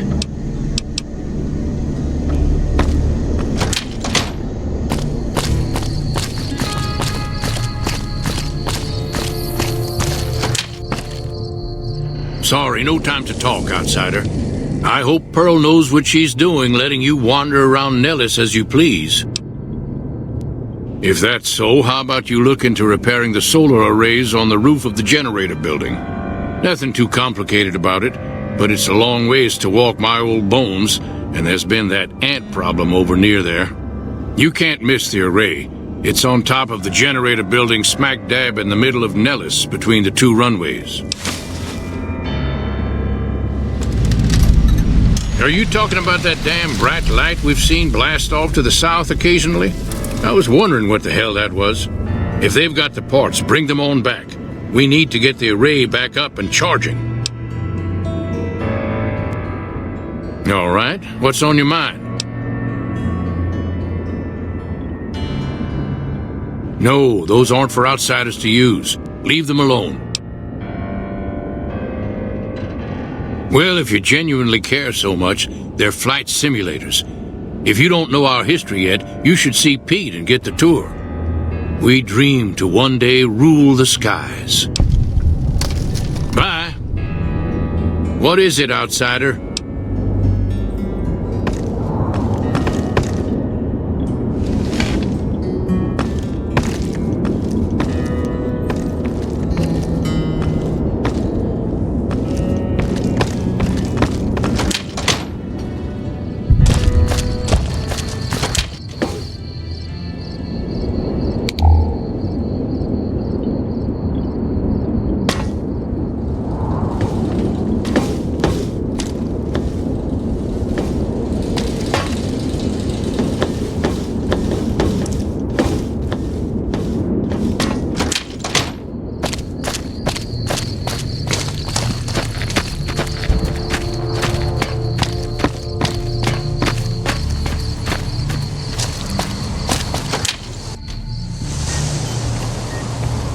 I know Mother Pearl is letting you wander Nellis as you please, outsider, but I have patients to tend to. I have 3 patients here who were gravely injured fighting those giant ants in the generator building a few days ago. I've stabilized their wounds, but they're in bad shape. Do you have medical training?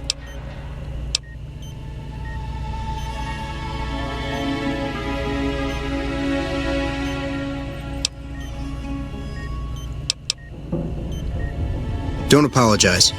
Their care is my responsibility, but everything I know came from an old first aid field manual.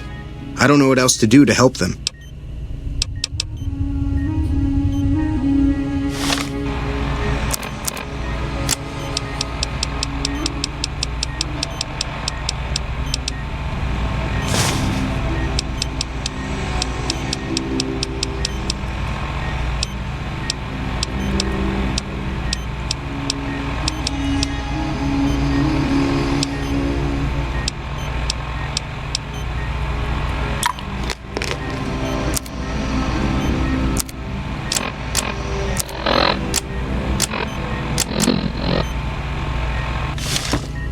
Yes, outsider?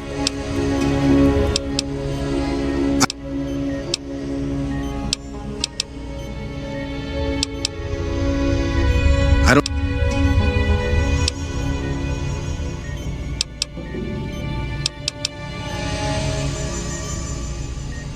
I'm afraid medications are in short supply. Maybe you should seek medical treatment away from Nellis.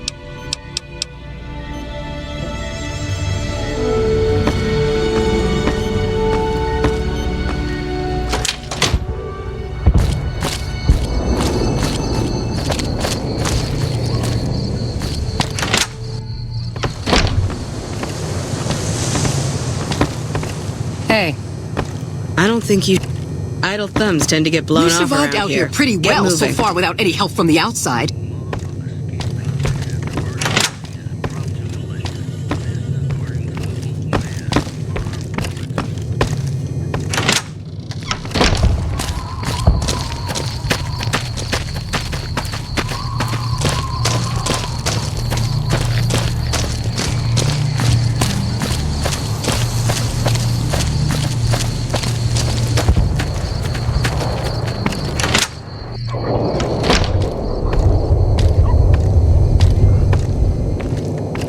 Mother Pearl's instructions are clear. You can move freely around Nellis, and artillery spotters have orders not to fire on you.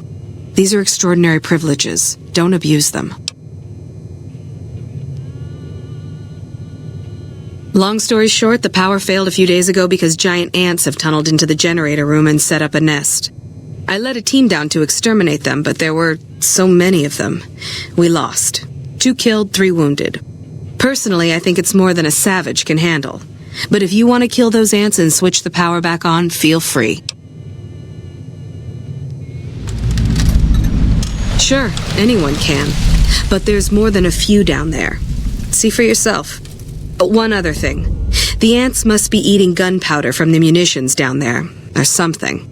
They exploded when hit by a flamethrower. One of us was using a laser pistol. Same thing. Bullets seem okay. Just don't hit the artillery shells. Loyal's been working on some kind of weapon to use against them. Maybe you should check with him. Hello.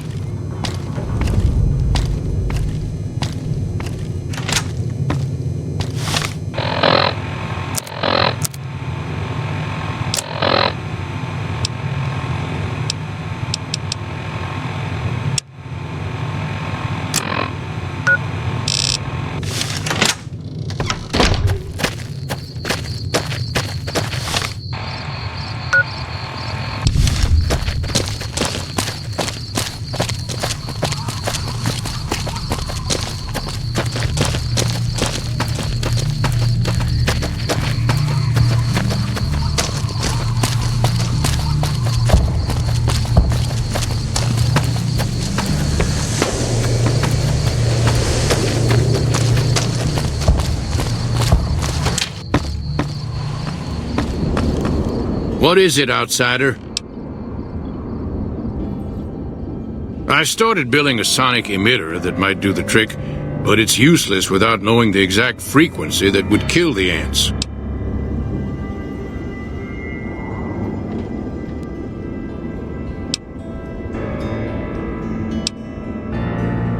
Hot damn, you're right! It's a matter of boosting across those thresholds, not exact amplitude. You're smarter than you look.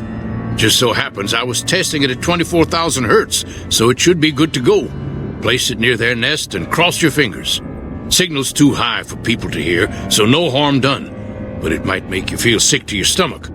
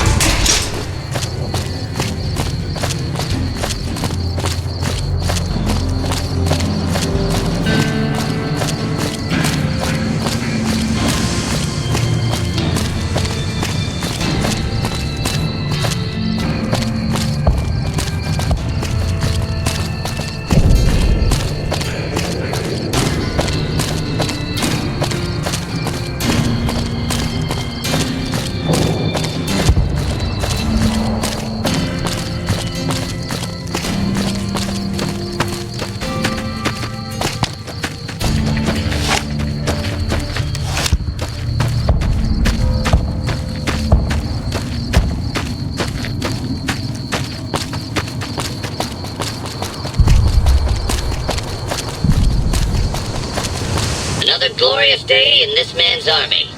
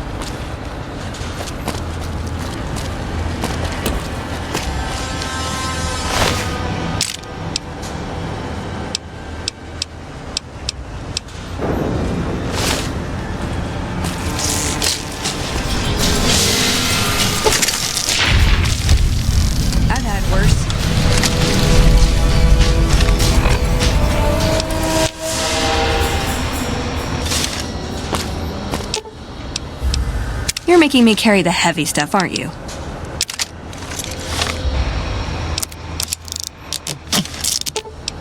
Ooh, got something good for me? Is it a dress?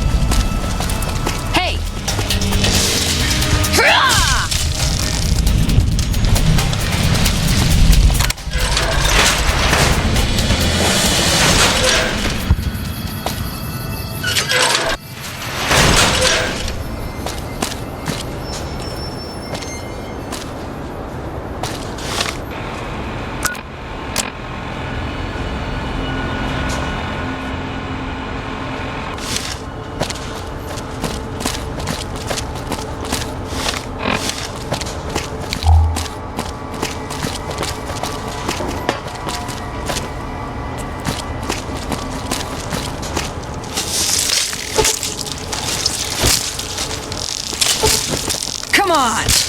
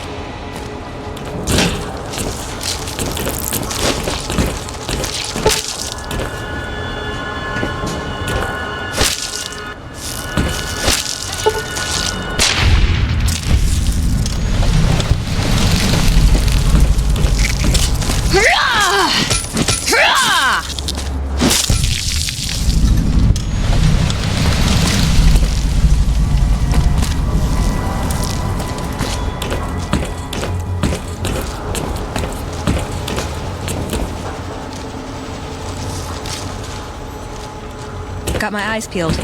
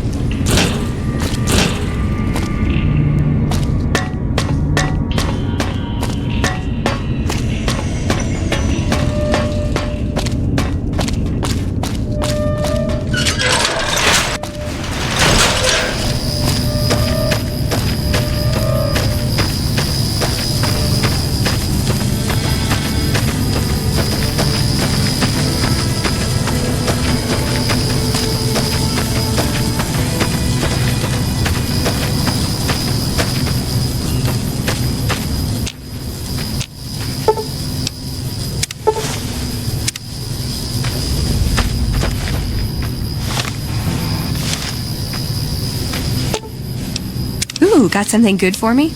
Is it a dress?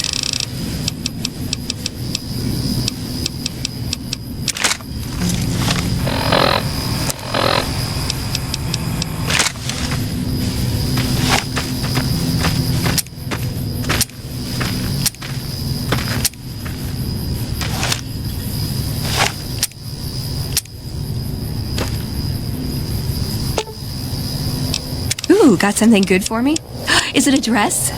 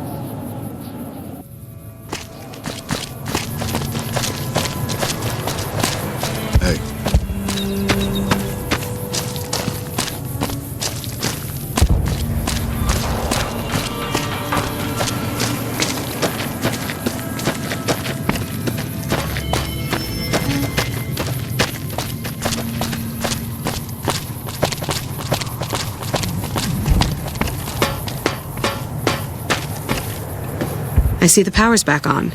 The ants are all dead? Maybe Pearl is right about you, because I don't know how you pulled that off. I'll tell Loyal to send someone down to clear out the eggs and repair the generators. Good work. What is it, outsider? The next time you leave Nellis, keep an eye out for missiles. We're down to a 5-year supply for our launchers.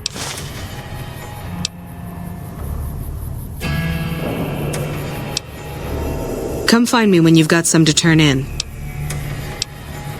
Bye.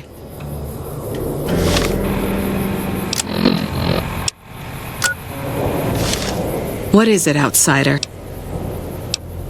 Right.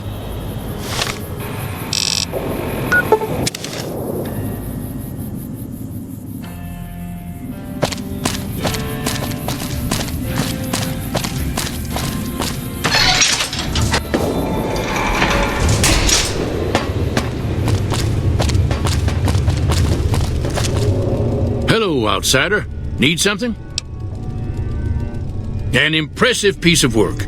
I'll keep that in mind if jobs come up in the future. Bye.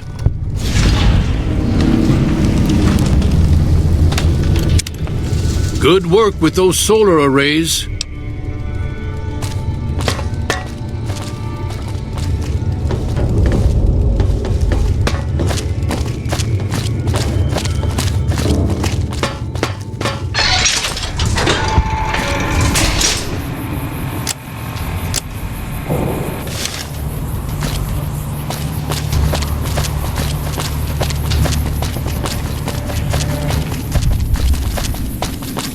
Sorry, no time to talk, outsider.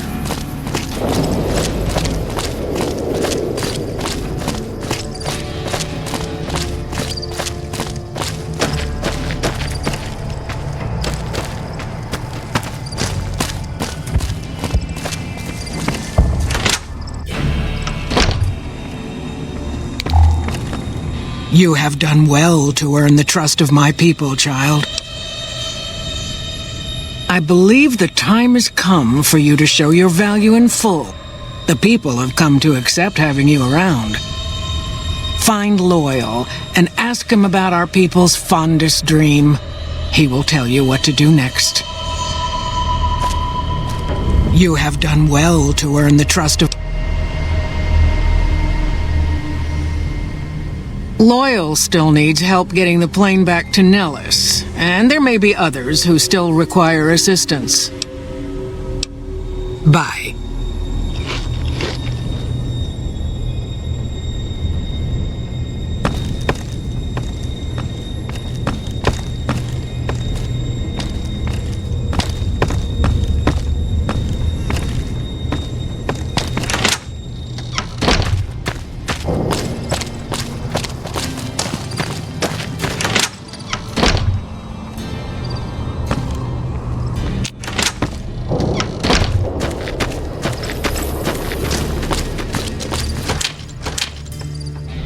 Why?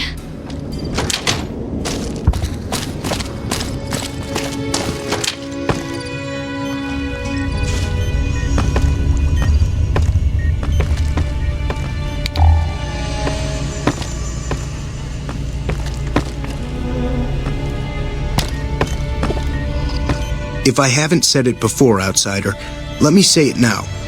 Welcome to Nellis. Word from Pearl is that you're to be greeted as a friend.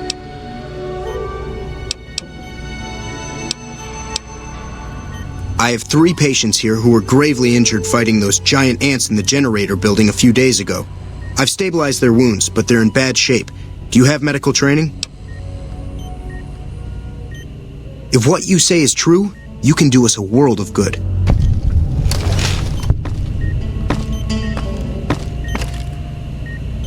Yes, outsider?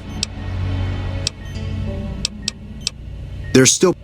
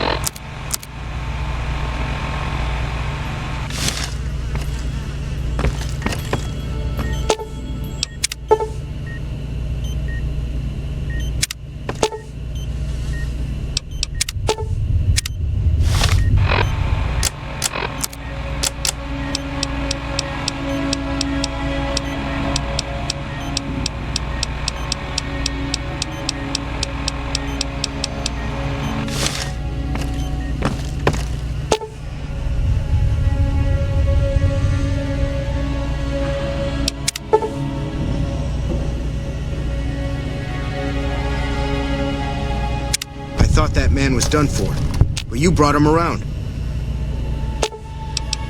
Ooh, got something good for me? Is it a dress?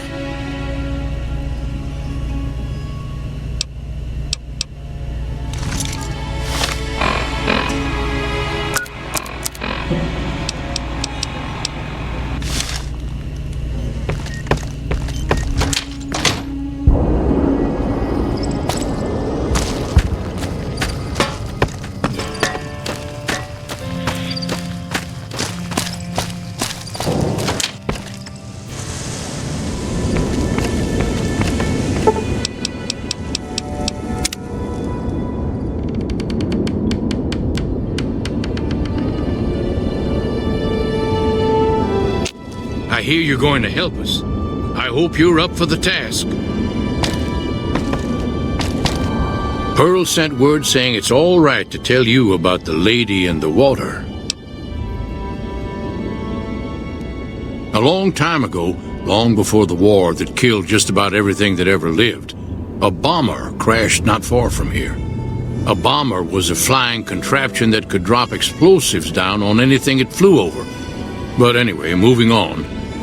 This bomber crashed down in Lake Mead, pretty damn near intact. When we got to Nellis, see, I found this article in a magazine all about it. There was another B-29 around here, part of a museum. Couldn't fly, but had a lot of spare parts, see? Get where I'm going? Since I was a young man, I've dreamed of raising that lady from the lake and bringing her back to life. What do you say? It's at the bottom of Lake Mead. I'll mark its location on your Pip-Boy map. Simple. Attach deployable ballast to the plane and float it on up. Here is a remote detonator. Once the ballast is attached to the plane, just hit the detonator from the shore and let buoyancy handle the rest. Maybe you don't understand. Hasn't been one of us, not a one, to set a foot outside Nellis in over 50 years. You come along with your knowledge of the outside, and it seems the time's come to raise the lady after all. Good. Here's the deployable ballast. Go find the plane, attach the ballast, and hit the button. Might try holding your breath. If that doesn't sound good enough, talk to Jack. He was working on a rebreather once.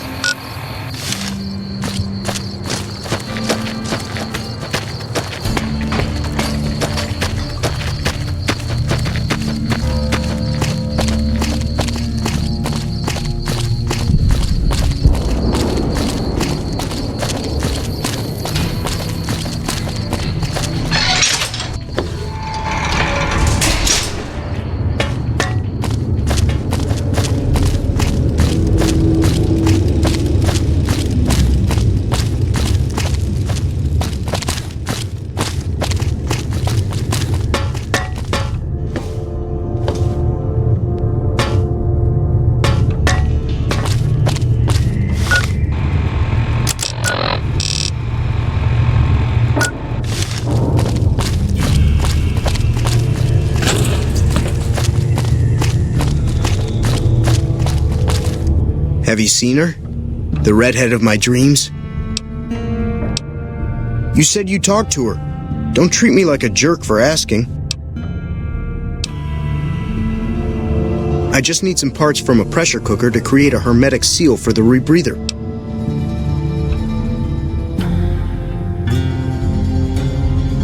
That's a brilliant idea. I can put that together right now. Here you go. A new rebreather. Cool. How much can you spare?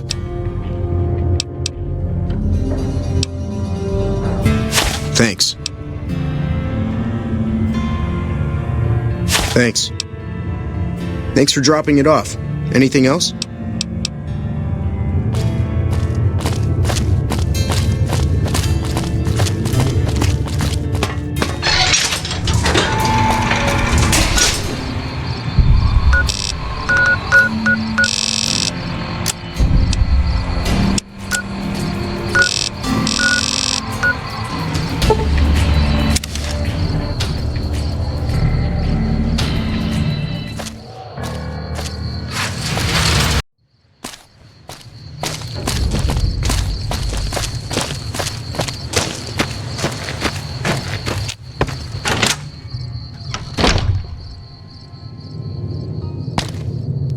Did you know the strip's all stirred up lately? You should go talk to Blake or Alice. They handle most of our contact with visitors. I watch all sorts of things with my binoculars. Who wants to know? And why? Nice-looking blonde boy? I always wondered if he was watching me back. What's he like?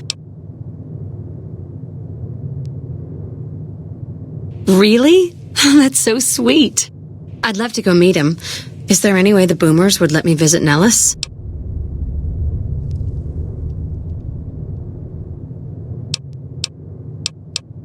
This is so exciting. Let me know how it turns out.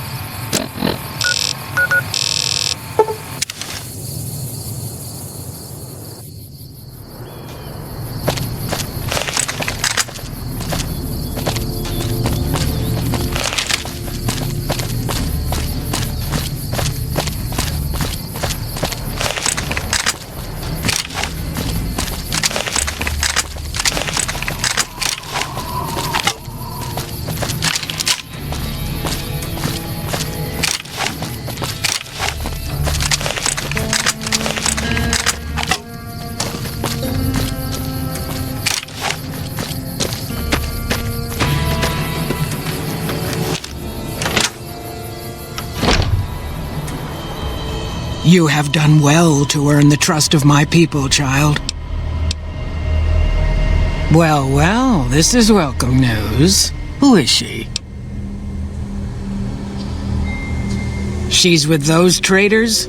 They've tried to contact us before, but I'm not interested in trading with greedy savages. This presents a bit of a problem. Jack isn't allowed to leave Nellis, and I doubt she would make it through the artillery alive.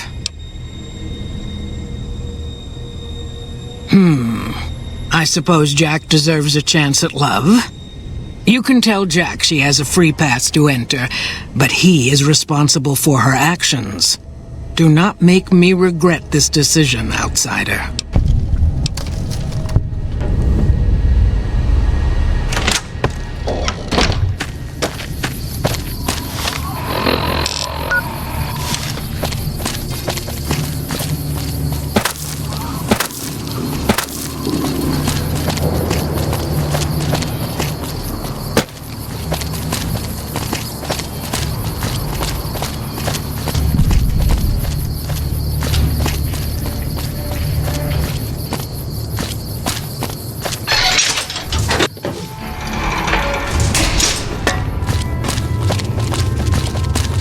Have you seen her?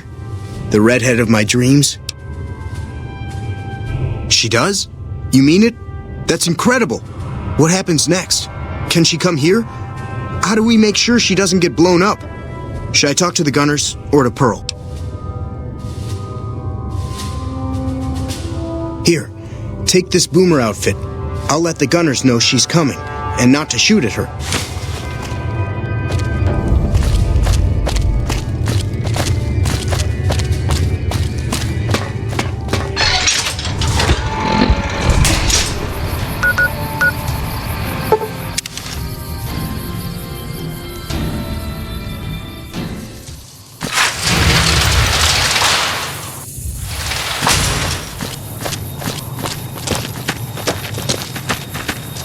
McLafferty's a hard boss, but she knows what she's doing, that's for sure. Hello again. How's your boomer friend?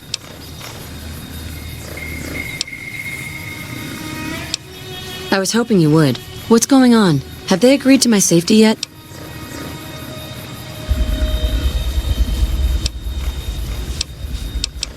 There's one more thing. I have a work contract with the Crimson Caravan, and if I walk away, I lose the wages they owe me. Could you do just one more thing for me and talk to Alice McLafferty about it? I know if I do it, she'll just say no. I'd hate to lose the money.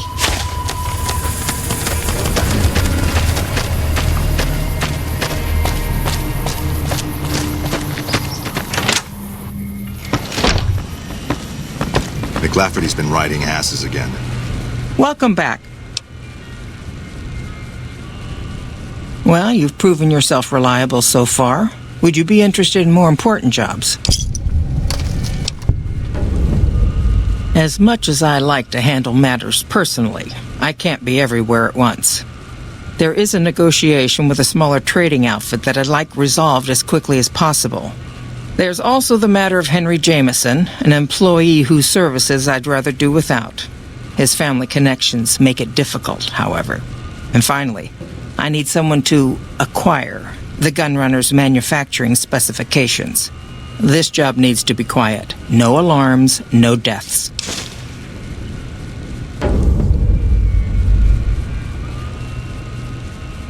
There's a small trading outfit, Cassidy Caravans, that I'm interested in acquiring. They've been rather competitive, so it's time to buy them out. I have it on good authority that the owner, Cass, wants out of the caravan business. Cass frequently trades with the NCR, so you'll likely find her at the Mojave outpost. The Jamesons are very wealthy ranchers back in Redding, California, and significant investors in the Crimson Caravan Company. I was pressured into posting young Henry as the manager of the New Vegas branch. As you can see, he wasn't exactly cut out for the job. He was much more interested in gambling and prostitutes, and because of his family, I can't simply fire him. Henry needs to be convinced to quit, one way or another. I won't have a useless employee on the company payroll. The quality of the gunrunners' armaments is due to their manufacturing process. They craft all weapons on site. I want to know the secrets of their manufacturing process, which means you'll need to find some way to get inside their heavily guarded factory. I would greatly prefer that you perform this job undetected and without killing anyone, if it can be helped. Thank you. Was there something else?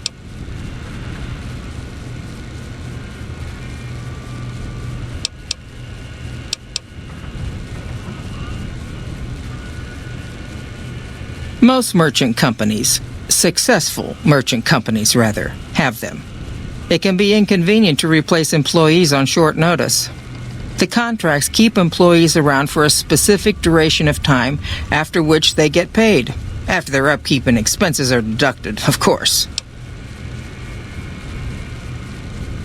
Food, water, living quarters, medicine and clothes, just the basic stuff. It all comes out of the company's coffers. Yes, and they have been for decades now. The hired hands know what they're signing up for. We don't hide anything with fancy talk. That's because we are. We always pay up when the contract ends, though. Won't stay in business long if you've got a reputation as a cheat. All right. Is there anything else I can do for you?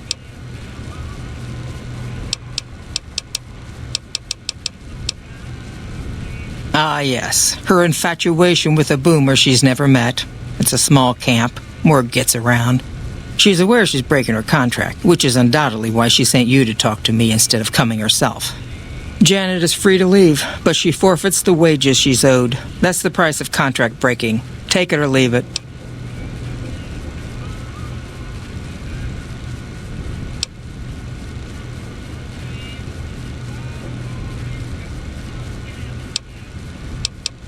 Being sentimental is not how I made the Crimson Caravan so successful, but I'll allow it, just this once. Janet will be paid what she's owed. Consider it a gift. Better lay low.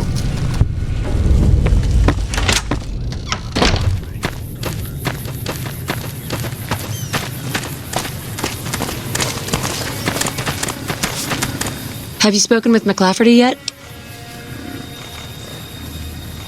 That's great!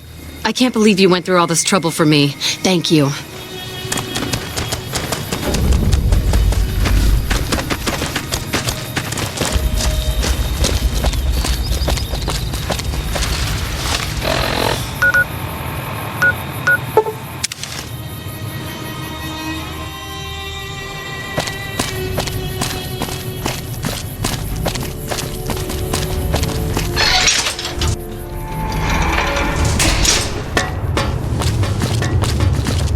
Hi. I can't believe I'm going to meet my red-headed lady soon. I'm really nervous about it.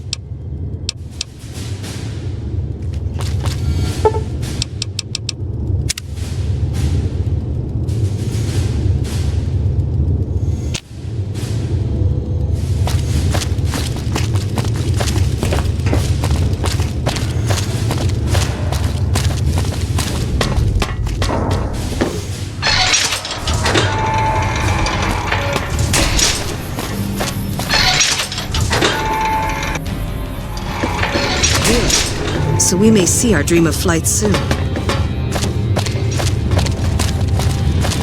Hello. Thank you for getting Janet to Nellis. I've never been so happy in my entire life. Bye. Thank you for getting me here. Jack is a great guy.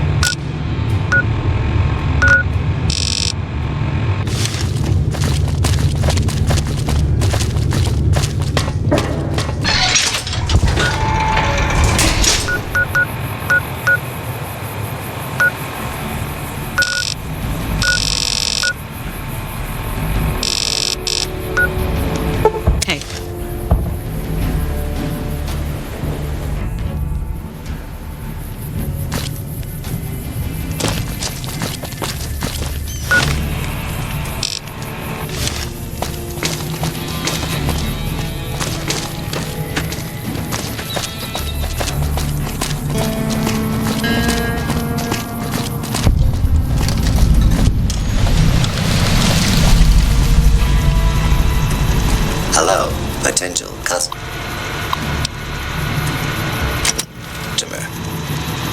Welcome, sir or madam. Do you wish to purchase something?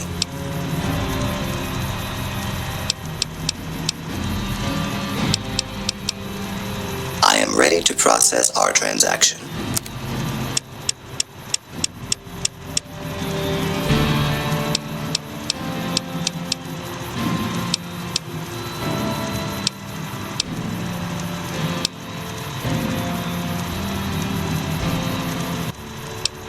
This is the new Vegas branch of the Gunrunners, supplying the wasteland with only the finest armaments since 2155.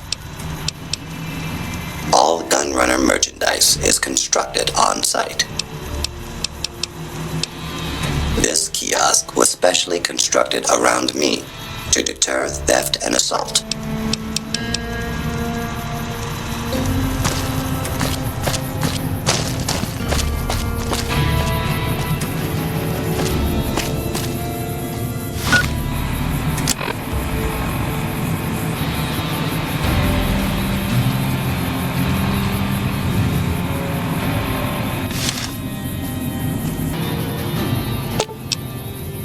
You're making me carry the heavy stuff, aren't you?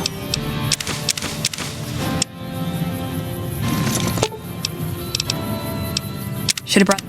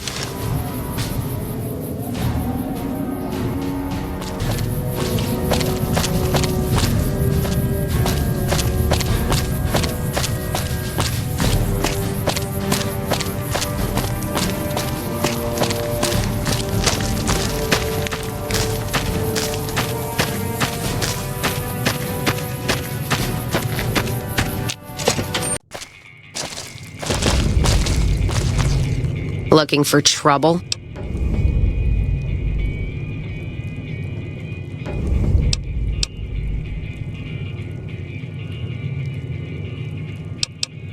They want to buy Cassidy caravans? Don't they know it's burned to ash? No. Even times being what they are, not sure I'm looking to sell. Even for all the whiskey in Reno. Mojave happened. Hit by raiders packing some heavy firepower. Can't believe the Crimson Caravan haven't heard. So if you want to buy all of Cassidy caravans, you're looking at it. And what I got in my pockets. Still, as little as that is, not looking to sell.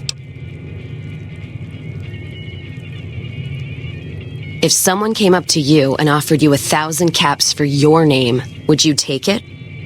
Actually, you know what? Fuck it. I don't want to hear your answer anyway. Point is, I made the caravan what it is. It's mine.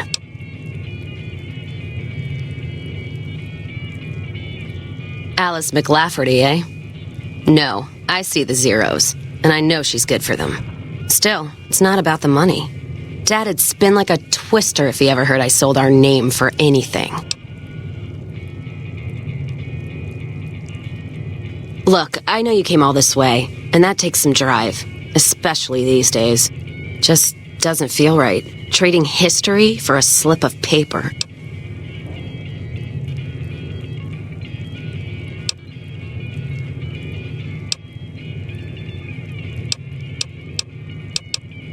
What did you just say to me?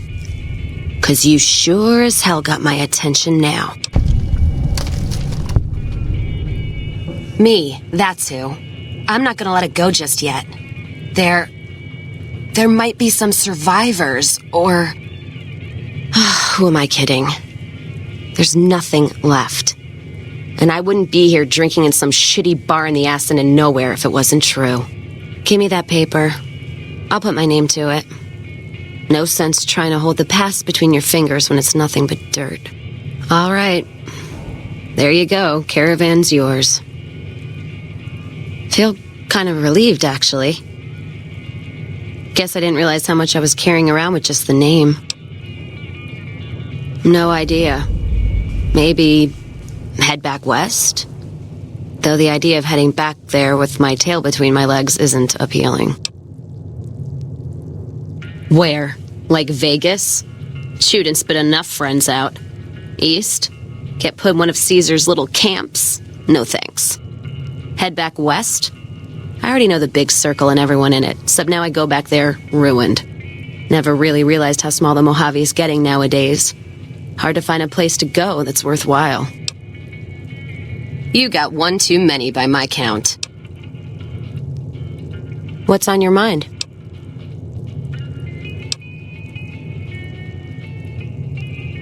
Jean-Baptiste. Sounds like someone got knocked out of the good book so hard his name broke. Either that, or it's Canadarian or some such shit. So who is this Baptiste, and what does he want? The only Van Graffs I know are the ones out west. Well, except for Gloria Van Graff, and I don't know her all that well. Nor do I want to. Don't have any objection speaking with him. Though if he's with the Van Graffs, he should know I'm not looking to buy weapons. What's on your mind? You're looking at it. It's a watering hole without much to brag about. It's like a Brahmin drive gone wrong. Supposed to be a gate north, but you come here, you get caught in the pen. Better to head back home. If you don't have a gun and a will, don't matter much what you do when you reach here, except stare at that fucking monument outside. Don't even tell me you missed it coming in. It's like NCR showing its dick to all the East. If the Republic put as much effort into protecting the East as they put into those two asinine giants outside, then they'd be worth that monument. Statues of two men shaking hands covered in blood. Don't seem to be nothing to brag about. I'm speaking figurative. Isn't any blood on their damn hands. Of course, when Caesar comes walking through here, there'll be blood for real. And after the blood dries in the sun, he'll melt that piece of jet-induced sculpture down and reshape it into a bull, which by my reckoning is making up for a deficiency of his. But no matter what the state of his pecker, he's sure giving the West a good fucking. One's a ranger, one's an NCR trooper, supposed to represent unification of West and East, or some such shit. As far as those two iron lovebirds go, they've got more spine you'll see in a year from the NCR government.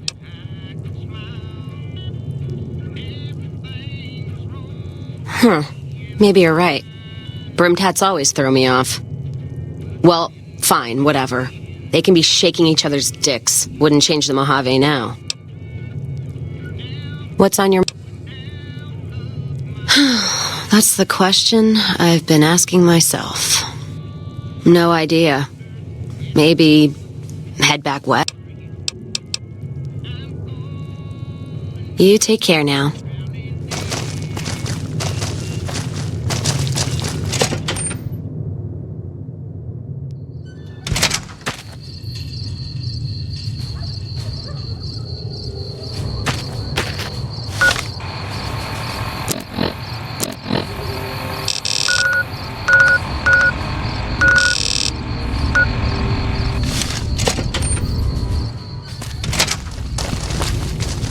You come around like a bad habit.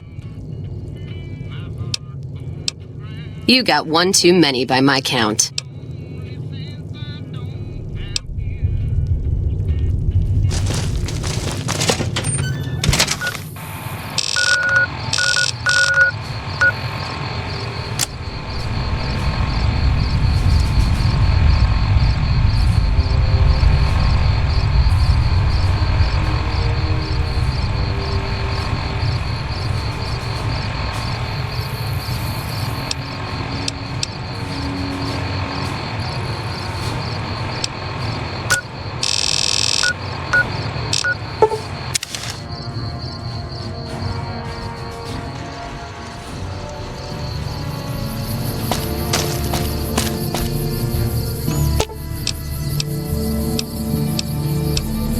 Aw, just...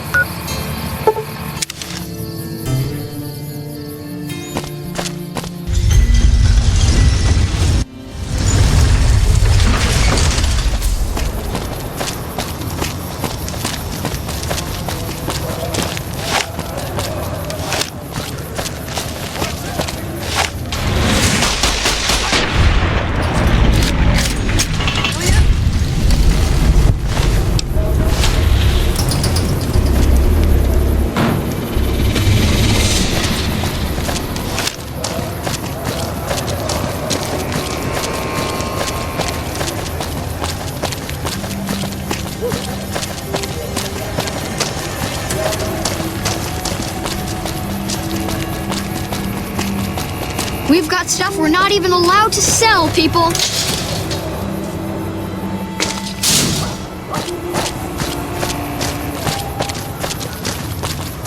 Wanna get lucky? Head on down to the Atomic Wrangler.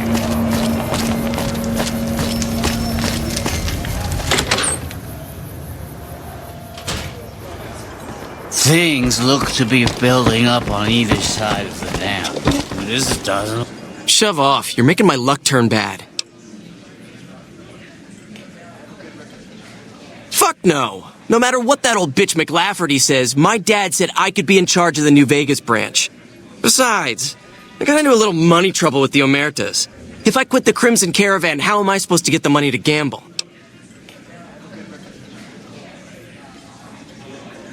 What? No, wait. Look, I just need time. Don't rat me out to them. You want me to quit the Crimson Caravan? Fine, I quit. You can tell McLafferty that she won't see my face again. I'm good. You again. What do you want now? I wanted to be where the action is, so I got my dad to pull some strings and get me a cushy position with the Crimson Caravan. Everything was great until McLafferty came along. That old bitch is gonna hear about it from my dad, just you wait. One of the families that runs the strip. They're a pack of cheaters, but you still don't want to fuck with them. Yeah, whatever.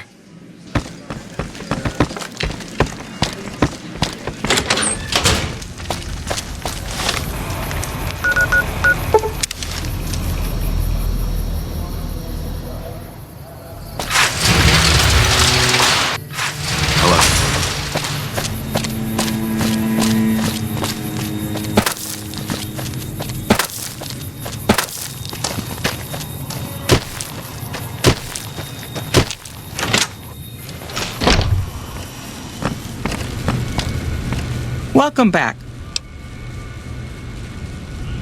I hear it's business as usual at the Gunrunners, as if nothing unusual happened. Excellent work. We'll be able to use the schematics you acquired to begin manufacturing our own weapons immediately. We'll provide some to you at a discount. Yes, I understand that he's decided to quit outright and not even ask for compensation. I'm a bit curious what exactly you said to him. Then again, perhaps I'd rather not know. Thank you all the same. I'm very happy to be rid of that man.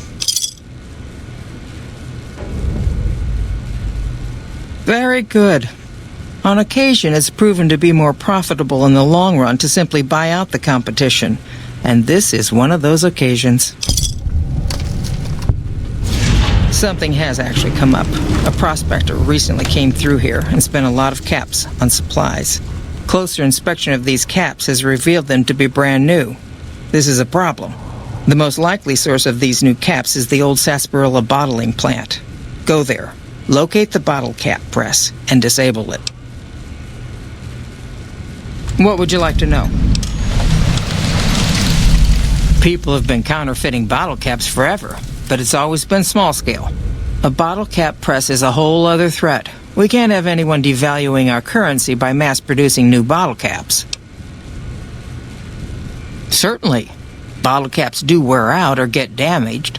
Some people even insist on using bottle caps in explosive devices for some reason. We make it a point to scour pre-war bottling plants and recover or disable the bottle cap presses. It seems we missed one. Lots of little things. The paint on the label, the machining, the type of metal it's made from. I know there's counterfeit caps floating around, of course. Fortunately, they're very time-consuming to make, so the numbers are small. All right. Is there anything else I can do for you? Things are getting stranger every day.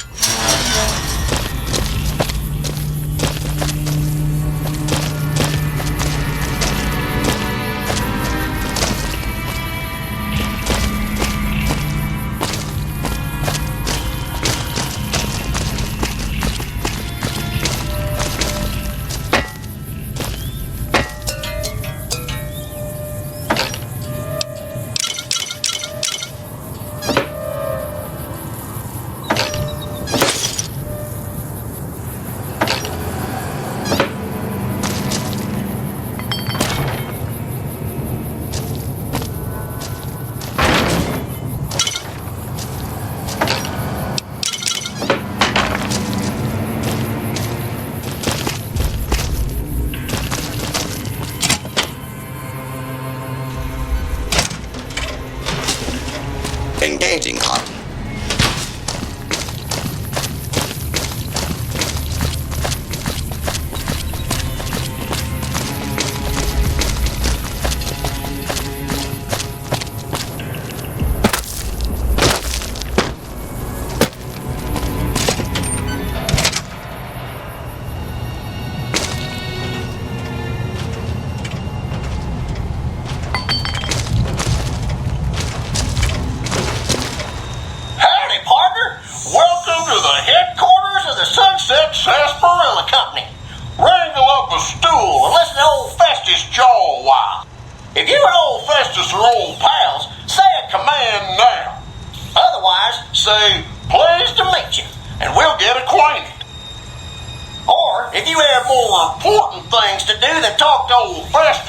say goodbye.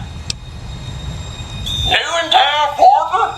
Well, let old Festus give you the lay of the land. If you're here to redeem your sunset sarsaparilla stars, dump them into the slot in the barrel below and I'll count them up. If you don't know what sunset sarsaparilla stars are and think old Festus is just shooting his mouth off, say star info. If you're here to challenge old Festus to a game of lucky horseshoes, say I feel lucky. Lastly, if you're here about the health advisory that aired on Channel 6 recently, say silly old advisory. New to the hunt, are ya? Well, listen carefully, as old Festus don't like to repeat himself. Select sunset sarsaparilla bottles will have special caps with blue stars on them. These caps are known as sunset sarsaparilla stars. Why are these stars there, and what do they mean? Nobody knows, except maybe old Festus. Rustle up enough of them and you can win a prize. So get out there and start drinking sunset sarsaparilla. Howdy, partner. Welcome to the headquarters of the Sunset Sarsaparilla Company. Wrangle up a stool and listen to old Festus jaw a while. If you and old Festus are old pals, say a command now. Otherwise, say, pleased to meet you, and we'll get acquainted.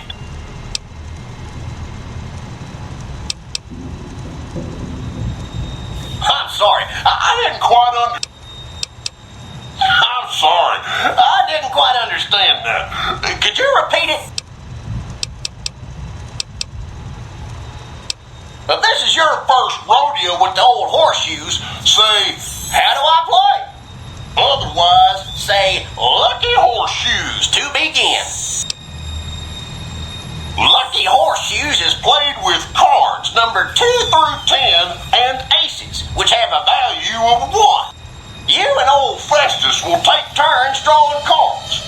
Each time we draw a card, we add it to our total, trying to hit the magic number of 21.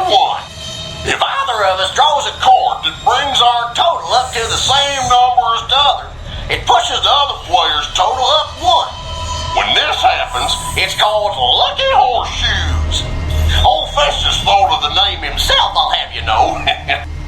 When one of us is closer to 21 and the other can't get any closer, either by going over or because he or she held, the closer player wins. Old Festus likes the game because there are no ties in Lucky Horseshoes. If someone's sitting pretty on 21, Lady Luck can still bump them off. But enough jawing. By now, you're as eager as I am to get tossing.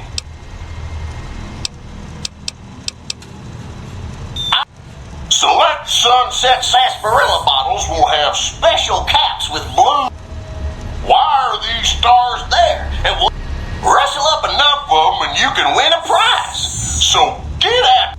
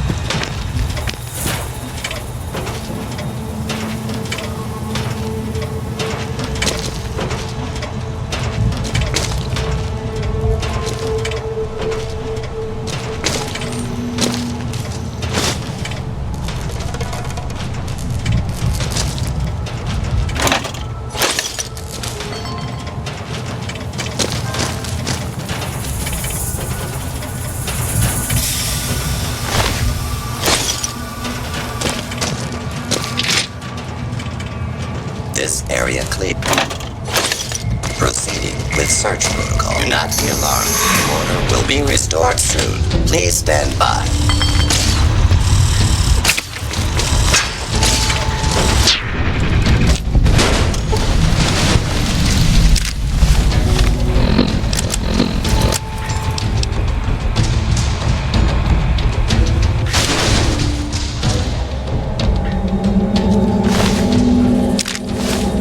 looking.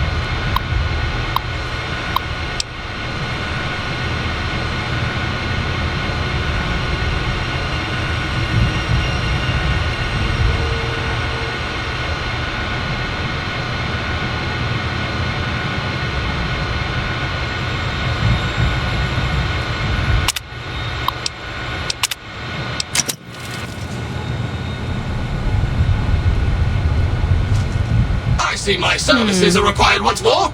It's about time. Violence will not be tolerated.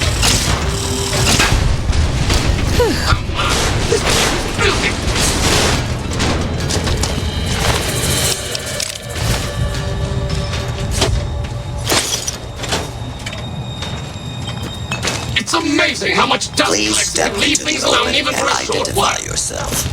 Law-abiding citizens have nothing to fear.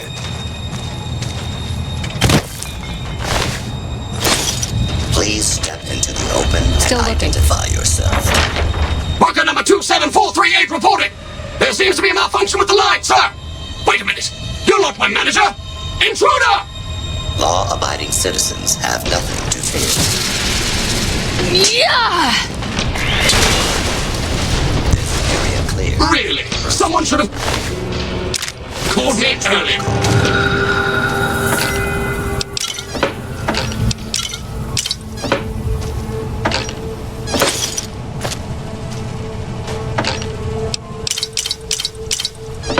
Please step into the open and identify yourself. Law-abiding citizens have nothing to fear.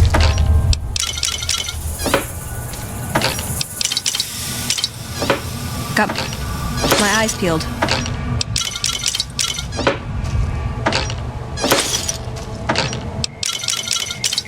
This is unlawful.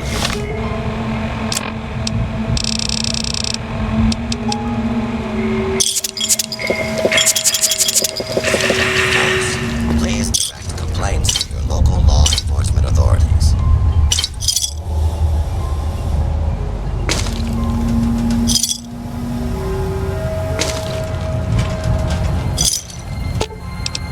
You're making me carry the heavy stuff, aren't you?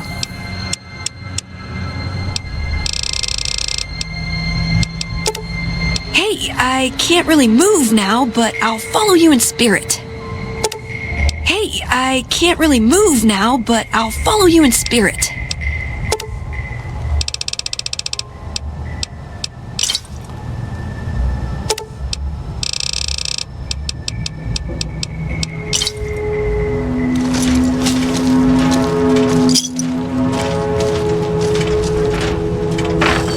Firing weapons.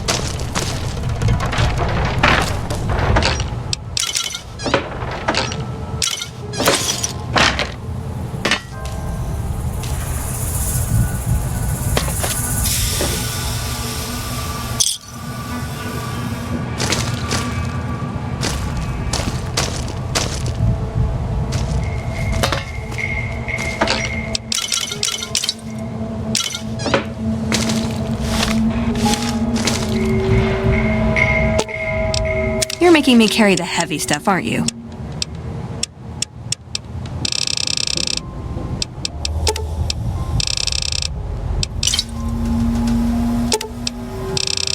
Hey,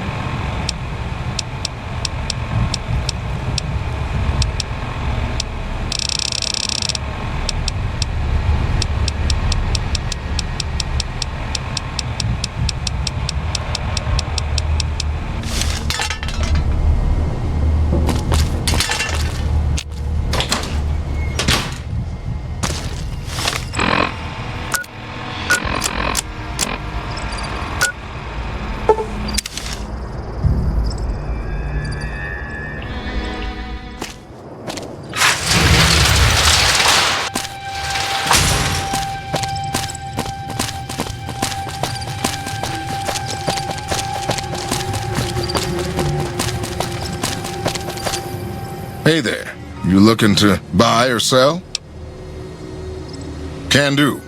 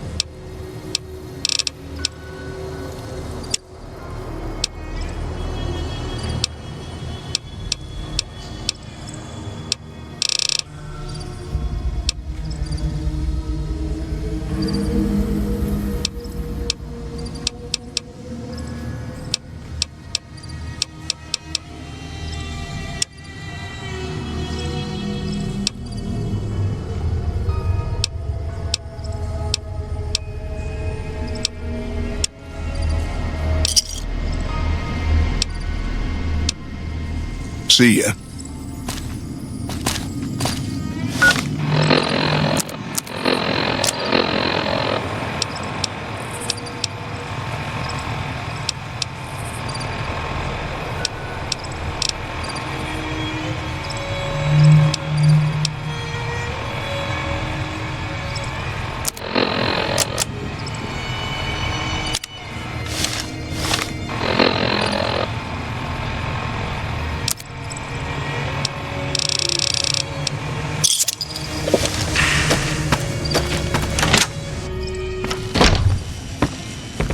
I've heard that elite Welcome back.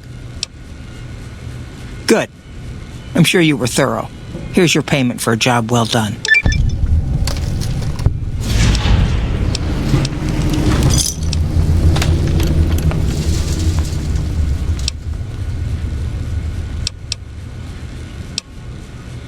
It's been a pleasure. units are on the Welcome back. It's been a pleasure. way to support our armies here.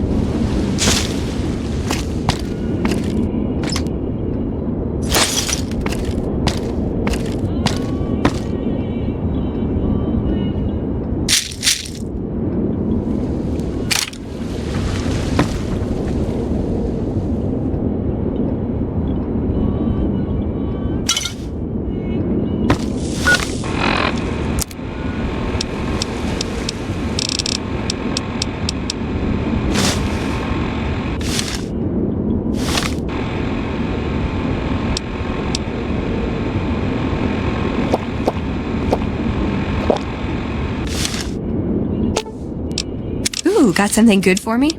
Is it a dress?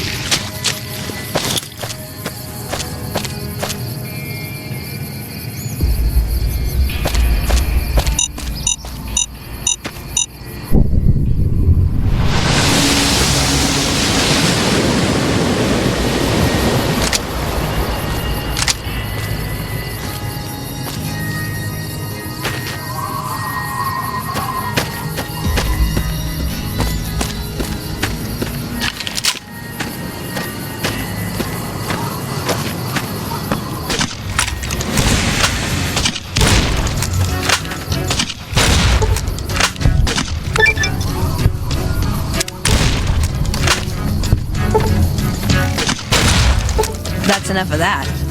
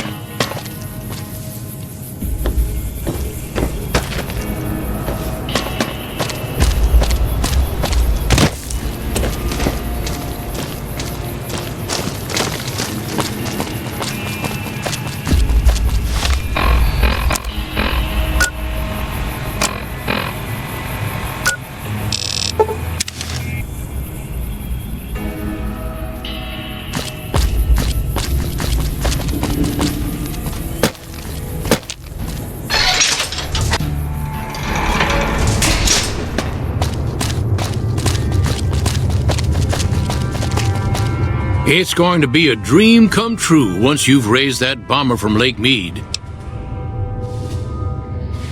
That's tremendous. I'll transmit instructions to the robots to start packing up the plane to bring it back to Nellis.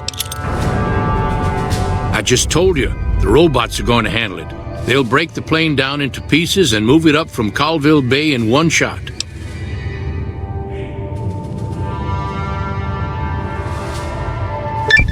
Exactly. We'll be shelling an unoccupied location in outer Vegas to get their attention elsewhere. By the time they realize they aren't under attack, the plane and the bots will be long gone. The kids wish we were shelling a real target, but Pearl thinks it's wise not to start up a war just as the lady has risen. Hey, I'd better get rolling. Jack and I have a lot of work ahead of us.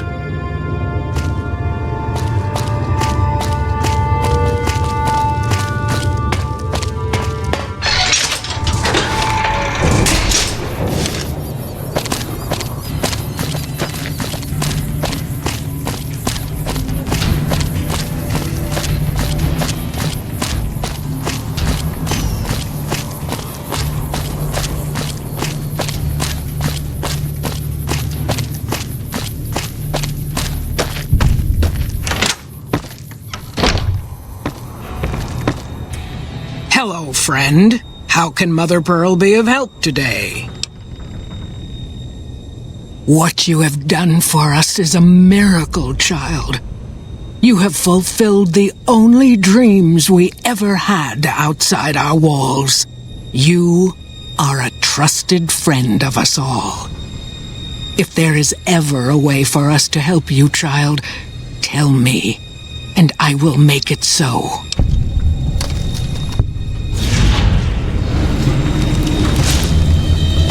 Of course, my child. After all that you have done for us, we would love to help you in the upcoming battle. After all the training in virtual reality, the young ones would relish an opportunity to put their skills to battle. We'll be there when you need us. Don't get blown up.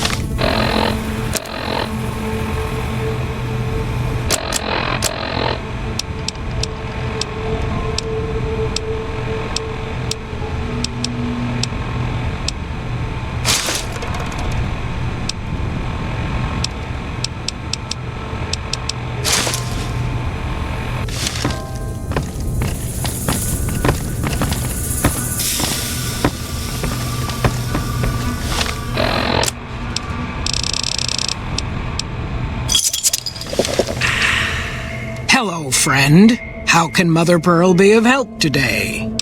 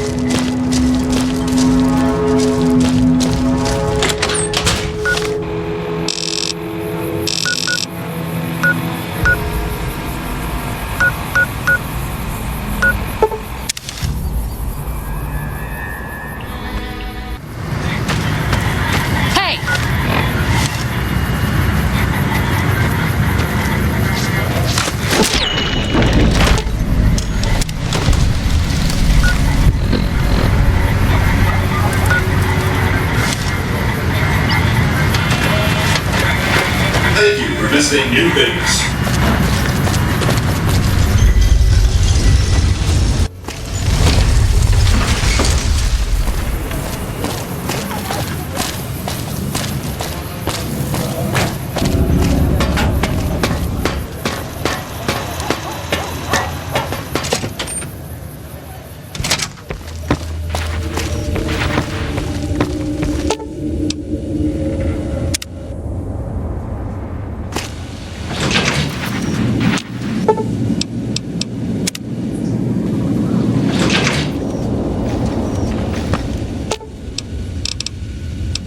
Aw.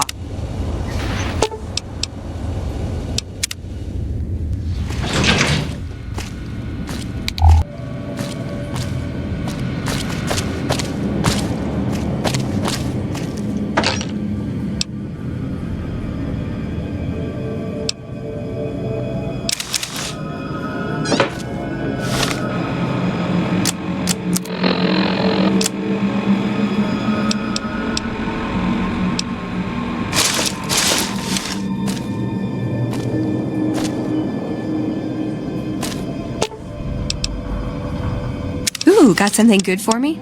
Is it a dress? Aw, you shouldn't have. It's just my taste. Thank you.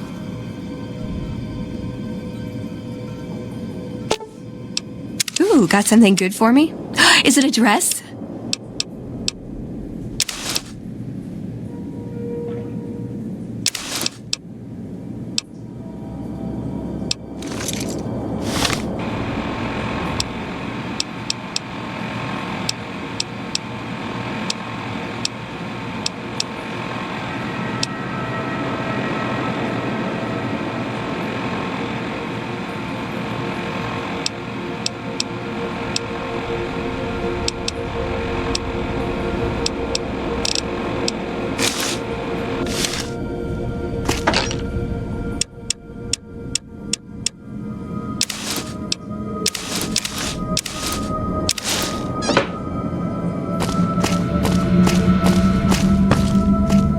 Is it time? Well, let me know when it is.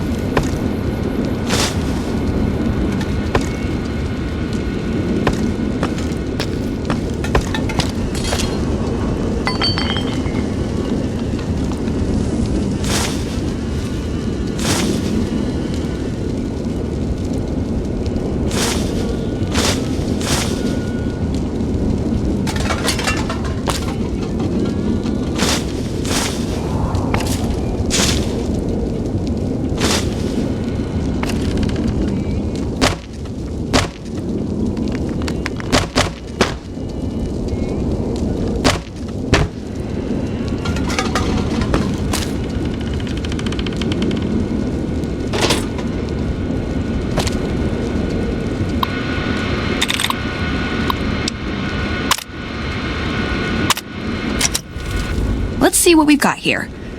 Okay, yeah, this is the one I was thinking of. The pulse gun.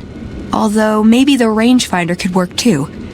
And it looks like the NCR was onto some miracle farming technology. Electromagnetic weapon from before the Great War. Experimental. It never saw mass production. But they were building it as a countermeasure to power armor, which they feared the Chinese were developing. Supposedly a prototype was being housed at Nellis. Imagine what it could do to the Brotherhood. We'd be on equal footing with any idiot with a gun. More or less. Supposedly it's a vegetation enhancer. NCR has a science branch headquartered at McCarran Airport. Guess they found something. Guess somebody wasn't very good at keeping secrets either. We'd never pursue it because it's not a weapon, but self-sufficiency is fundamental to us. If it works, they'd see the value of an alternate course. It's a targeting device for some kind of doomsday weapon based at Helios 1. It was lost sometime after the war. We held Helios 1 for a time. Lost a lot of people defending it. Too many. All for this weapon they never got working. If it turns out to be a dud, it'd show how flawed our goals have been. Father Elijah said he thinks a scavenger might have sold it on the strip. Yeah, maybe they'll think twice about engaging the NCR if they know one of those could be floating around. The notes say to look around Nellis Air Force Base. He suggests going through filing cabinets and computers in the commanding officer's quarters.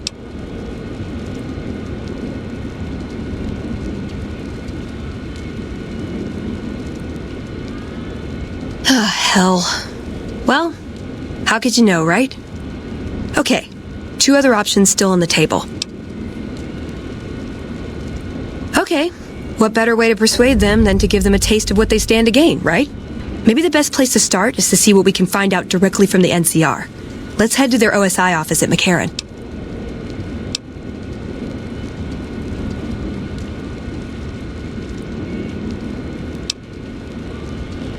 I like the way you think.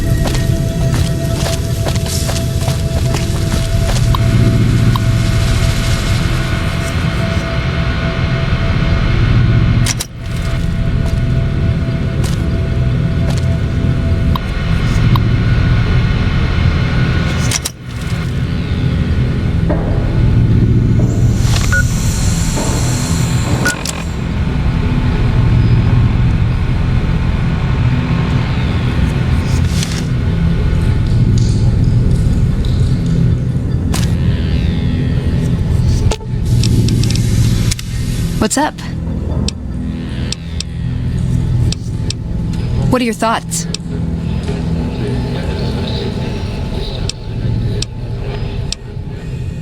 Yeah, maybe they'll think twice about engaging the NCR if they know one of those could be floating around.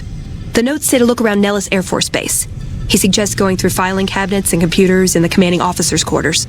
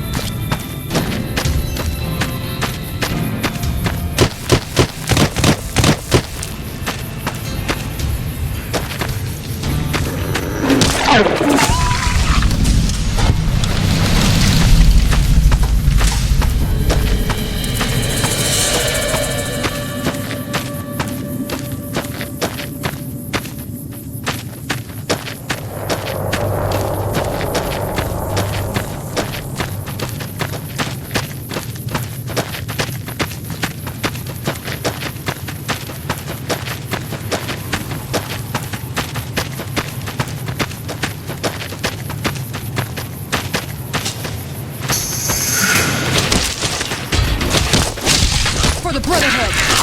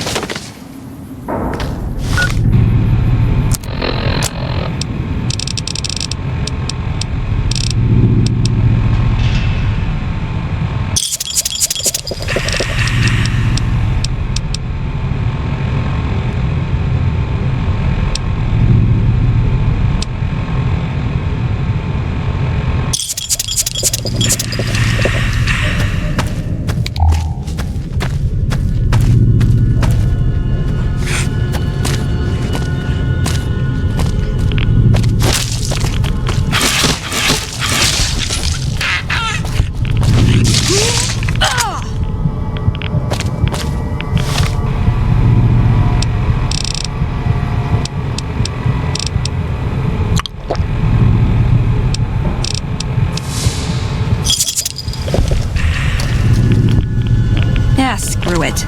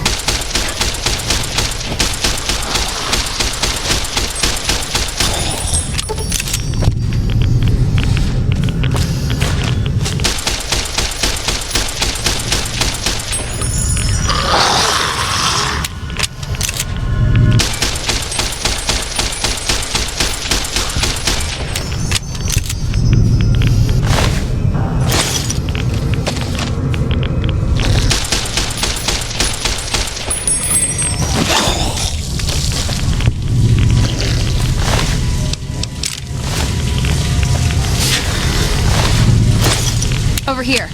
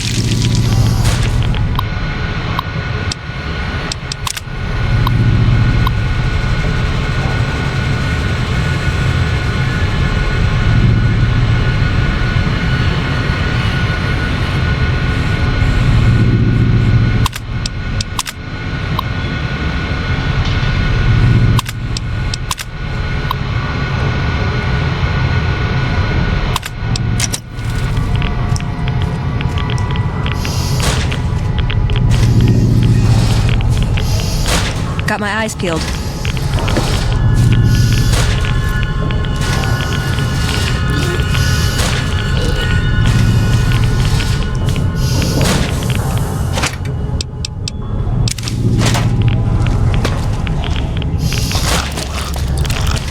Still looking.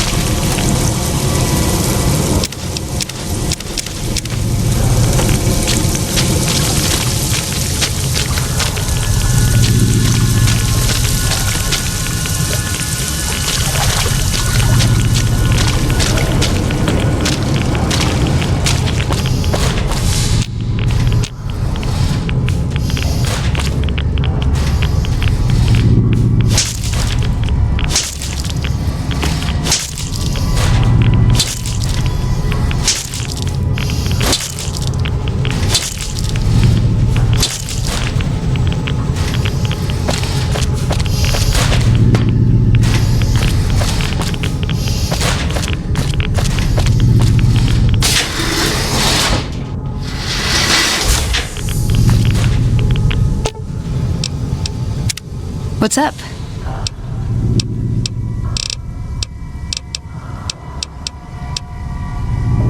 See you around.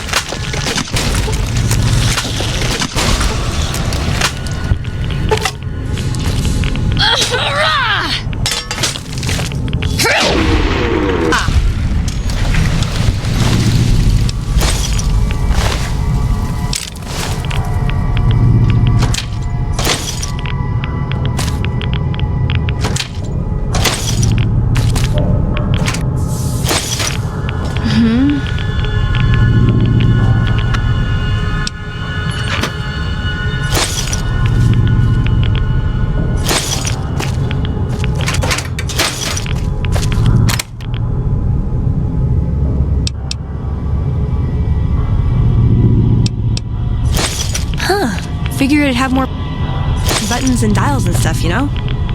Oh well. It's still the electronic equivalent of a disease from Gomorrah.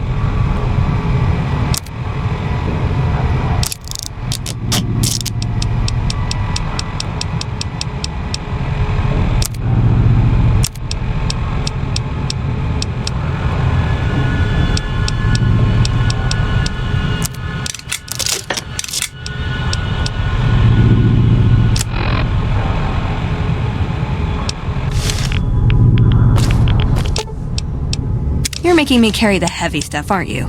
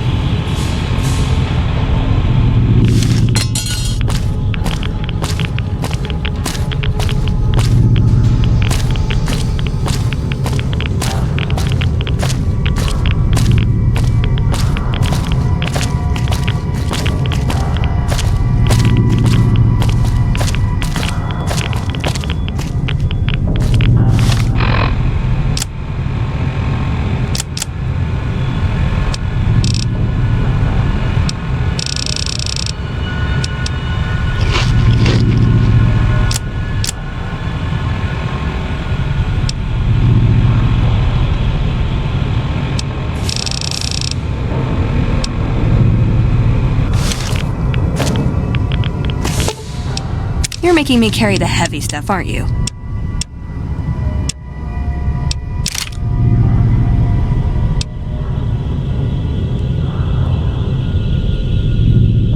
Hey, I can't really move now, but I'll follow you in spirit.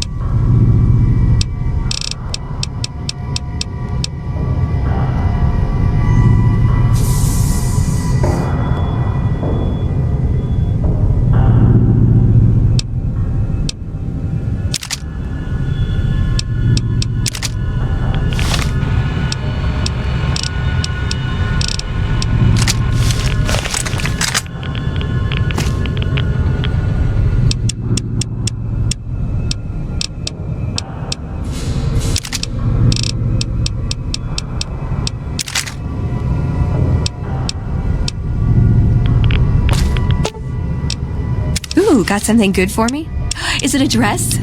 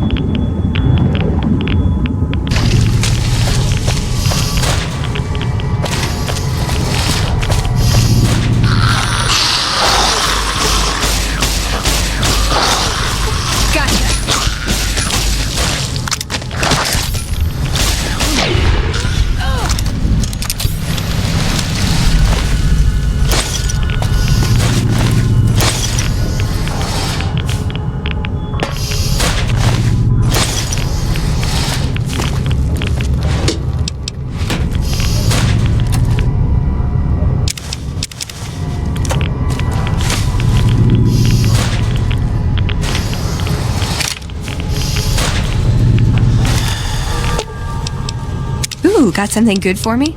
Is it a dress?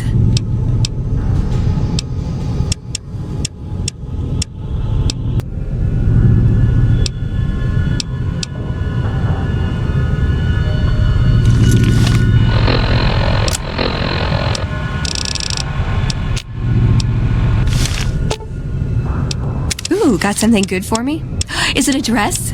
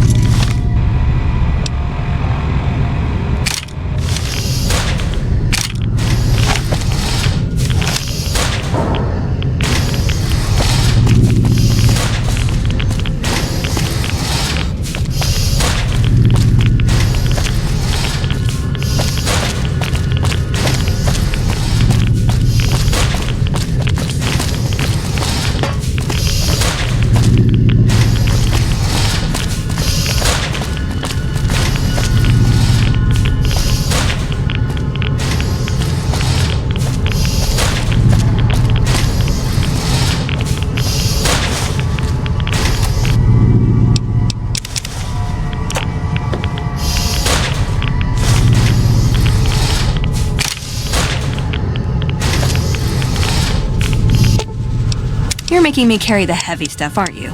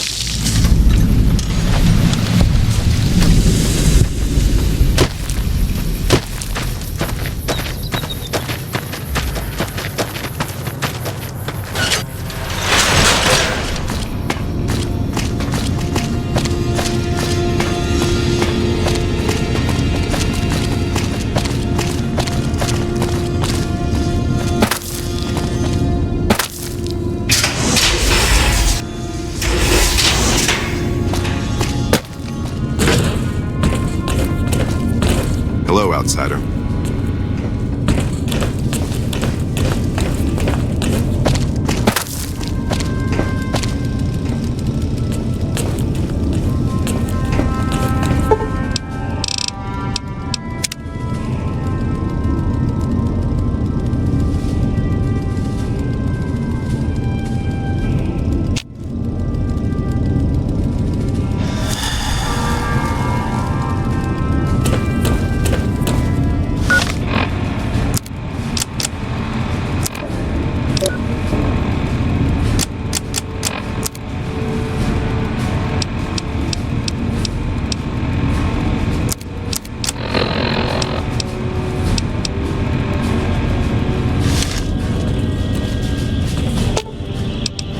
You're making me carry the heavy stuff, aren't you?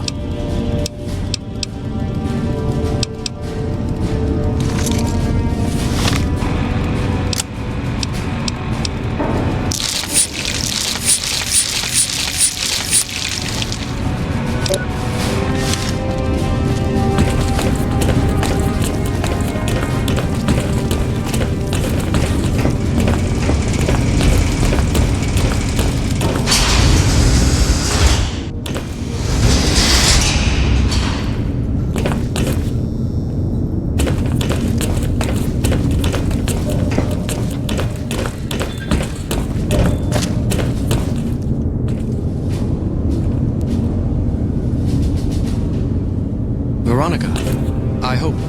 I brought you a present. We found a gun that disables power armor. One of these could defeat the whole Brotherhood. We have to stop limiting our focus to military technology. It won't save us. That could be the only one of its kind. That's not the point. Technology won't win our wars. We need numbers, new recruits. What does the Codex say? A bunch of close-minded bullshit. We do not help them or let them in. But we keep knowledge they must never have. Give it a chance. For me. I can't stay here and watch us waste away. I'm sorry. We'll die out. I know. Come on. I can't listen to this anymore.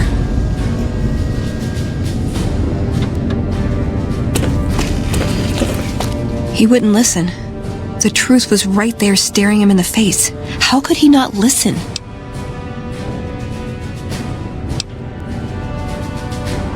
No. Our case wouldn't be any stronger if tomorrow they all died when their energy weapons backfired.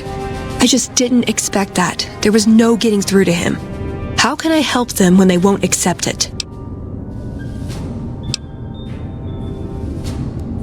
It wouldn't matter. The Elder has final say. The hell of it is he's one of our most progressive members. If I can't get him to agree, it's hopeless. I don't know if I can stay. Maybe it'd be better for everyone if I left. Spent my life somewhere else.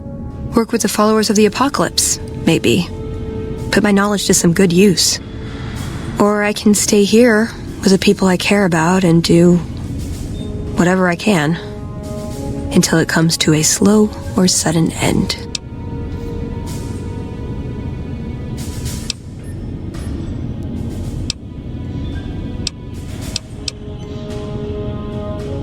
Okay, so take the Brotherhood, replace their knowledge of superweapons with half as much knowledge of medicine and farming, sprinkle in a little compassion for people outside their group and healthy disrespect for authority, and voila! Followers. I never really considered joining before, but now that I think about it, it really sounds like it could be a good fit, doesn't it? They may be a bunch of wooden conformists, but anything I did without them would feel empty. I'd always be reminded to this day how I wasn't strong enough to stand by them. So, I guess I'll stay. Won't be easy, but at least I won't feel guilty about the choice. Let's get going. I'd like to get my mind off all this, and some fresh air would do me some good, right about now.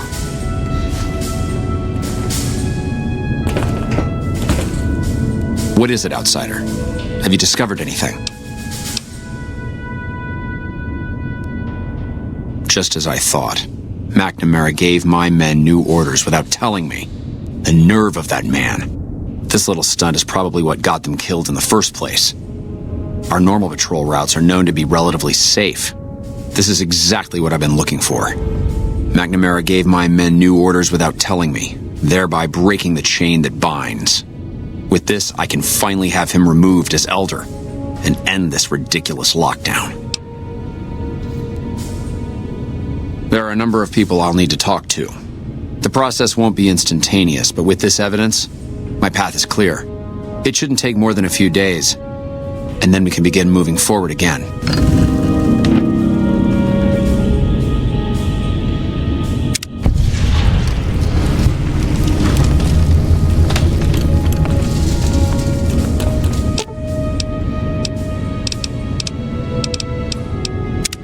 What's up?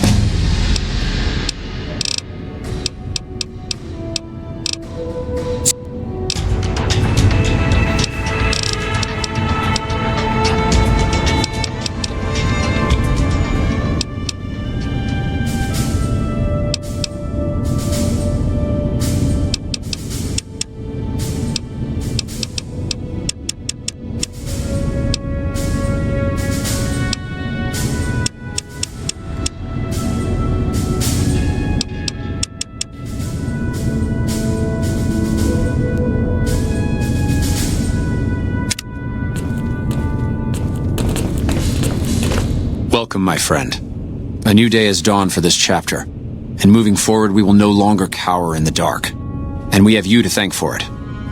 You'll find that I can be generous to those who show loyalty. Here, take this key. If you ever find yourself in need of repair, head to our safe house to the northeast. Now, what can I do for you?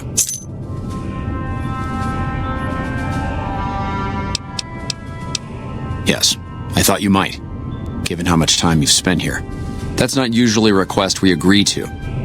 Typically, we take in the young so that they might be trained through adolescence. In special cases, we allow exceptional individuals to conditionally join. Luckily for you, you happen to be exceptional. The condition is that you must complete a task. This task must prove beyond a shadow of a doubt that you have what it takes to join the Brotherhood. I happen to have something perfectly suitable in mind. Though I warn you, it won't be easy. Still interested? Back when we were stationed at Helios, our scouts reported that a group was establishing itself in the area as a distributor of pre-war weapons. Our elder at the time, Elijah, was too concerned with getting Helios running and fending off the NCR, so he ordered us to leave them alone. It's time that we correct that oversight and show this region that the Brotherhood is still a force to be reckoned with. I want you to visit these weapons dealers, this Van Graff family. Make an example of them. Leave no one alive. When the job is done, report back, and I'll arrange for a team to clean up the site and retrieve the weapons.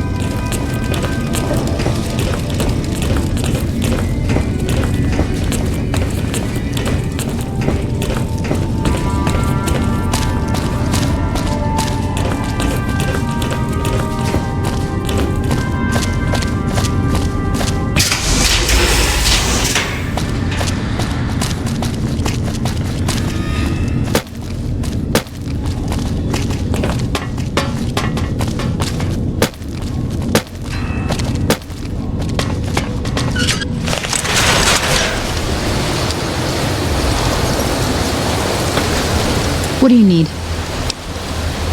Later.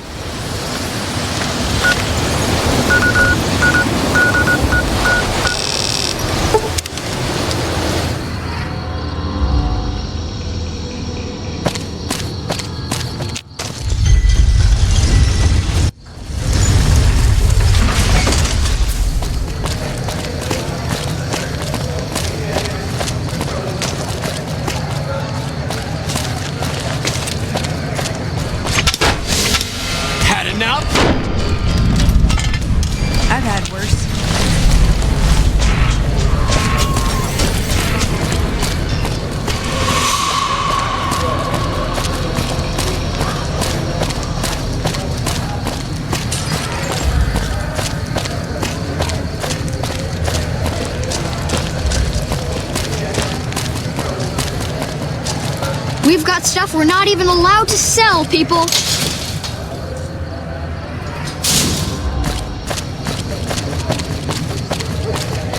Wanna get lucky? Head on down to the Atomic Wrangler.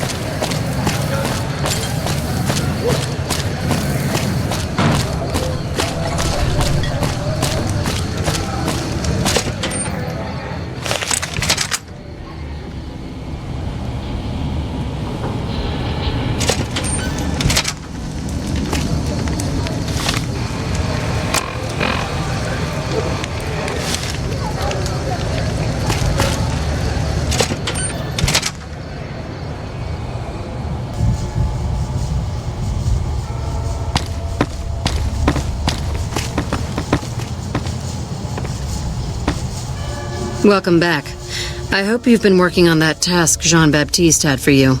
My brother is not a patient man by any means.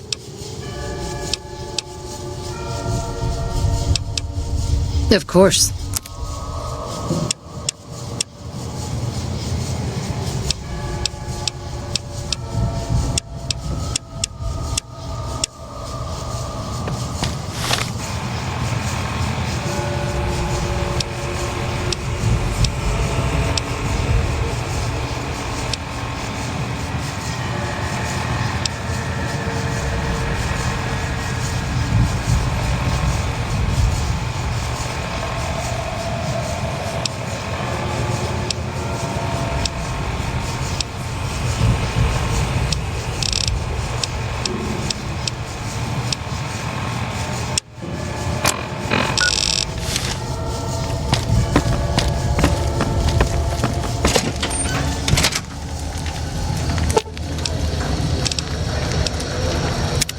What's up? Why does everyone always say that? Nice! Can I order room service?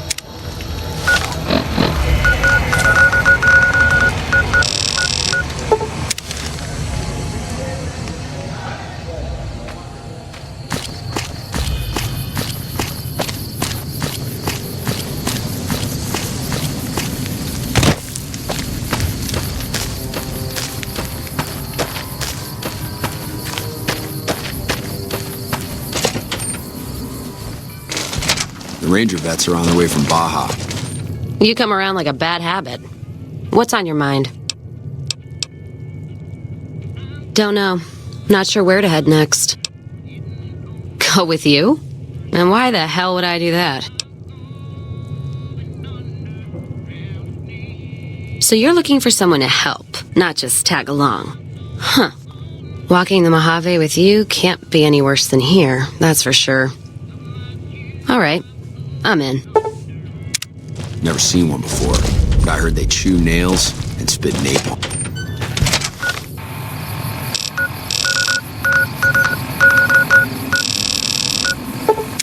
Fucking...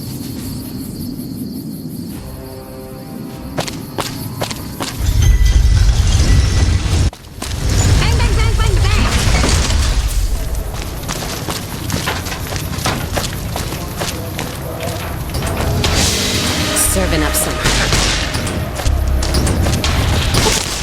You like that?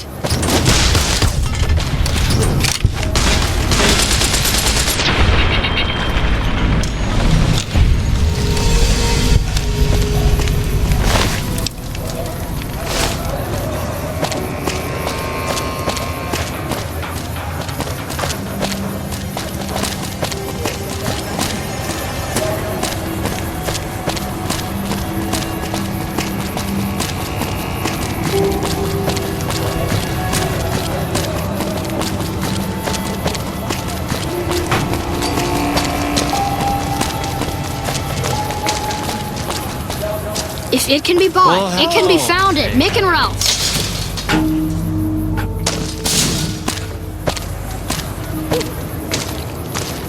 Hungry?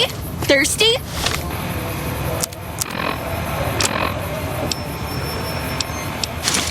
Horny? The Atomic Wrangler has you covered.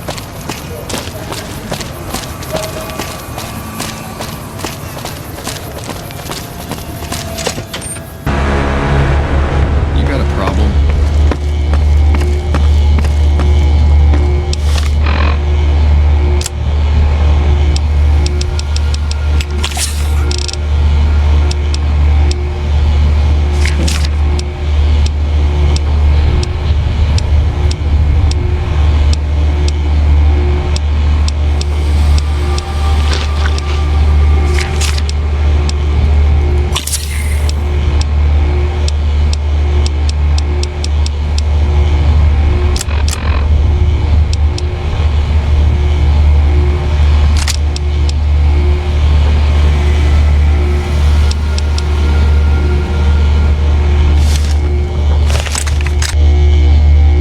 As I live and breathe, Rose of Sharon Cassidy, the late Rose of Sharon Cassidy, was hoping you were on that caravan I massacred. But Crimson Caravan and Van Graffs won't need to worry about you anymore. Mojave's ours, and we're shutting you down for good. Really? We'll see about that.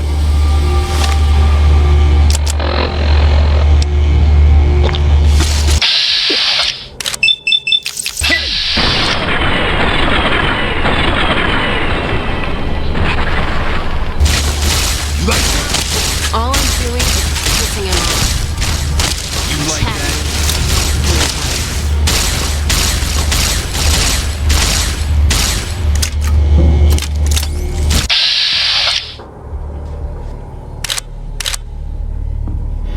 Come on.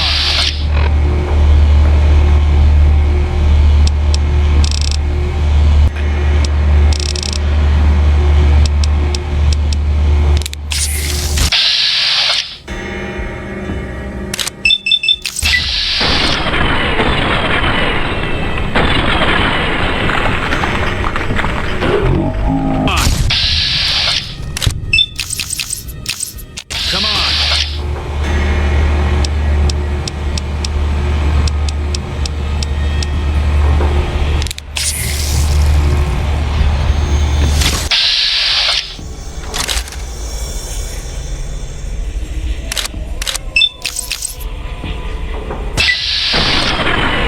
What have you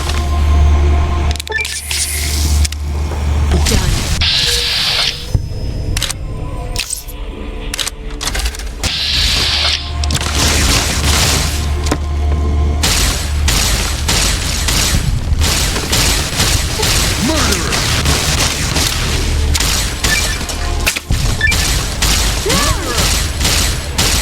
You like that?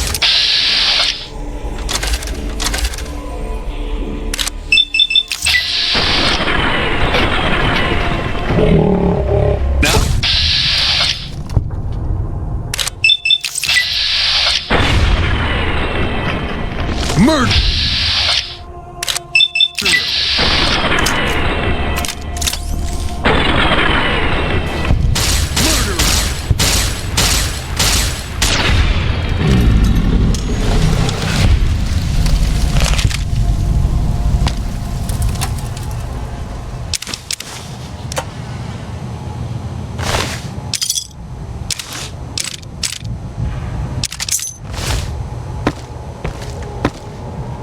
Better than waking up in jail, I guess.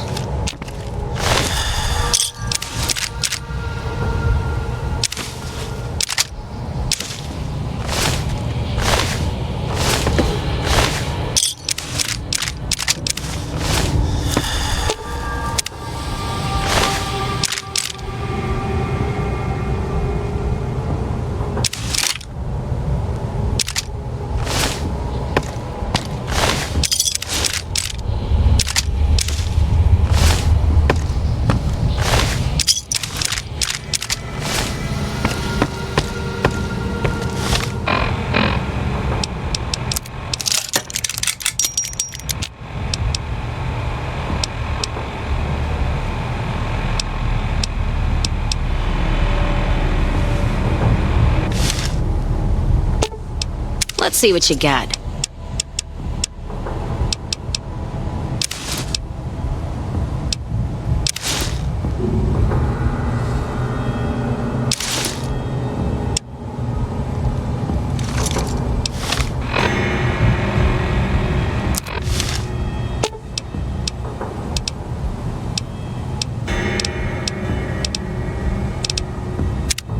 Are you fucking high right now?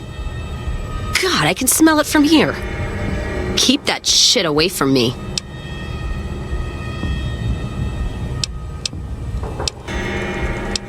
Ask him then.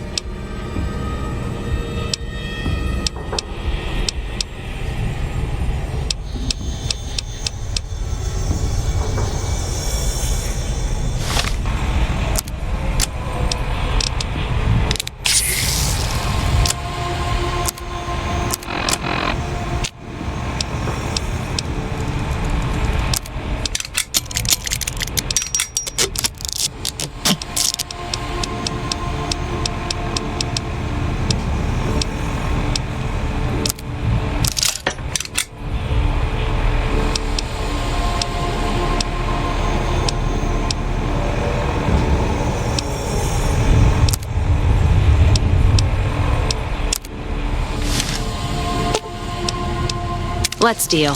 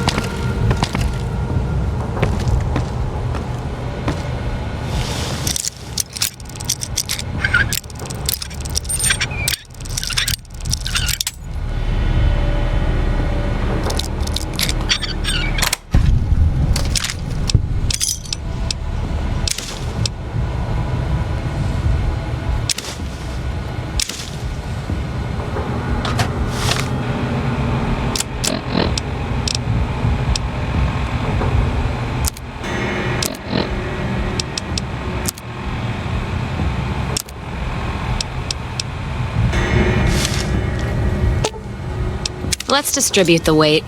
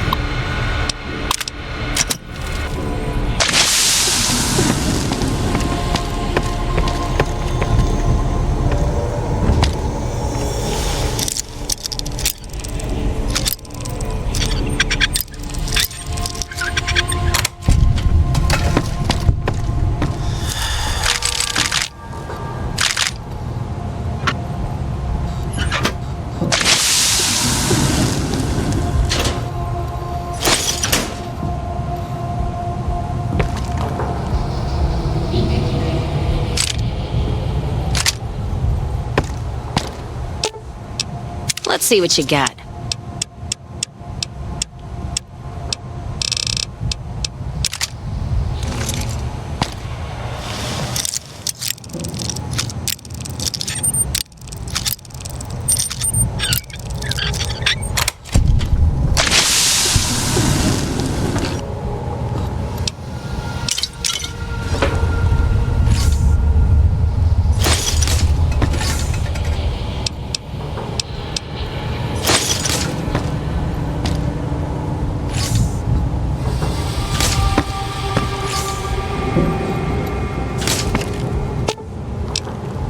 Let's deal.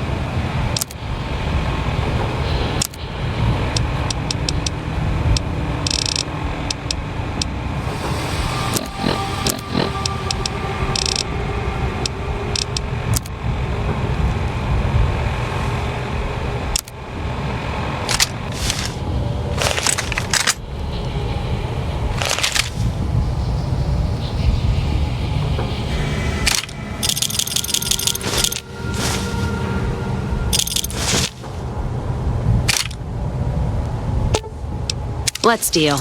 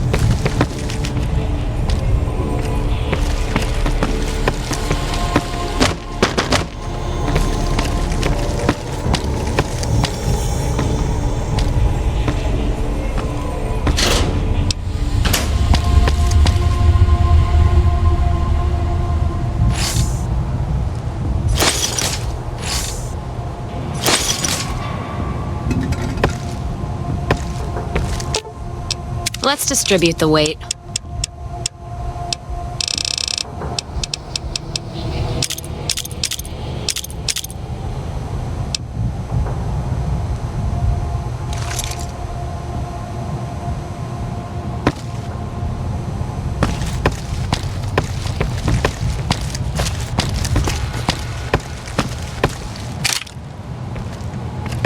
Throw some whiskey in the mix, and I'm game.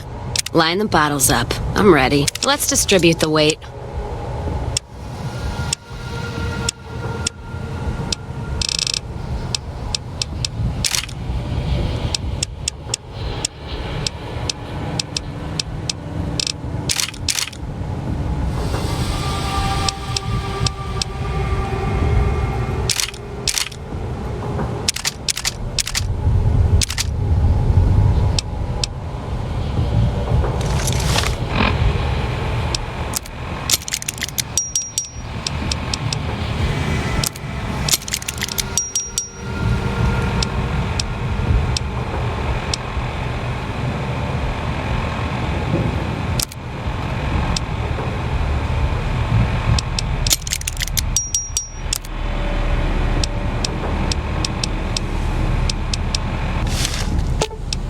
Let's deal.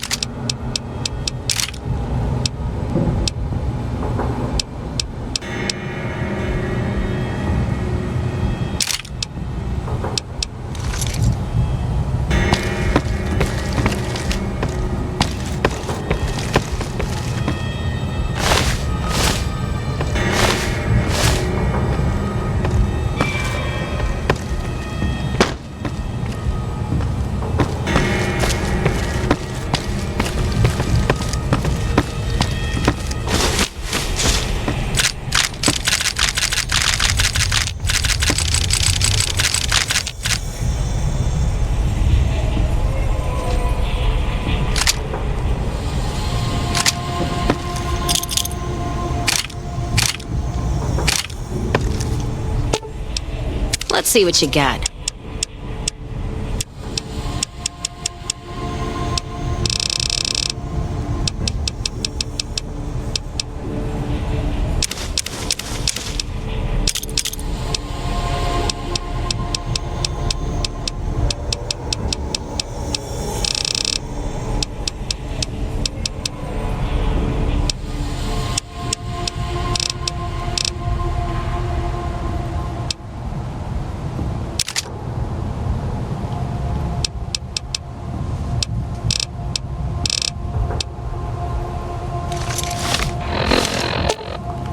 Let's deal.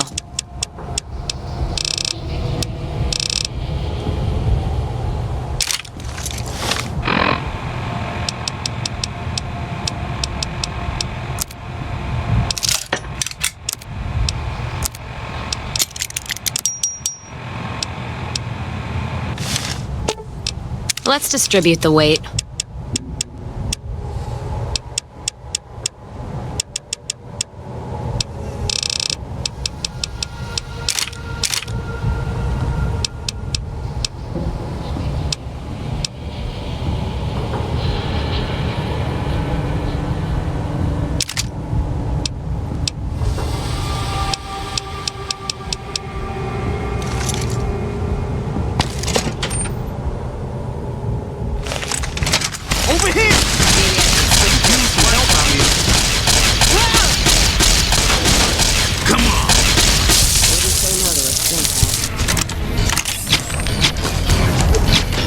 That how you want to play, huh?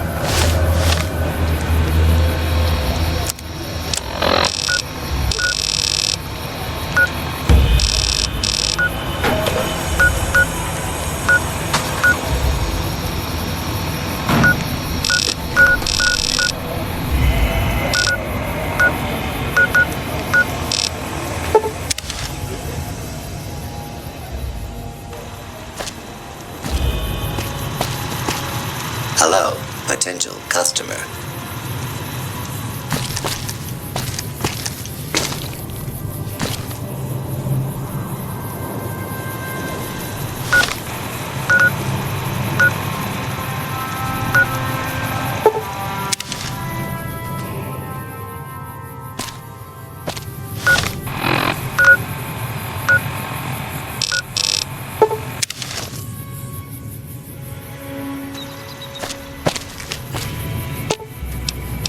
Let's distribute the weight.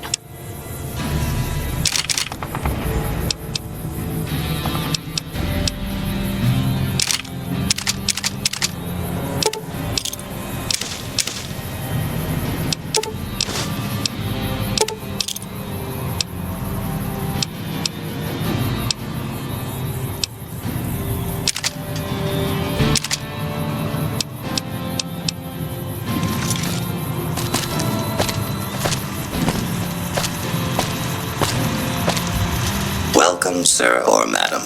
Do you wish to purchase something? I am ready to process our transaction.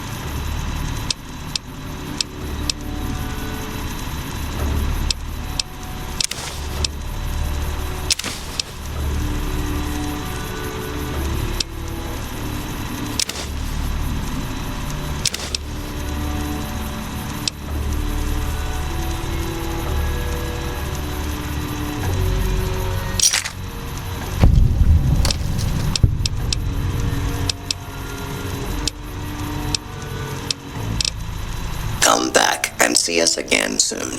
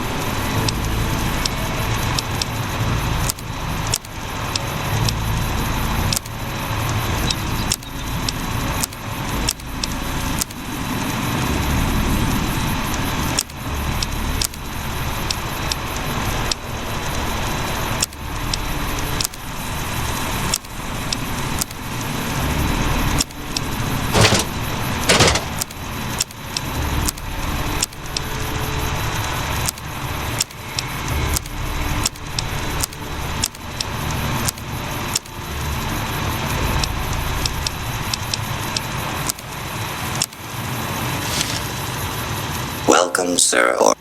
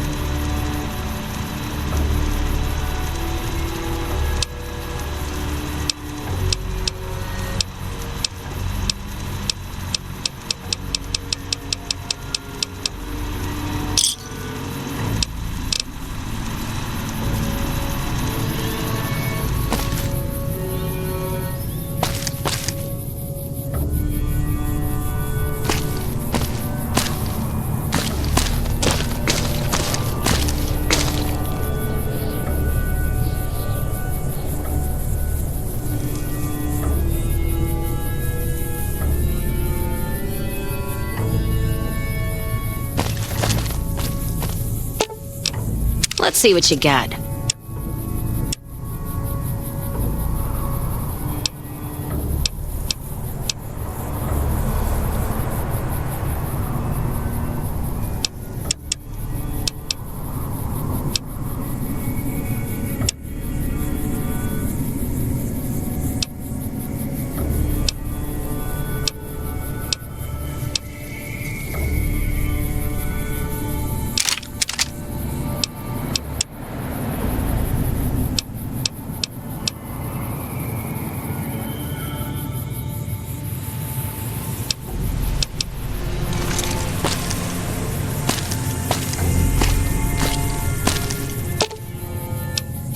Let's distribute the weight.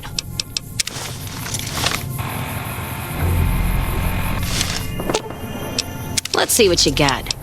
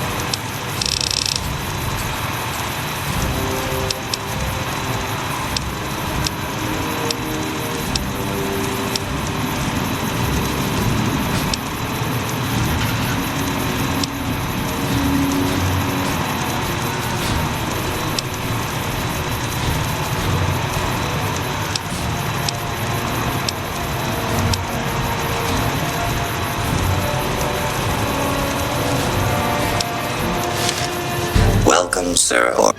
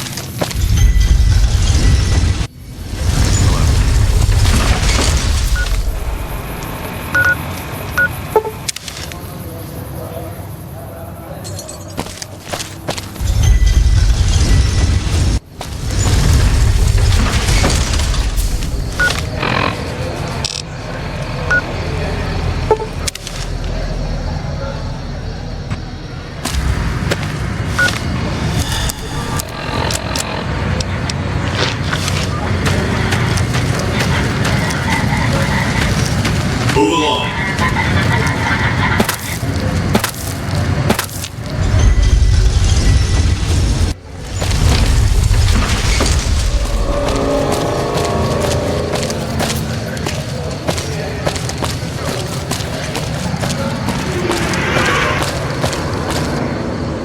Oh, hi.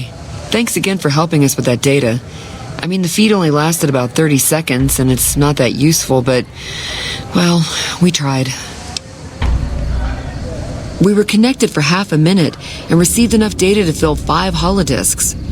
It looked like nonsense at first, but we decoded it. It was all biometric data, life signs from Mr. House. The technology he's using is so advanced that it samples data hundreds of times per second. It's fascinating, but depressing. Whatever technology he has can't possibly be practical for the people out here. About 5 years now. I have family back in Arroyo. But this is where all the good work is being done, so to speak. NCR taxes and inflation have been hard for a lot of people to deal with, and most of the money's going to the war effort. There's not much funding for medical research with OSI or any other group. Not unless it has a military application, anyway. I'm interested in medicine, but it's not my strong suit. I try to help out with any computer issues the followers have.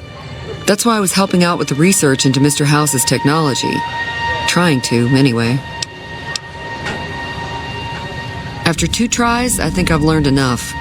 I'm sure there's something more promising I could be helping the other followers with. Oh yeah. I didn't tell you about the first time. I'd rather not talk about it if you don't mind. True. Alright. The first try was a little less professional. Someone important on the strip had access to some of House's technology. Specifically, a Securitron. And more specifically, the someone was Benny. I know, he shot you in the head and everything. But this was a while ago. I knew he was sleazy, but I didn't realize he was so cold-blooded. He sure didn't. Benny was pretty tight-lipped and cryptic about the thing, but he did let me poke around in it for a while. I wound up helping Benny a lot more than he helped me. Once he had access to the Securitron's memory banks, he kicked me out of the tops. Big surprise, right? Should have seen that coming. The Securitron was disabled somehow. Might have been an EMP given some of the damage I saw. Anyway, he wanted it re-enabled and connected to Mr. House's data network. The trick was getting it to be invisible on the network. If Mr. House detects a rogue Securitron in his system, he remotely fries it. Getting around that security feature was a bit tricky. Yeah, strange as it sounds, I figured that bad-mouthing one of the Strip's most powerful people wasn't a good idea. The only reason why I'm telling you any of this is because he's gone now.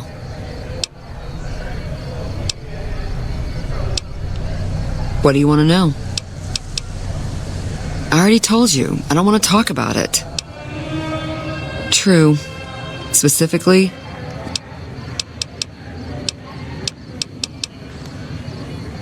not much to tell. Benny had one of Mr. House's Securitrons deactivated and wanted it switched back on. He'd heard I was interested in Mr. House's technology, so he hit me up, so to speak. See you when I see you. Thanks again for helping with Mr. House's data network. Come see me at the old Mormon Fort if you get a chance.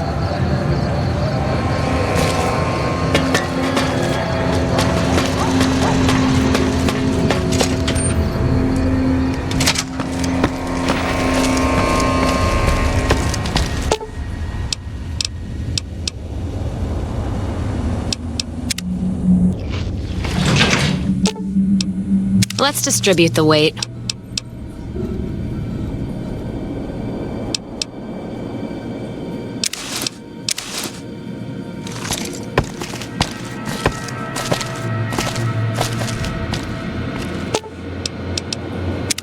Just trim the Van Graff family tree. I think Freeside'll breathe a little easier now. Now, on to settle accounts with Alice McLafferty. Putting her down? That would suit me just fine. Can't wait to see the look on her face when I show up. She'll know why. Oh, I'm sure. Killing never felt so good. Could almost hear the dead behind me guiding my hand. Now that that bitch is in hell, they'll have a shot at her too. So what are we waiting for? We've got more work to do. Music to my ears.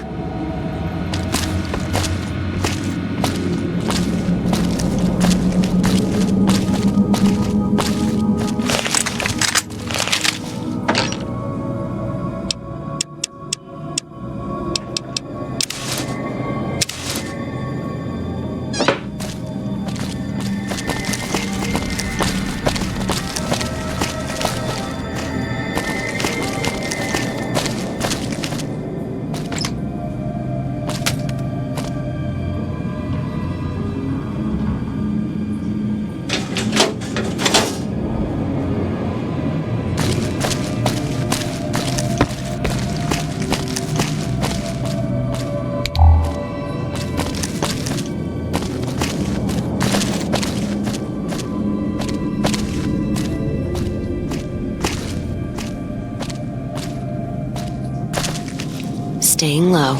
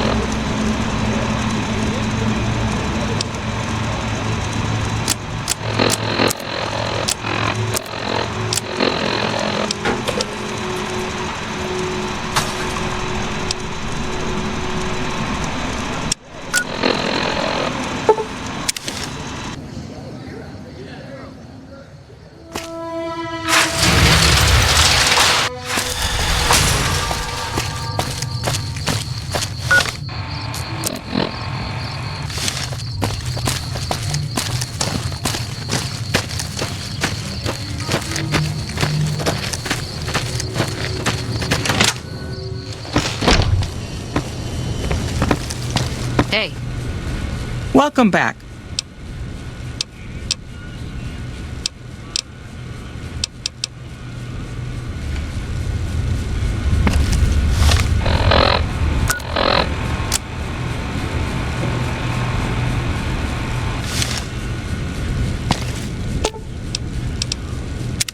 Well, now that I'm free of the outpost, was wondering if you'd mind making a detour. I'd like to pay my respects to the end of Cassidy Caravans. Check out the site where they died. Upside of Vegas, here, Tal. Trapped at the Mojave outpost, so I wasn't able to run there when I heard. Been weeks since it was hit, so the site's probably a Cazador nest by now. Got word back on what happened from Rangers. Guess they found enough in the wreckage to identify it. Only wishful thinking on my part, most likely. At the least, I'd like to pay my respects. I got them into this mess. I owe them that much. Thanks. I appreciate it. Some of the caravan might be ash, but we were expecting raiders and over-inquisitive NCR border guards. There might be something left. If I'm there with you, shouldn't be hard to spot. And I'd prefer to see the bodies with my own eyes. Ask him then. Gift for my dad, along with my name. Rose of Sharon Cassidy.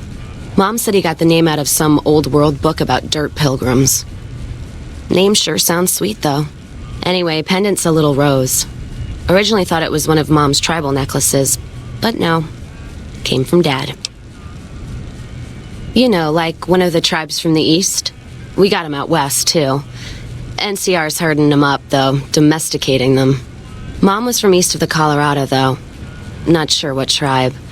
Was before the time Caesar rounded them up, made them Legion. She walked a hell of a way until she crossed paths with my dad, and he convinced her to stop walking. And lucky for me, he was a horny old bastard. Not much to tell. He ended up walking east one day when I was young and never came back. Not a family deserter like some, though. Mom died waiting for him, and she had me to raise. She was sick, but she held off dying until I was old enough to be getting into trouble with the boys. As for Dad, I figure he just got himself lost or dead.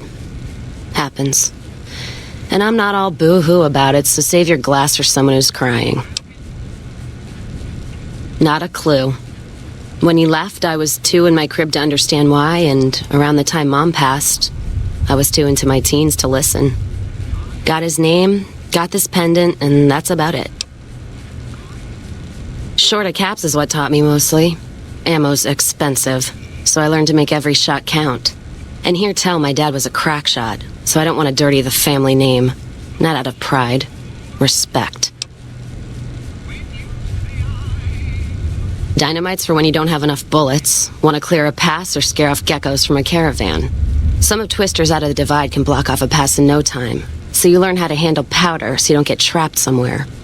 Any event, I prefer shooting if it comes down to an argument. Don't worry, I'll carry my weight if a disagreement arises. What, you mean like spears? No, none of that.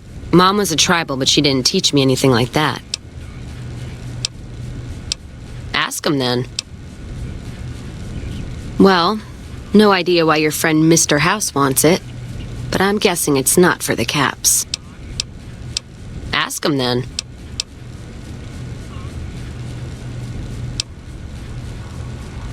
Not sure if I chose it or it chose me.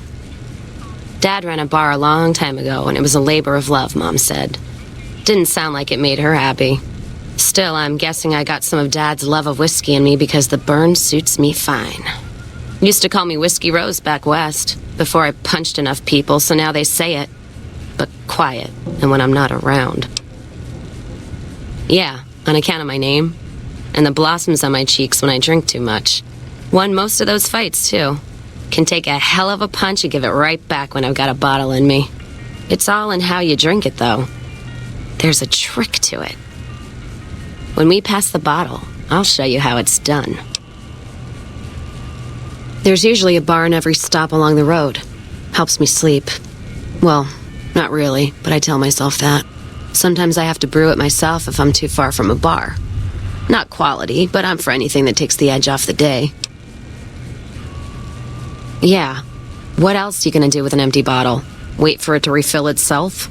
Get me some ingredients out of the Mojave, an empty bottle, a little time, and I'll keep us stocked.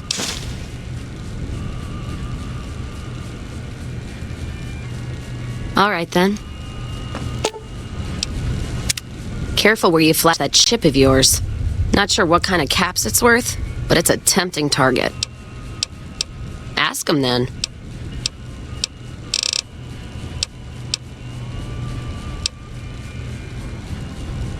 Not much. And I haven't had occasion to look for anything more than that. I've heard what most people know. He's said to run New Vegas. He runs the robots. But, well, no one's really seen him. Well, except you, that is. Ask him, then.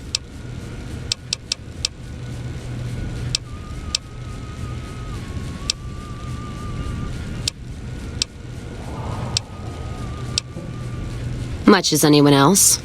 Cazador trap. You fly in, the city sucks a pint out of you, then you're out on the street. NCR makes a habit of going there and dumping cash. Only the Strip gets fat off it. Couldn't tell you much more than that. Not really one for New Vegas when there's enough dumpwater bars in the Mojave to last me. I'm fair with chucking dynamite, not bad with a pistol, if I do say so myself. Carry a knife, too, but that's more for practical reasons. Prefer settling things with my fists, though. Made more friends than corpses in bar fights. Plan on keeping it that way. Don't think I'm some kind of Vault City pacifist, though. If things get heated, I'll start shooting. Trust me. All right, then.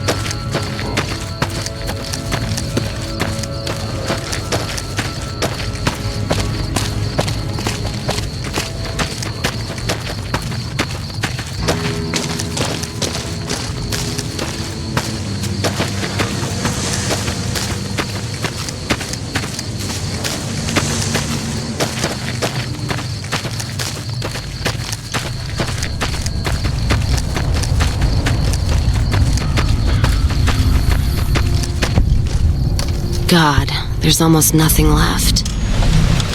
Looks like whoever it was just in the mood for killing. Most of the cargo's ash, too. Not burned, looks like disintegrated. When I heard the reports, I assumed ash meant burned. So close to the Vegas wall, too. Don't that beat all? Must have happened during the day, though. They hadn't made a camp. No idea. Maybe catch the sun in their eyes? Maybe they wanted the caravan to come to them, walk into an ambush. We should check the wagon. They may not have got everything. Whatever we find, it's yours. Least I can do for hoofing it all this way with me.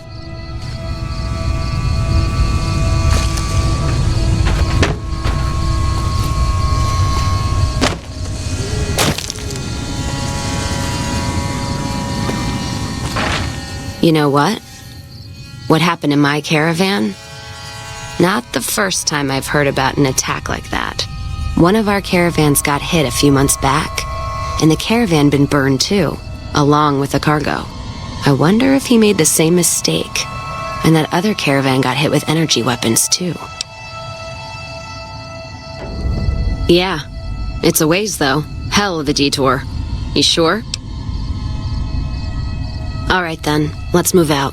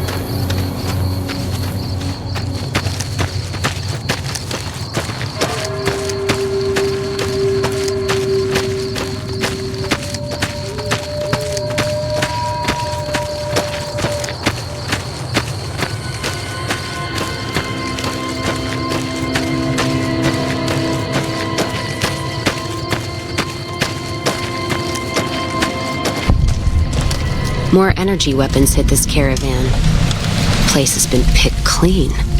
This is Brotherhood-level murder here. But they don't do things like that. This was done with a purpose. Let's poke around a bit, see what we can find. Might be something in the wreckage.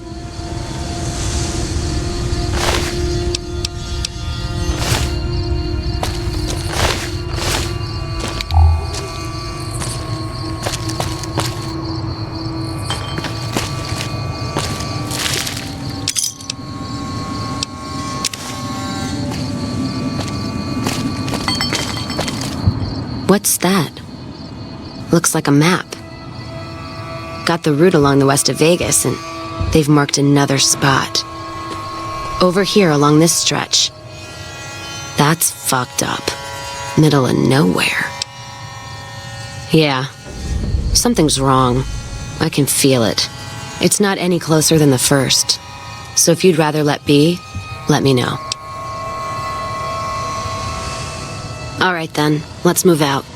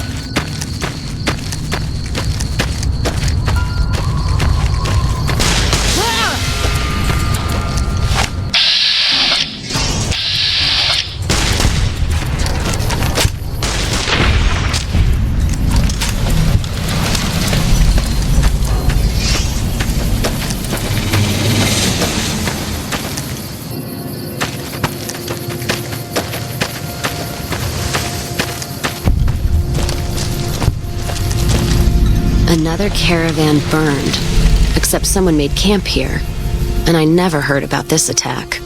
Let's look around. Something stinks.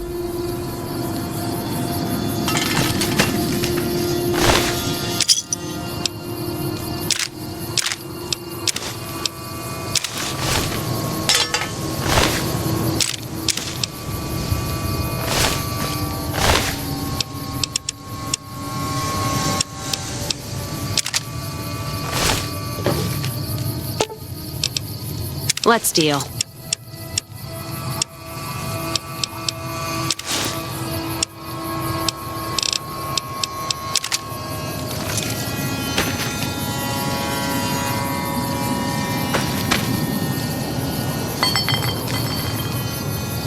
That does it.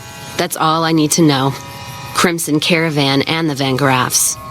They were behind burning these caravans, and they've got to answer for them. I'm gonna get some extra ammo, a few bottles of whiskey, and then show them how Cassidy's settle accounts.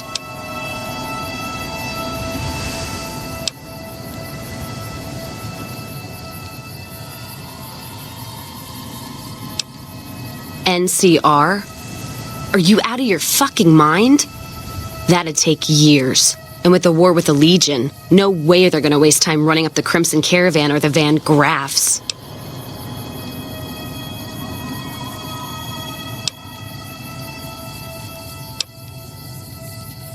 Don't matter much how we settle this, as long as it gets settled.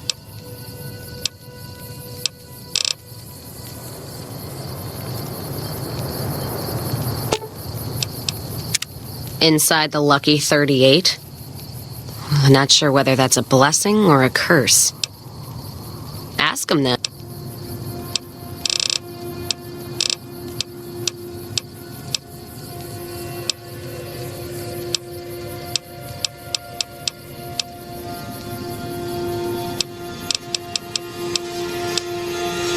started? Took to it like a fish to water. Well, if you know what a fish is. Well, of course I do. It's this slimy, scaled thing.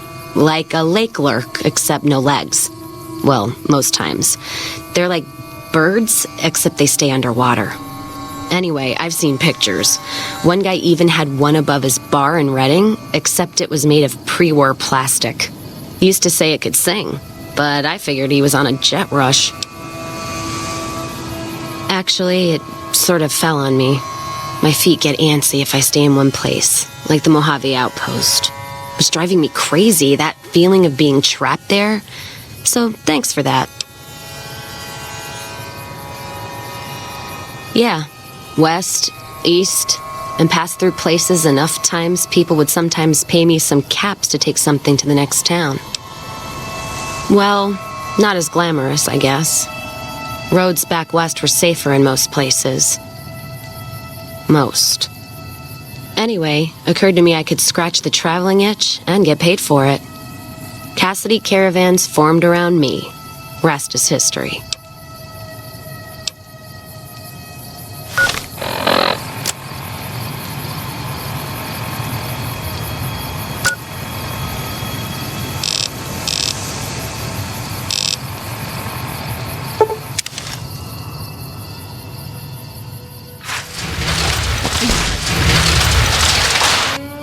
Let's get this in gear. That how you want to play, huh?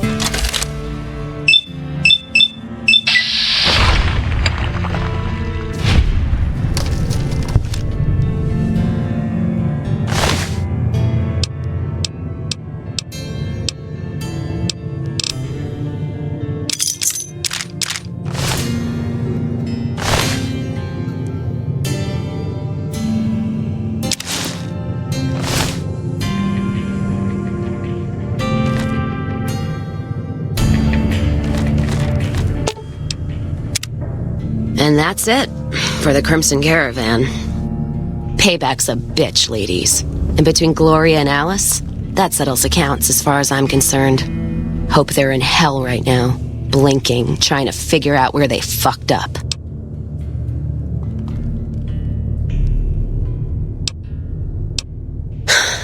Yeah, I am. Never realized I had all that anger in me. Makes me wonder how much more I can settle with bullets. You know, when I first heard about them, I was so mad. But there was this little part of me that said, you can't do to them what they did to you. I say fuck that part. I feel purified, and I love the fact that there's no more loose ends. That's it. Except for one thing. Thanks. Not many people in my company would have done what you did for me without some hesitation or asking me to cool down. But you backed me. Even when the odds were against us. Words aren't enough, but thanks. Don't have to tell me twice. Feel more alive than I ever have.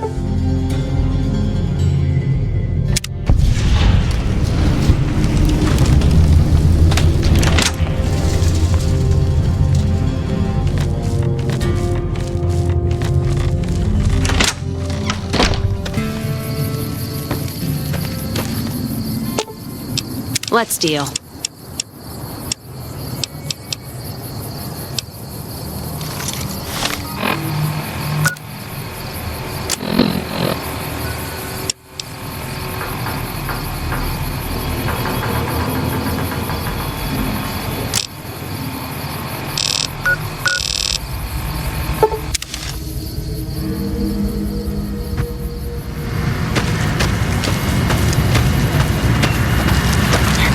Thank you for visiting New Base.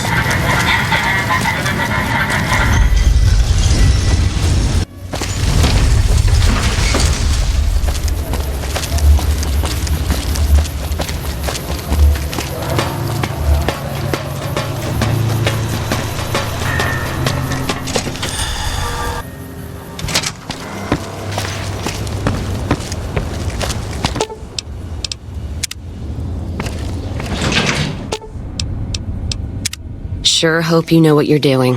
Mojave's getting tense.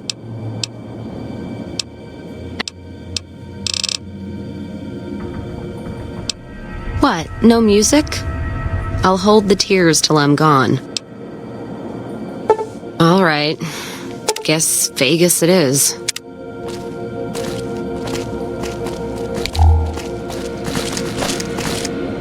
Is it time? I'm ready when you are. Fine by me.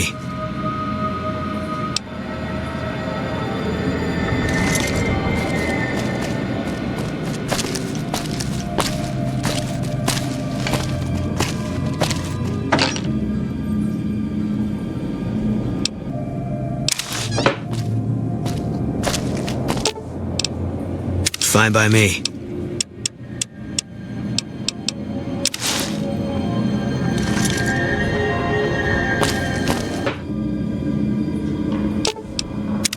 Sounds like it's gonna be an all-out war with the Legion soon. Maybe I should have re-enlisted after all.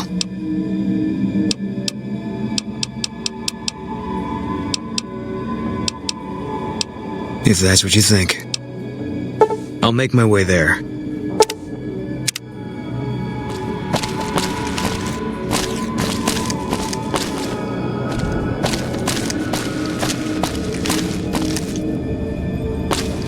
What's up? Let's go make trouble. See you around.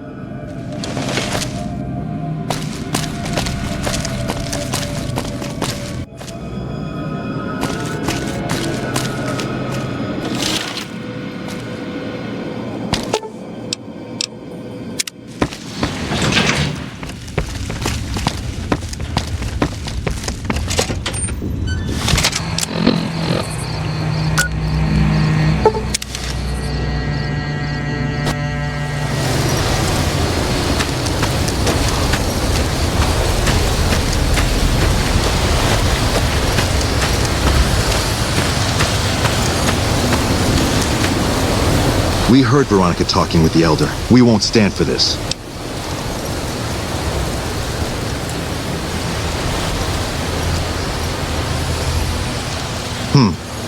She'd be doing a greater service by carrying out her duties and not trying to undermine the Elder's authority.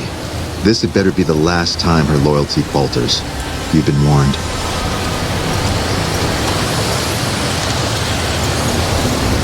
God, I should get used to this, I guess. People get desperate. They turn on each other. First thing to go is trust. I don't think it's ever going to be the same for me in there. Knowing no matter what I do, it's going to end badly. But they're all I have.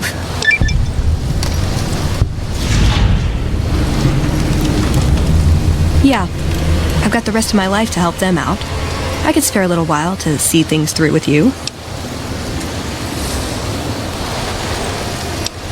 Good idea.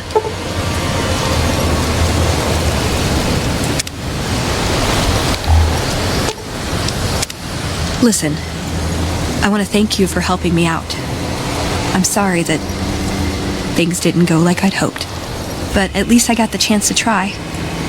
At least I know for sure that there was nothing I could do.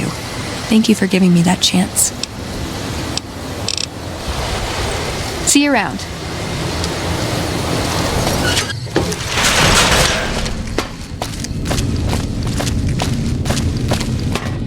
few of us wanted to thank you for being such a good friend to the Brotherhood. So we've set aside some of our recycled energy cells. We'll leave a few of them in that footlocker in the corner every so often. The Paladins scoff at using recycled ammo, so no one should mind. Why is it so important that we research night vision optics?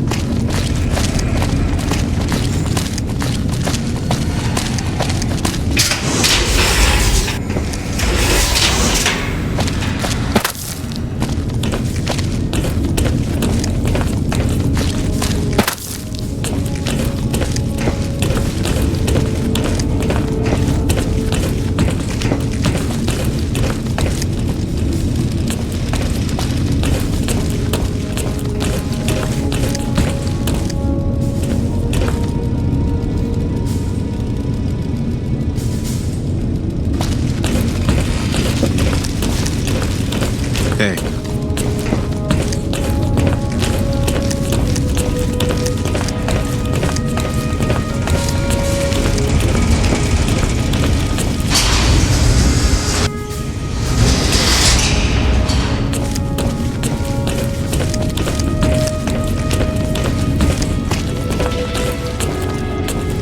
Welcome back, my friend.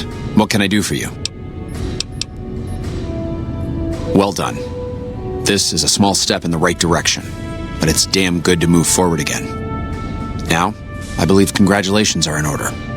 It is my honor to bestow upon you the title of Paladin of the Brotherhood, for your meritorious service in its name. Normally there'd be a ceremony and such, but everyone is too busy at the moment for such frivolity. I can give you this, however, your very own suit of power armor. We can't spare our best, but I had the knights assemble this one for your use. Which reminds me, you don't even know how to use these, do you? Here, I'll show you. It's easy once you get used to it. First, we'll start with putting it on.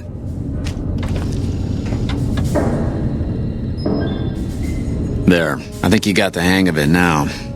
Should be able to use any type of power armor you come across using what you just learned. Very well then.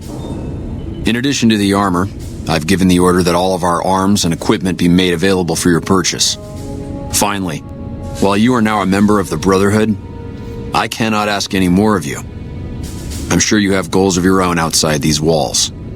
You are free to come and go as you please, though I hope you'll return to us someday in a more permanent capacity. I wish you the best outside, brother.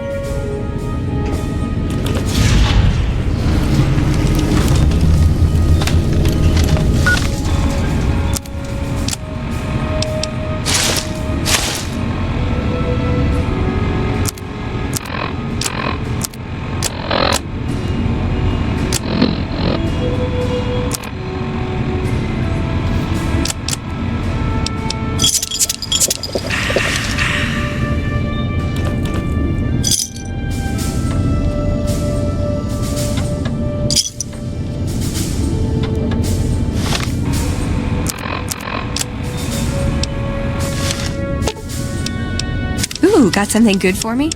Is it a dress?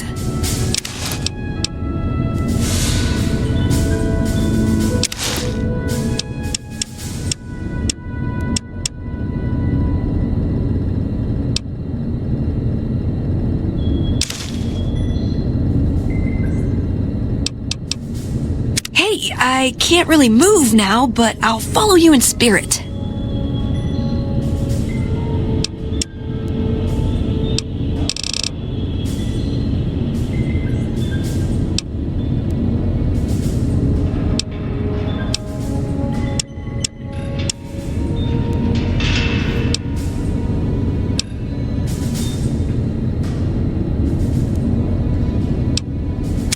I can't really move now, but hey,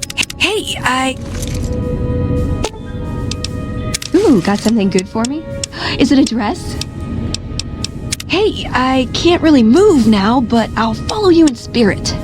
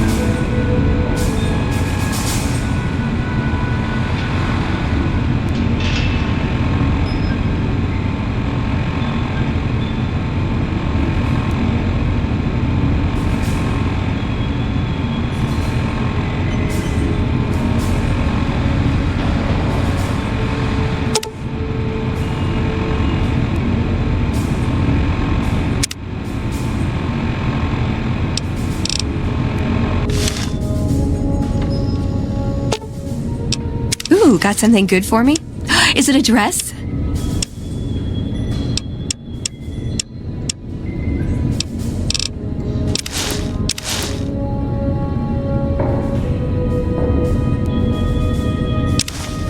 Hey, I can't really move. Hey, I can't really move now, but I'll follow you.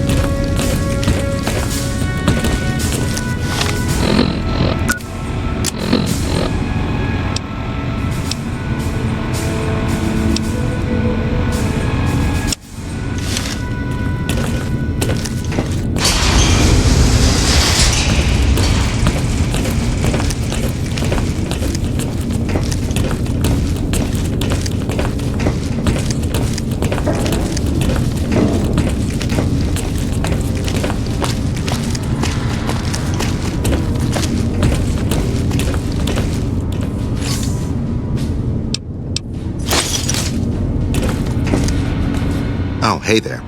Something I can help you with?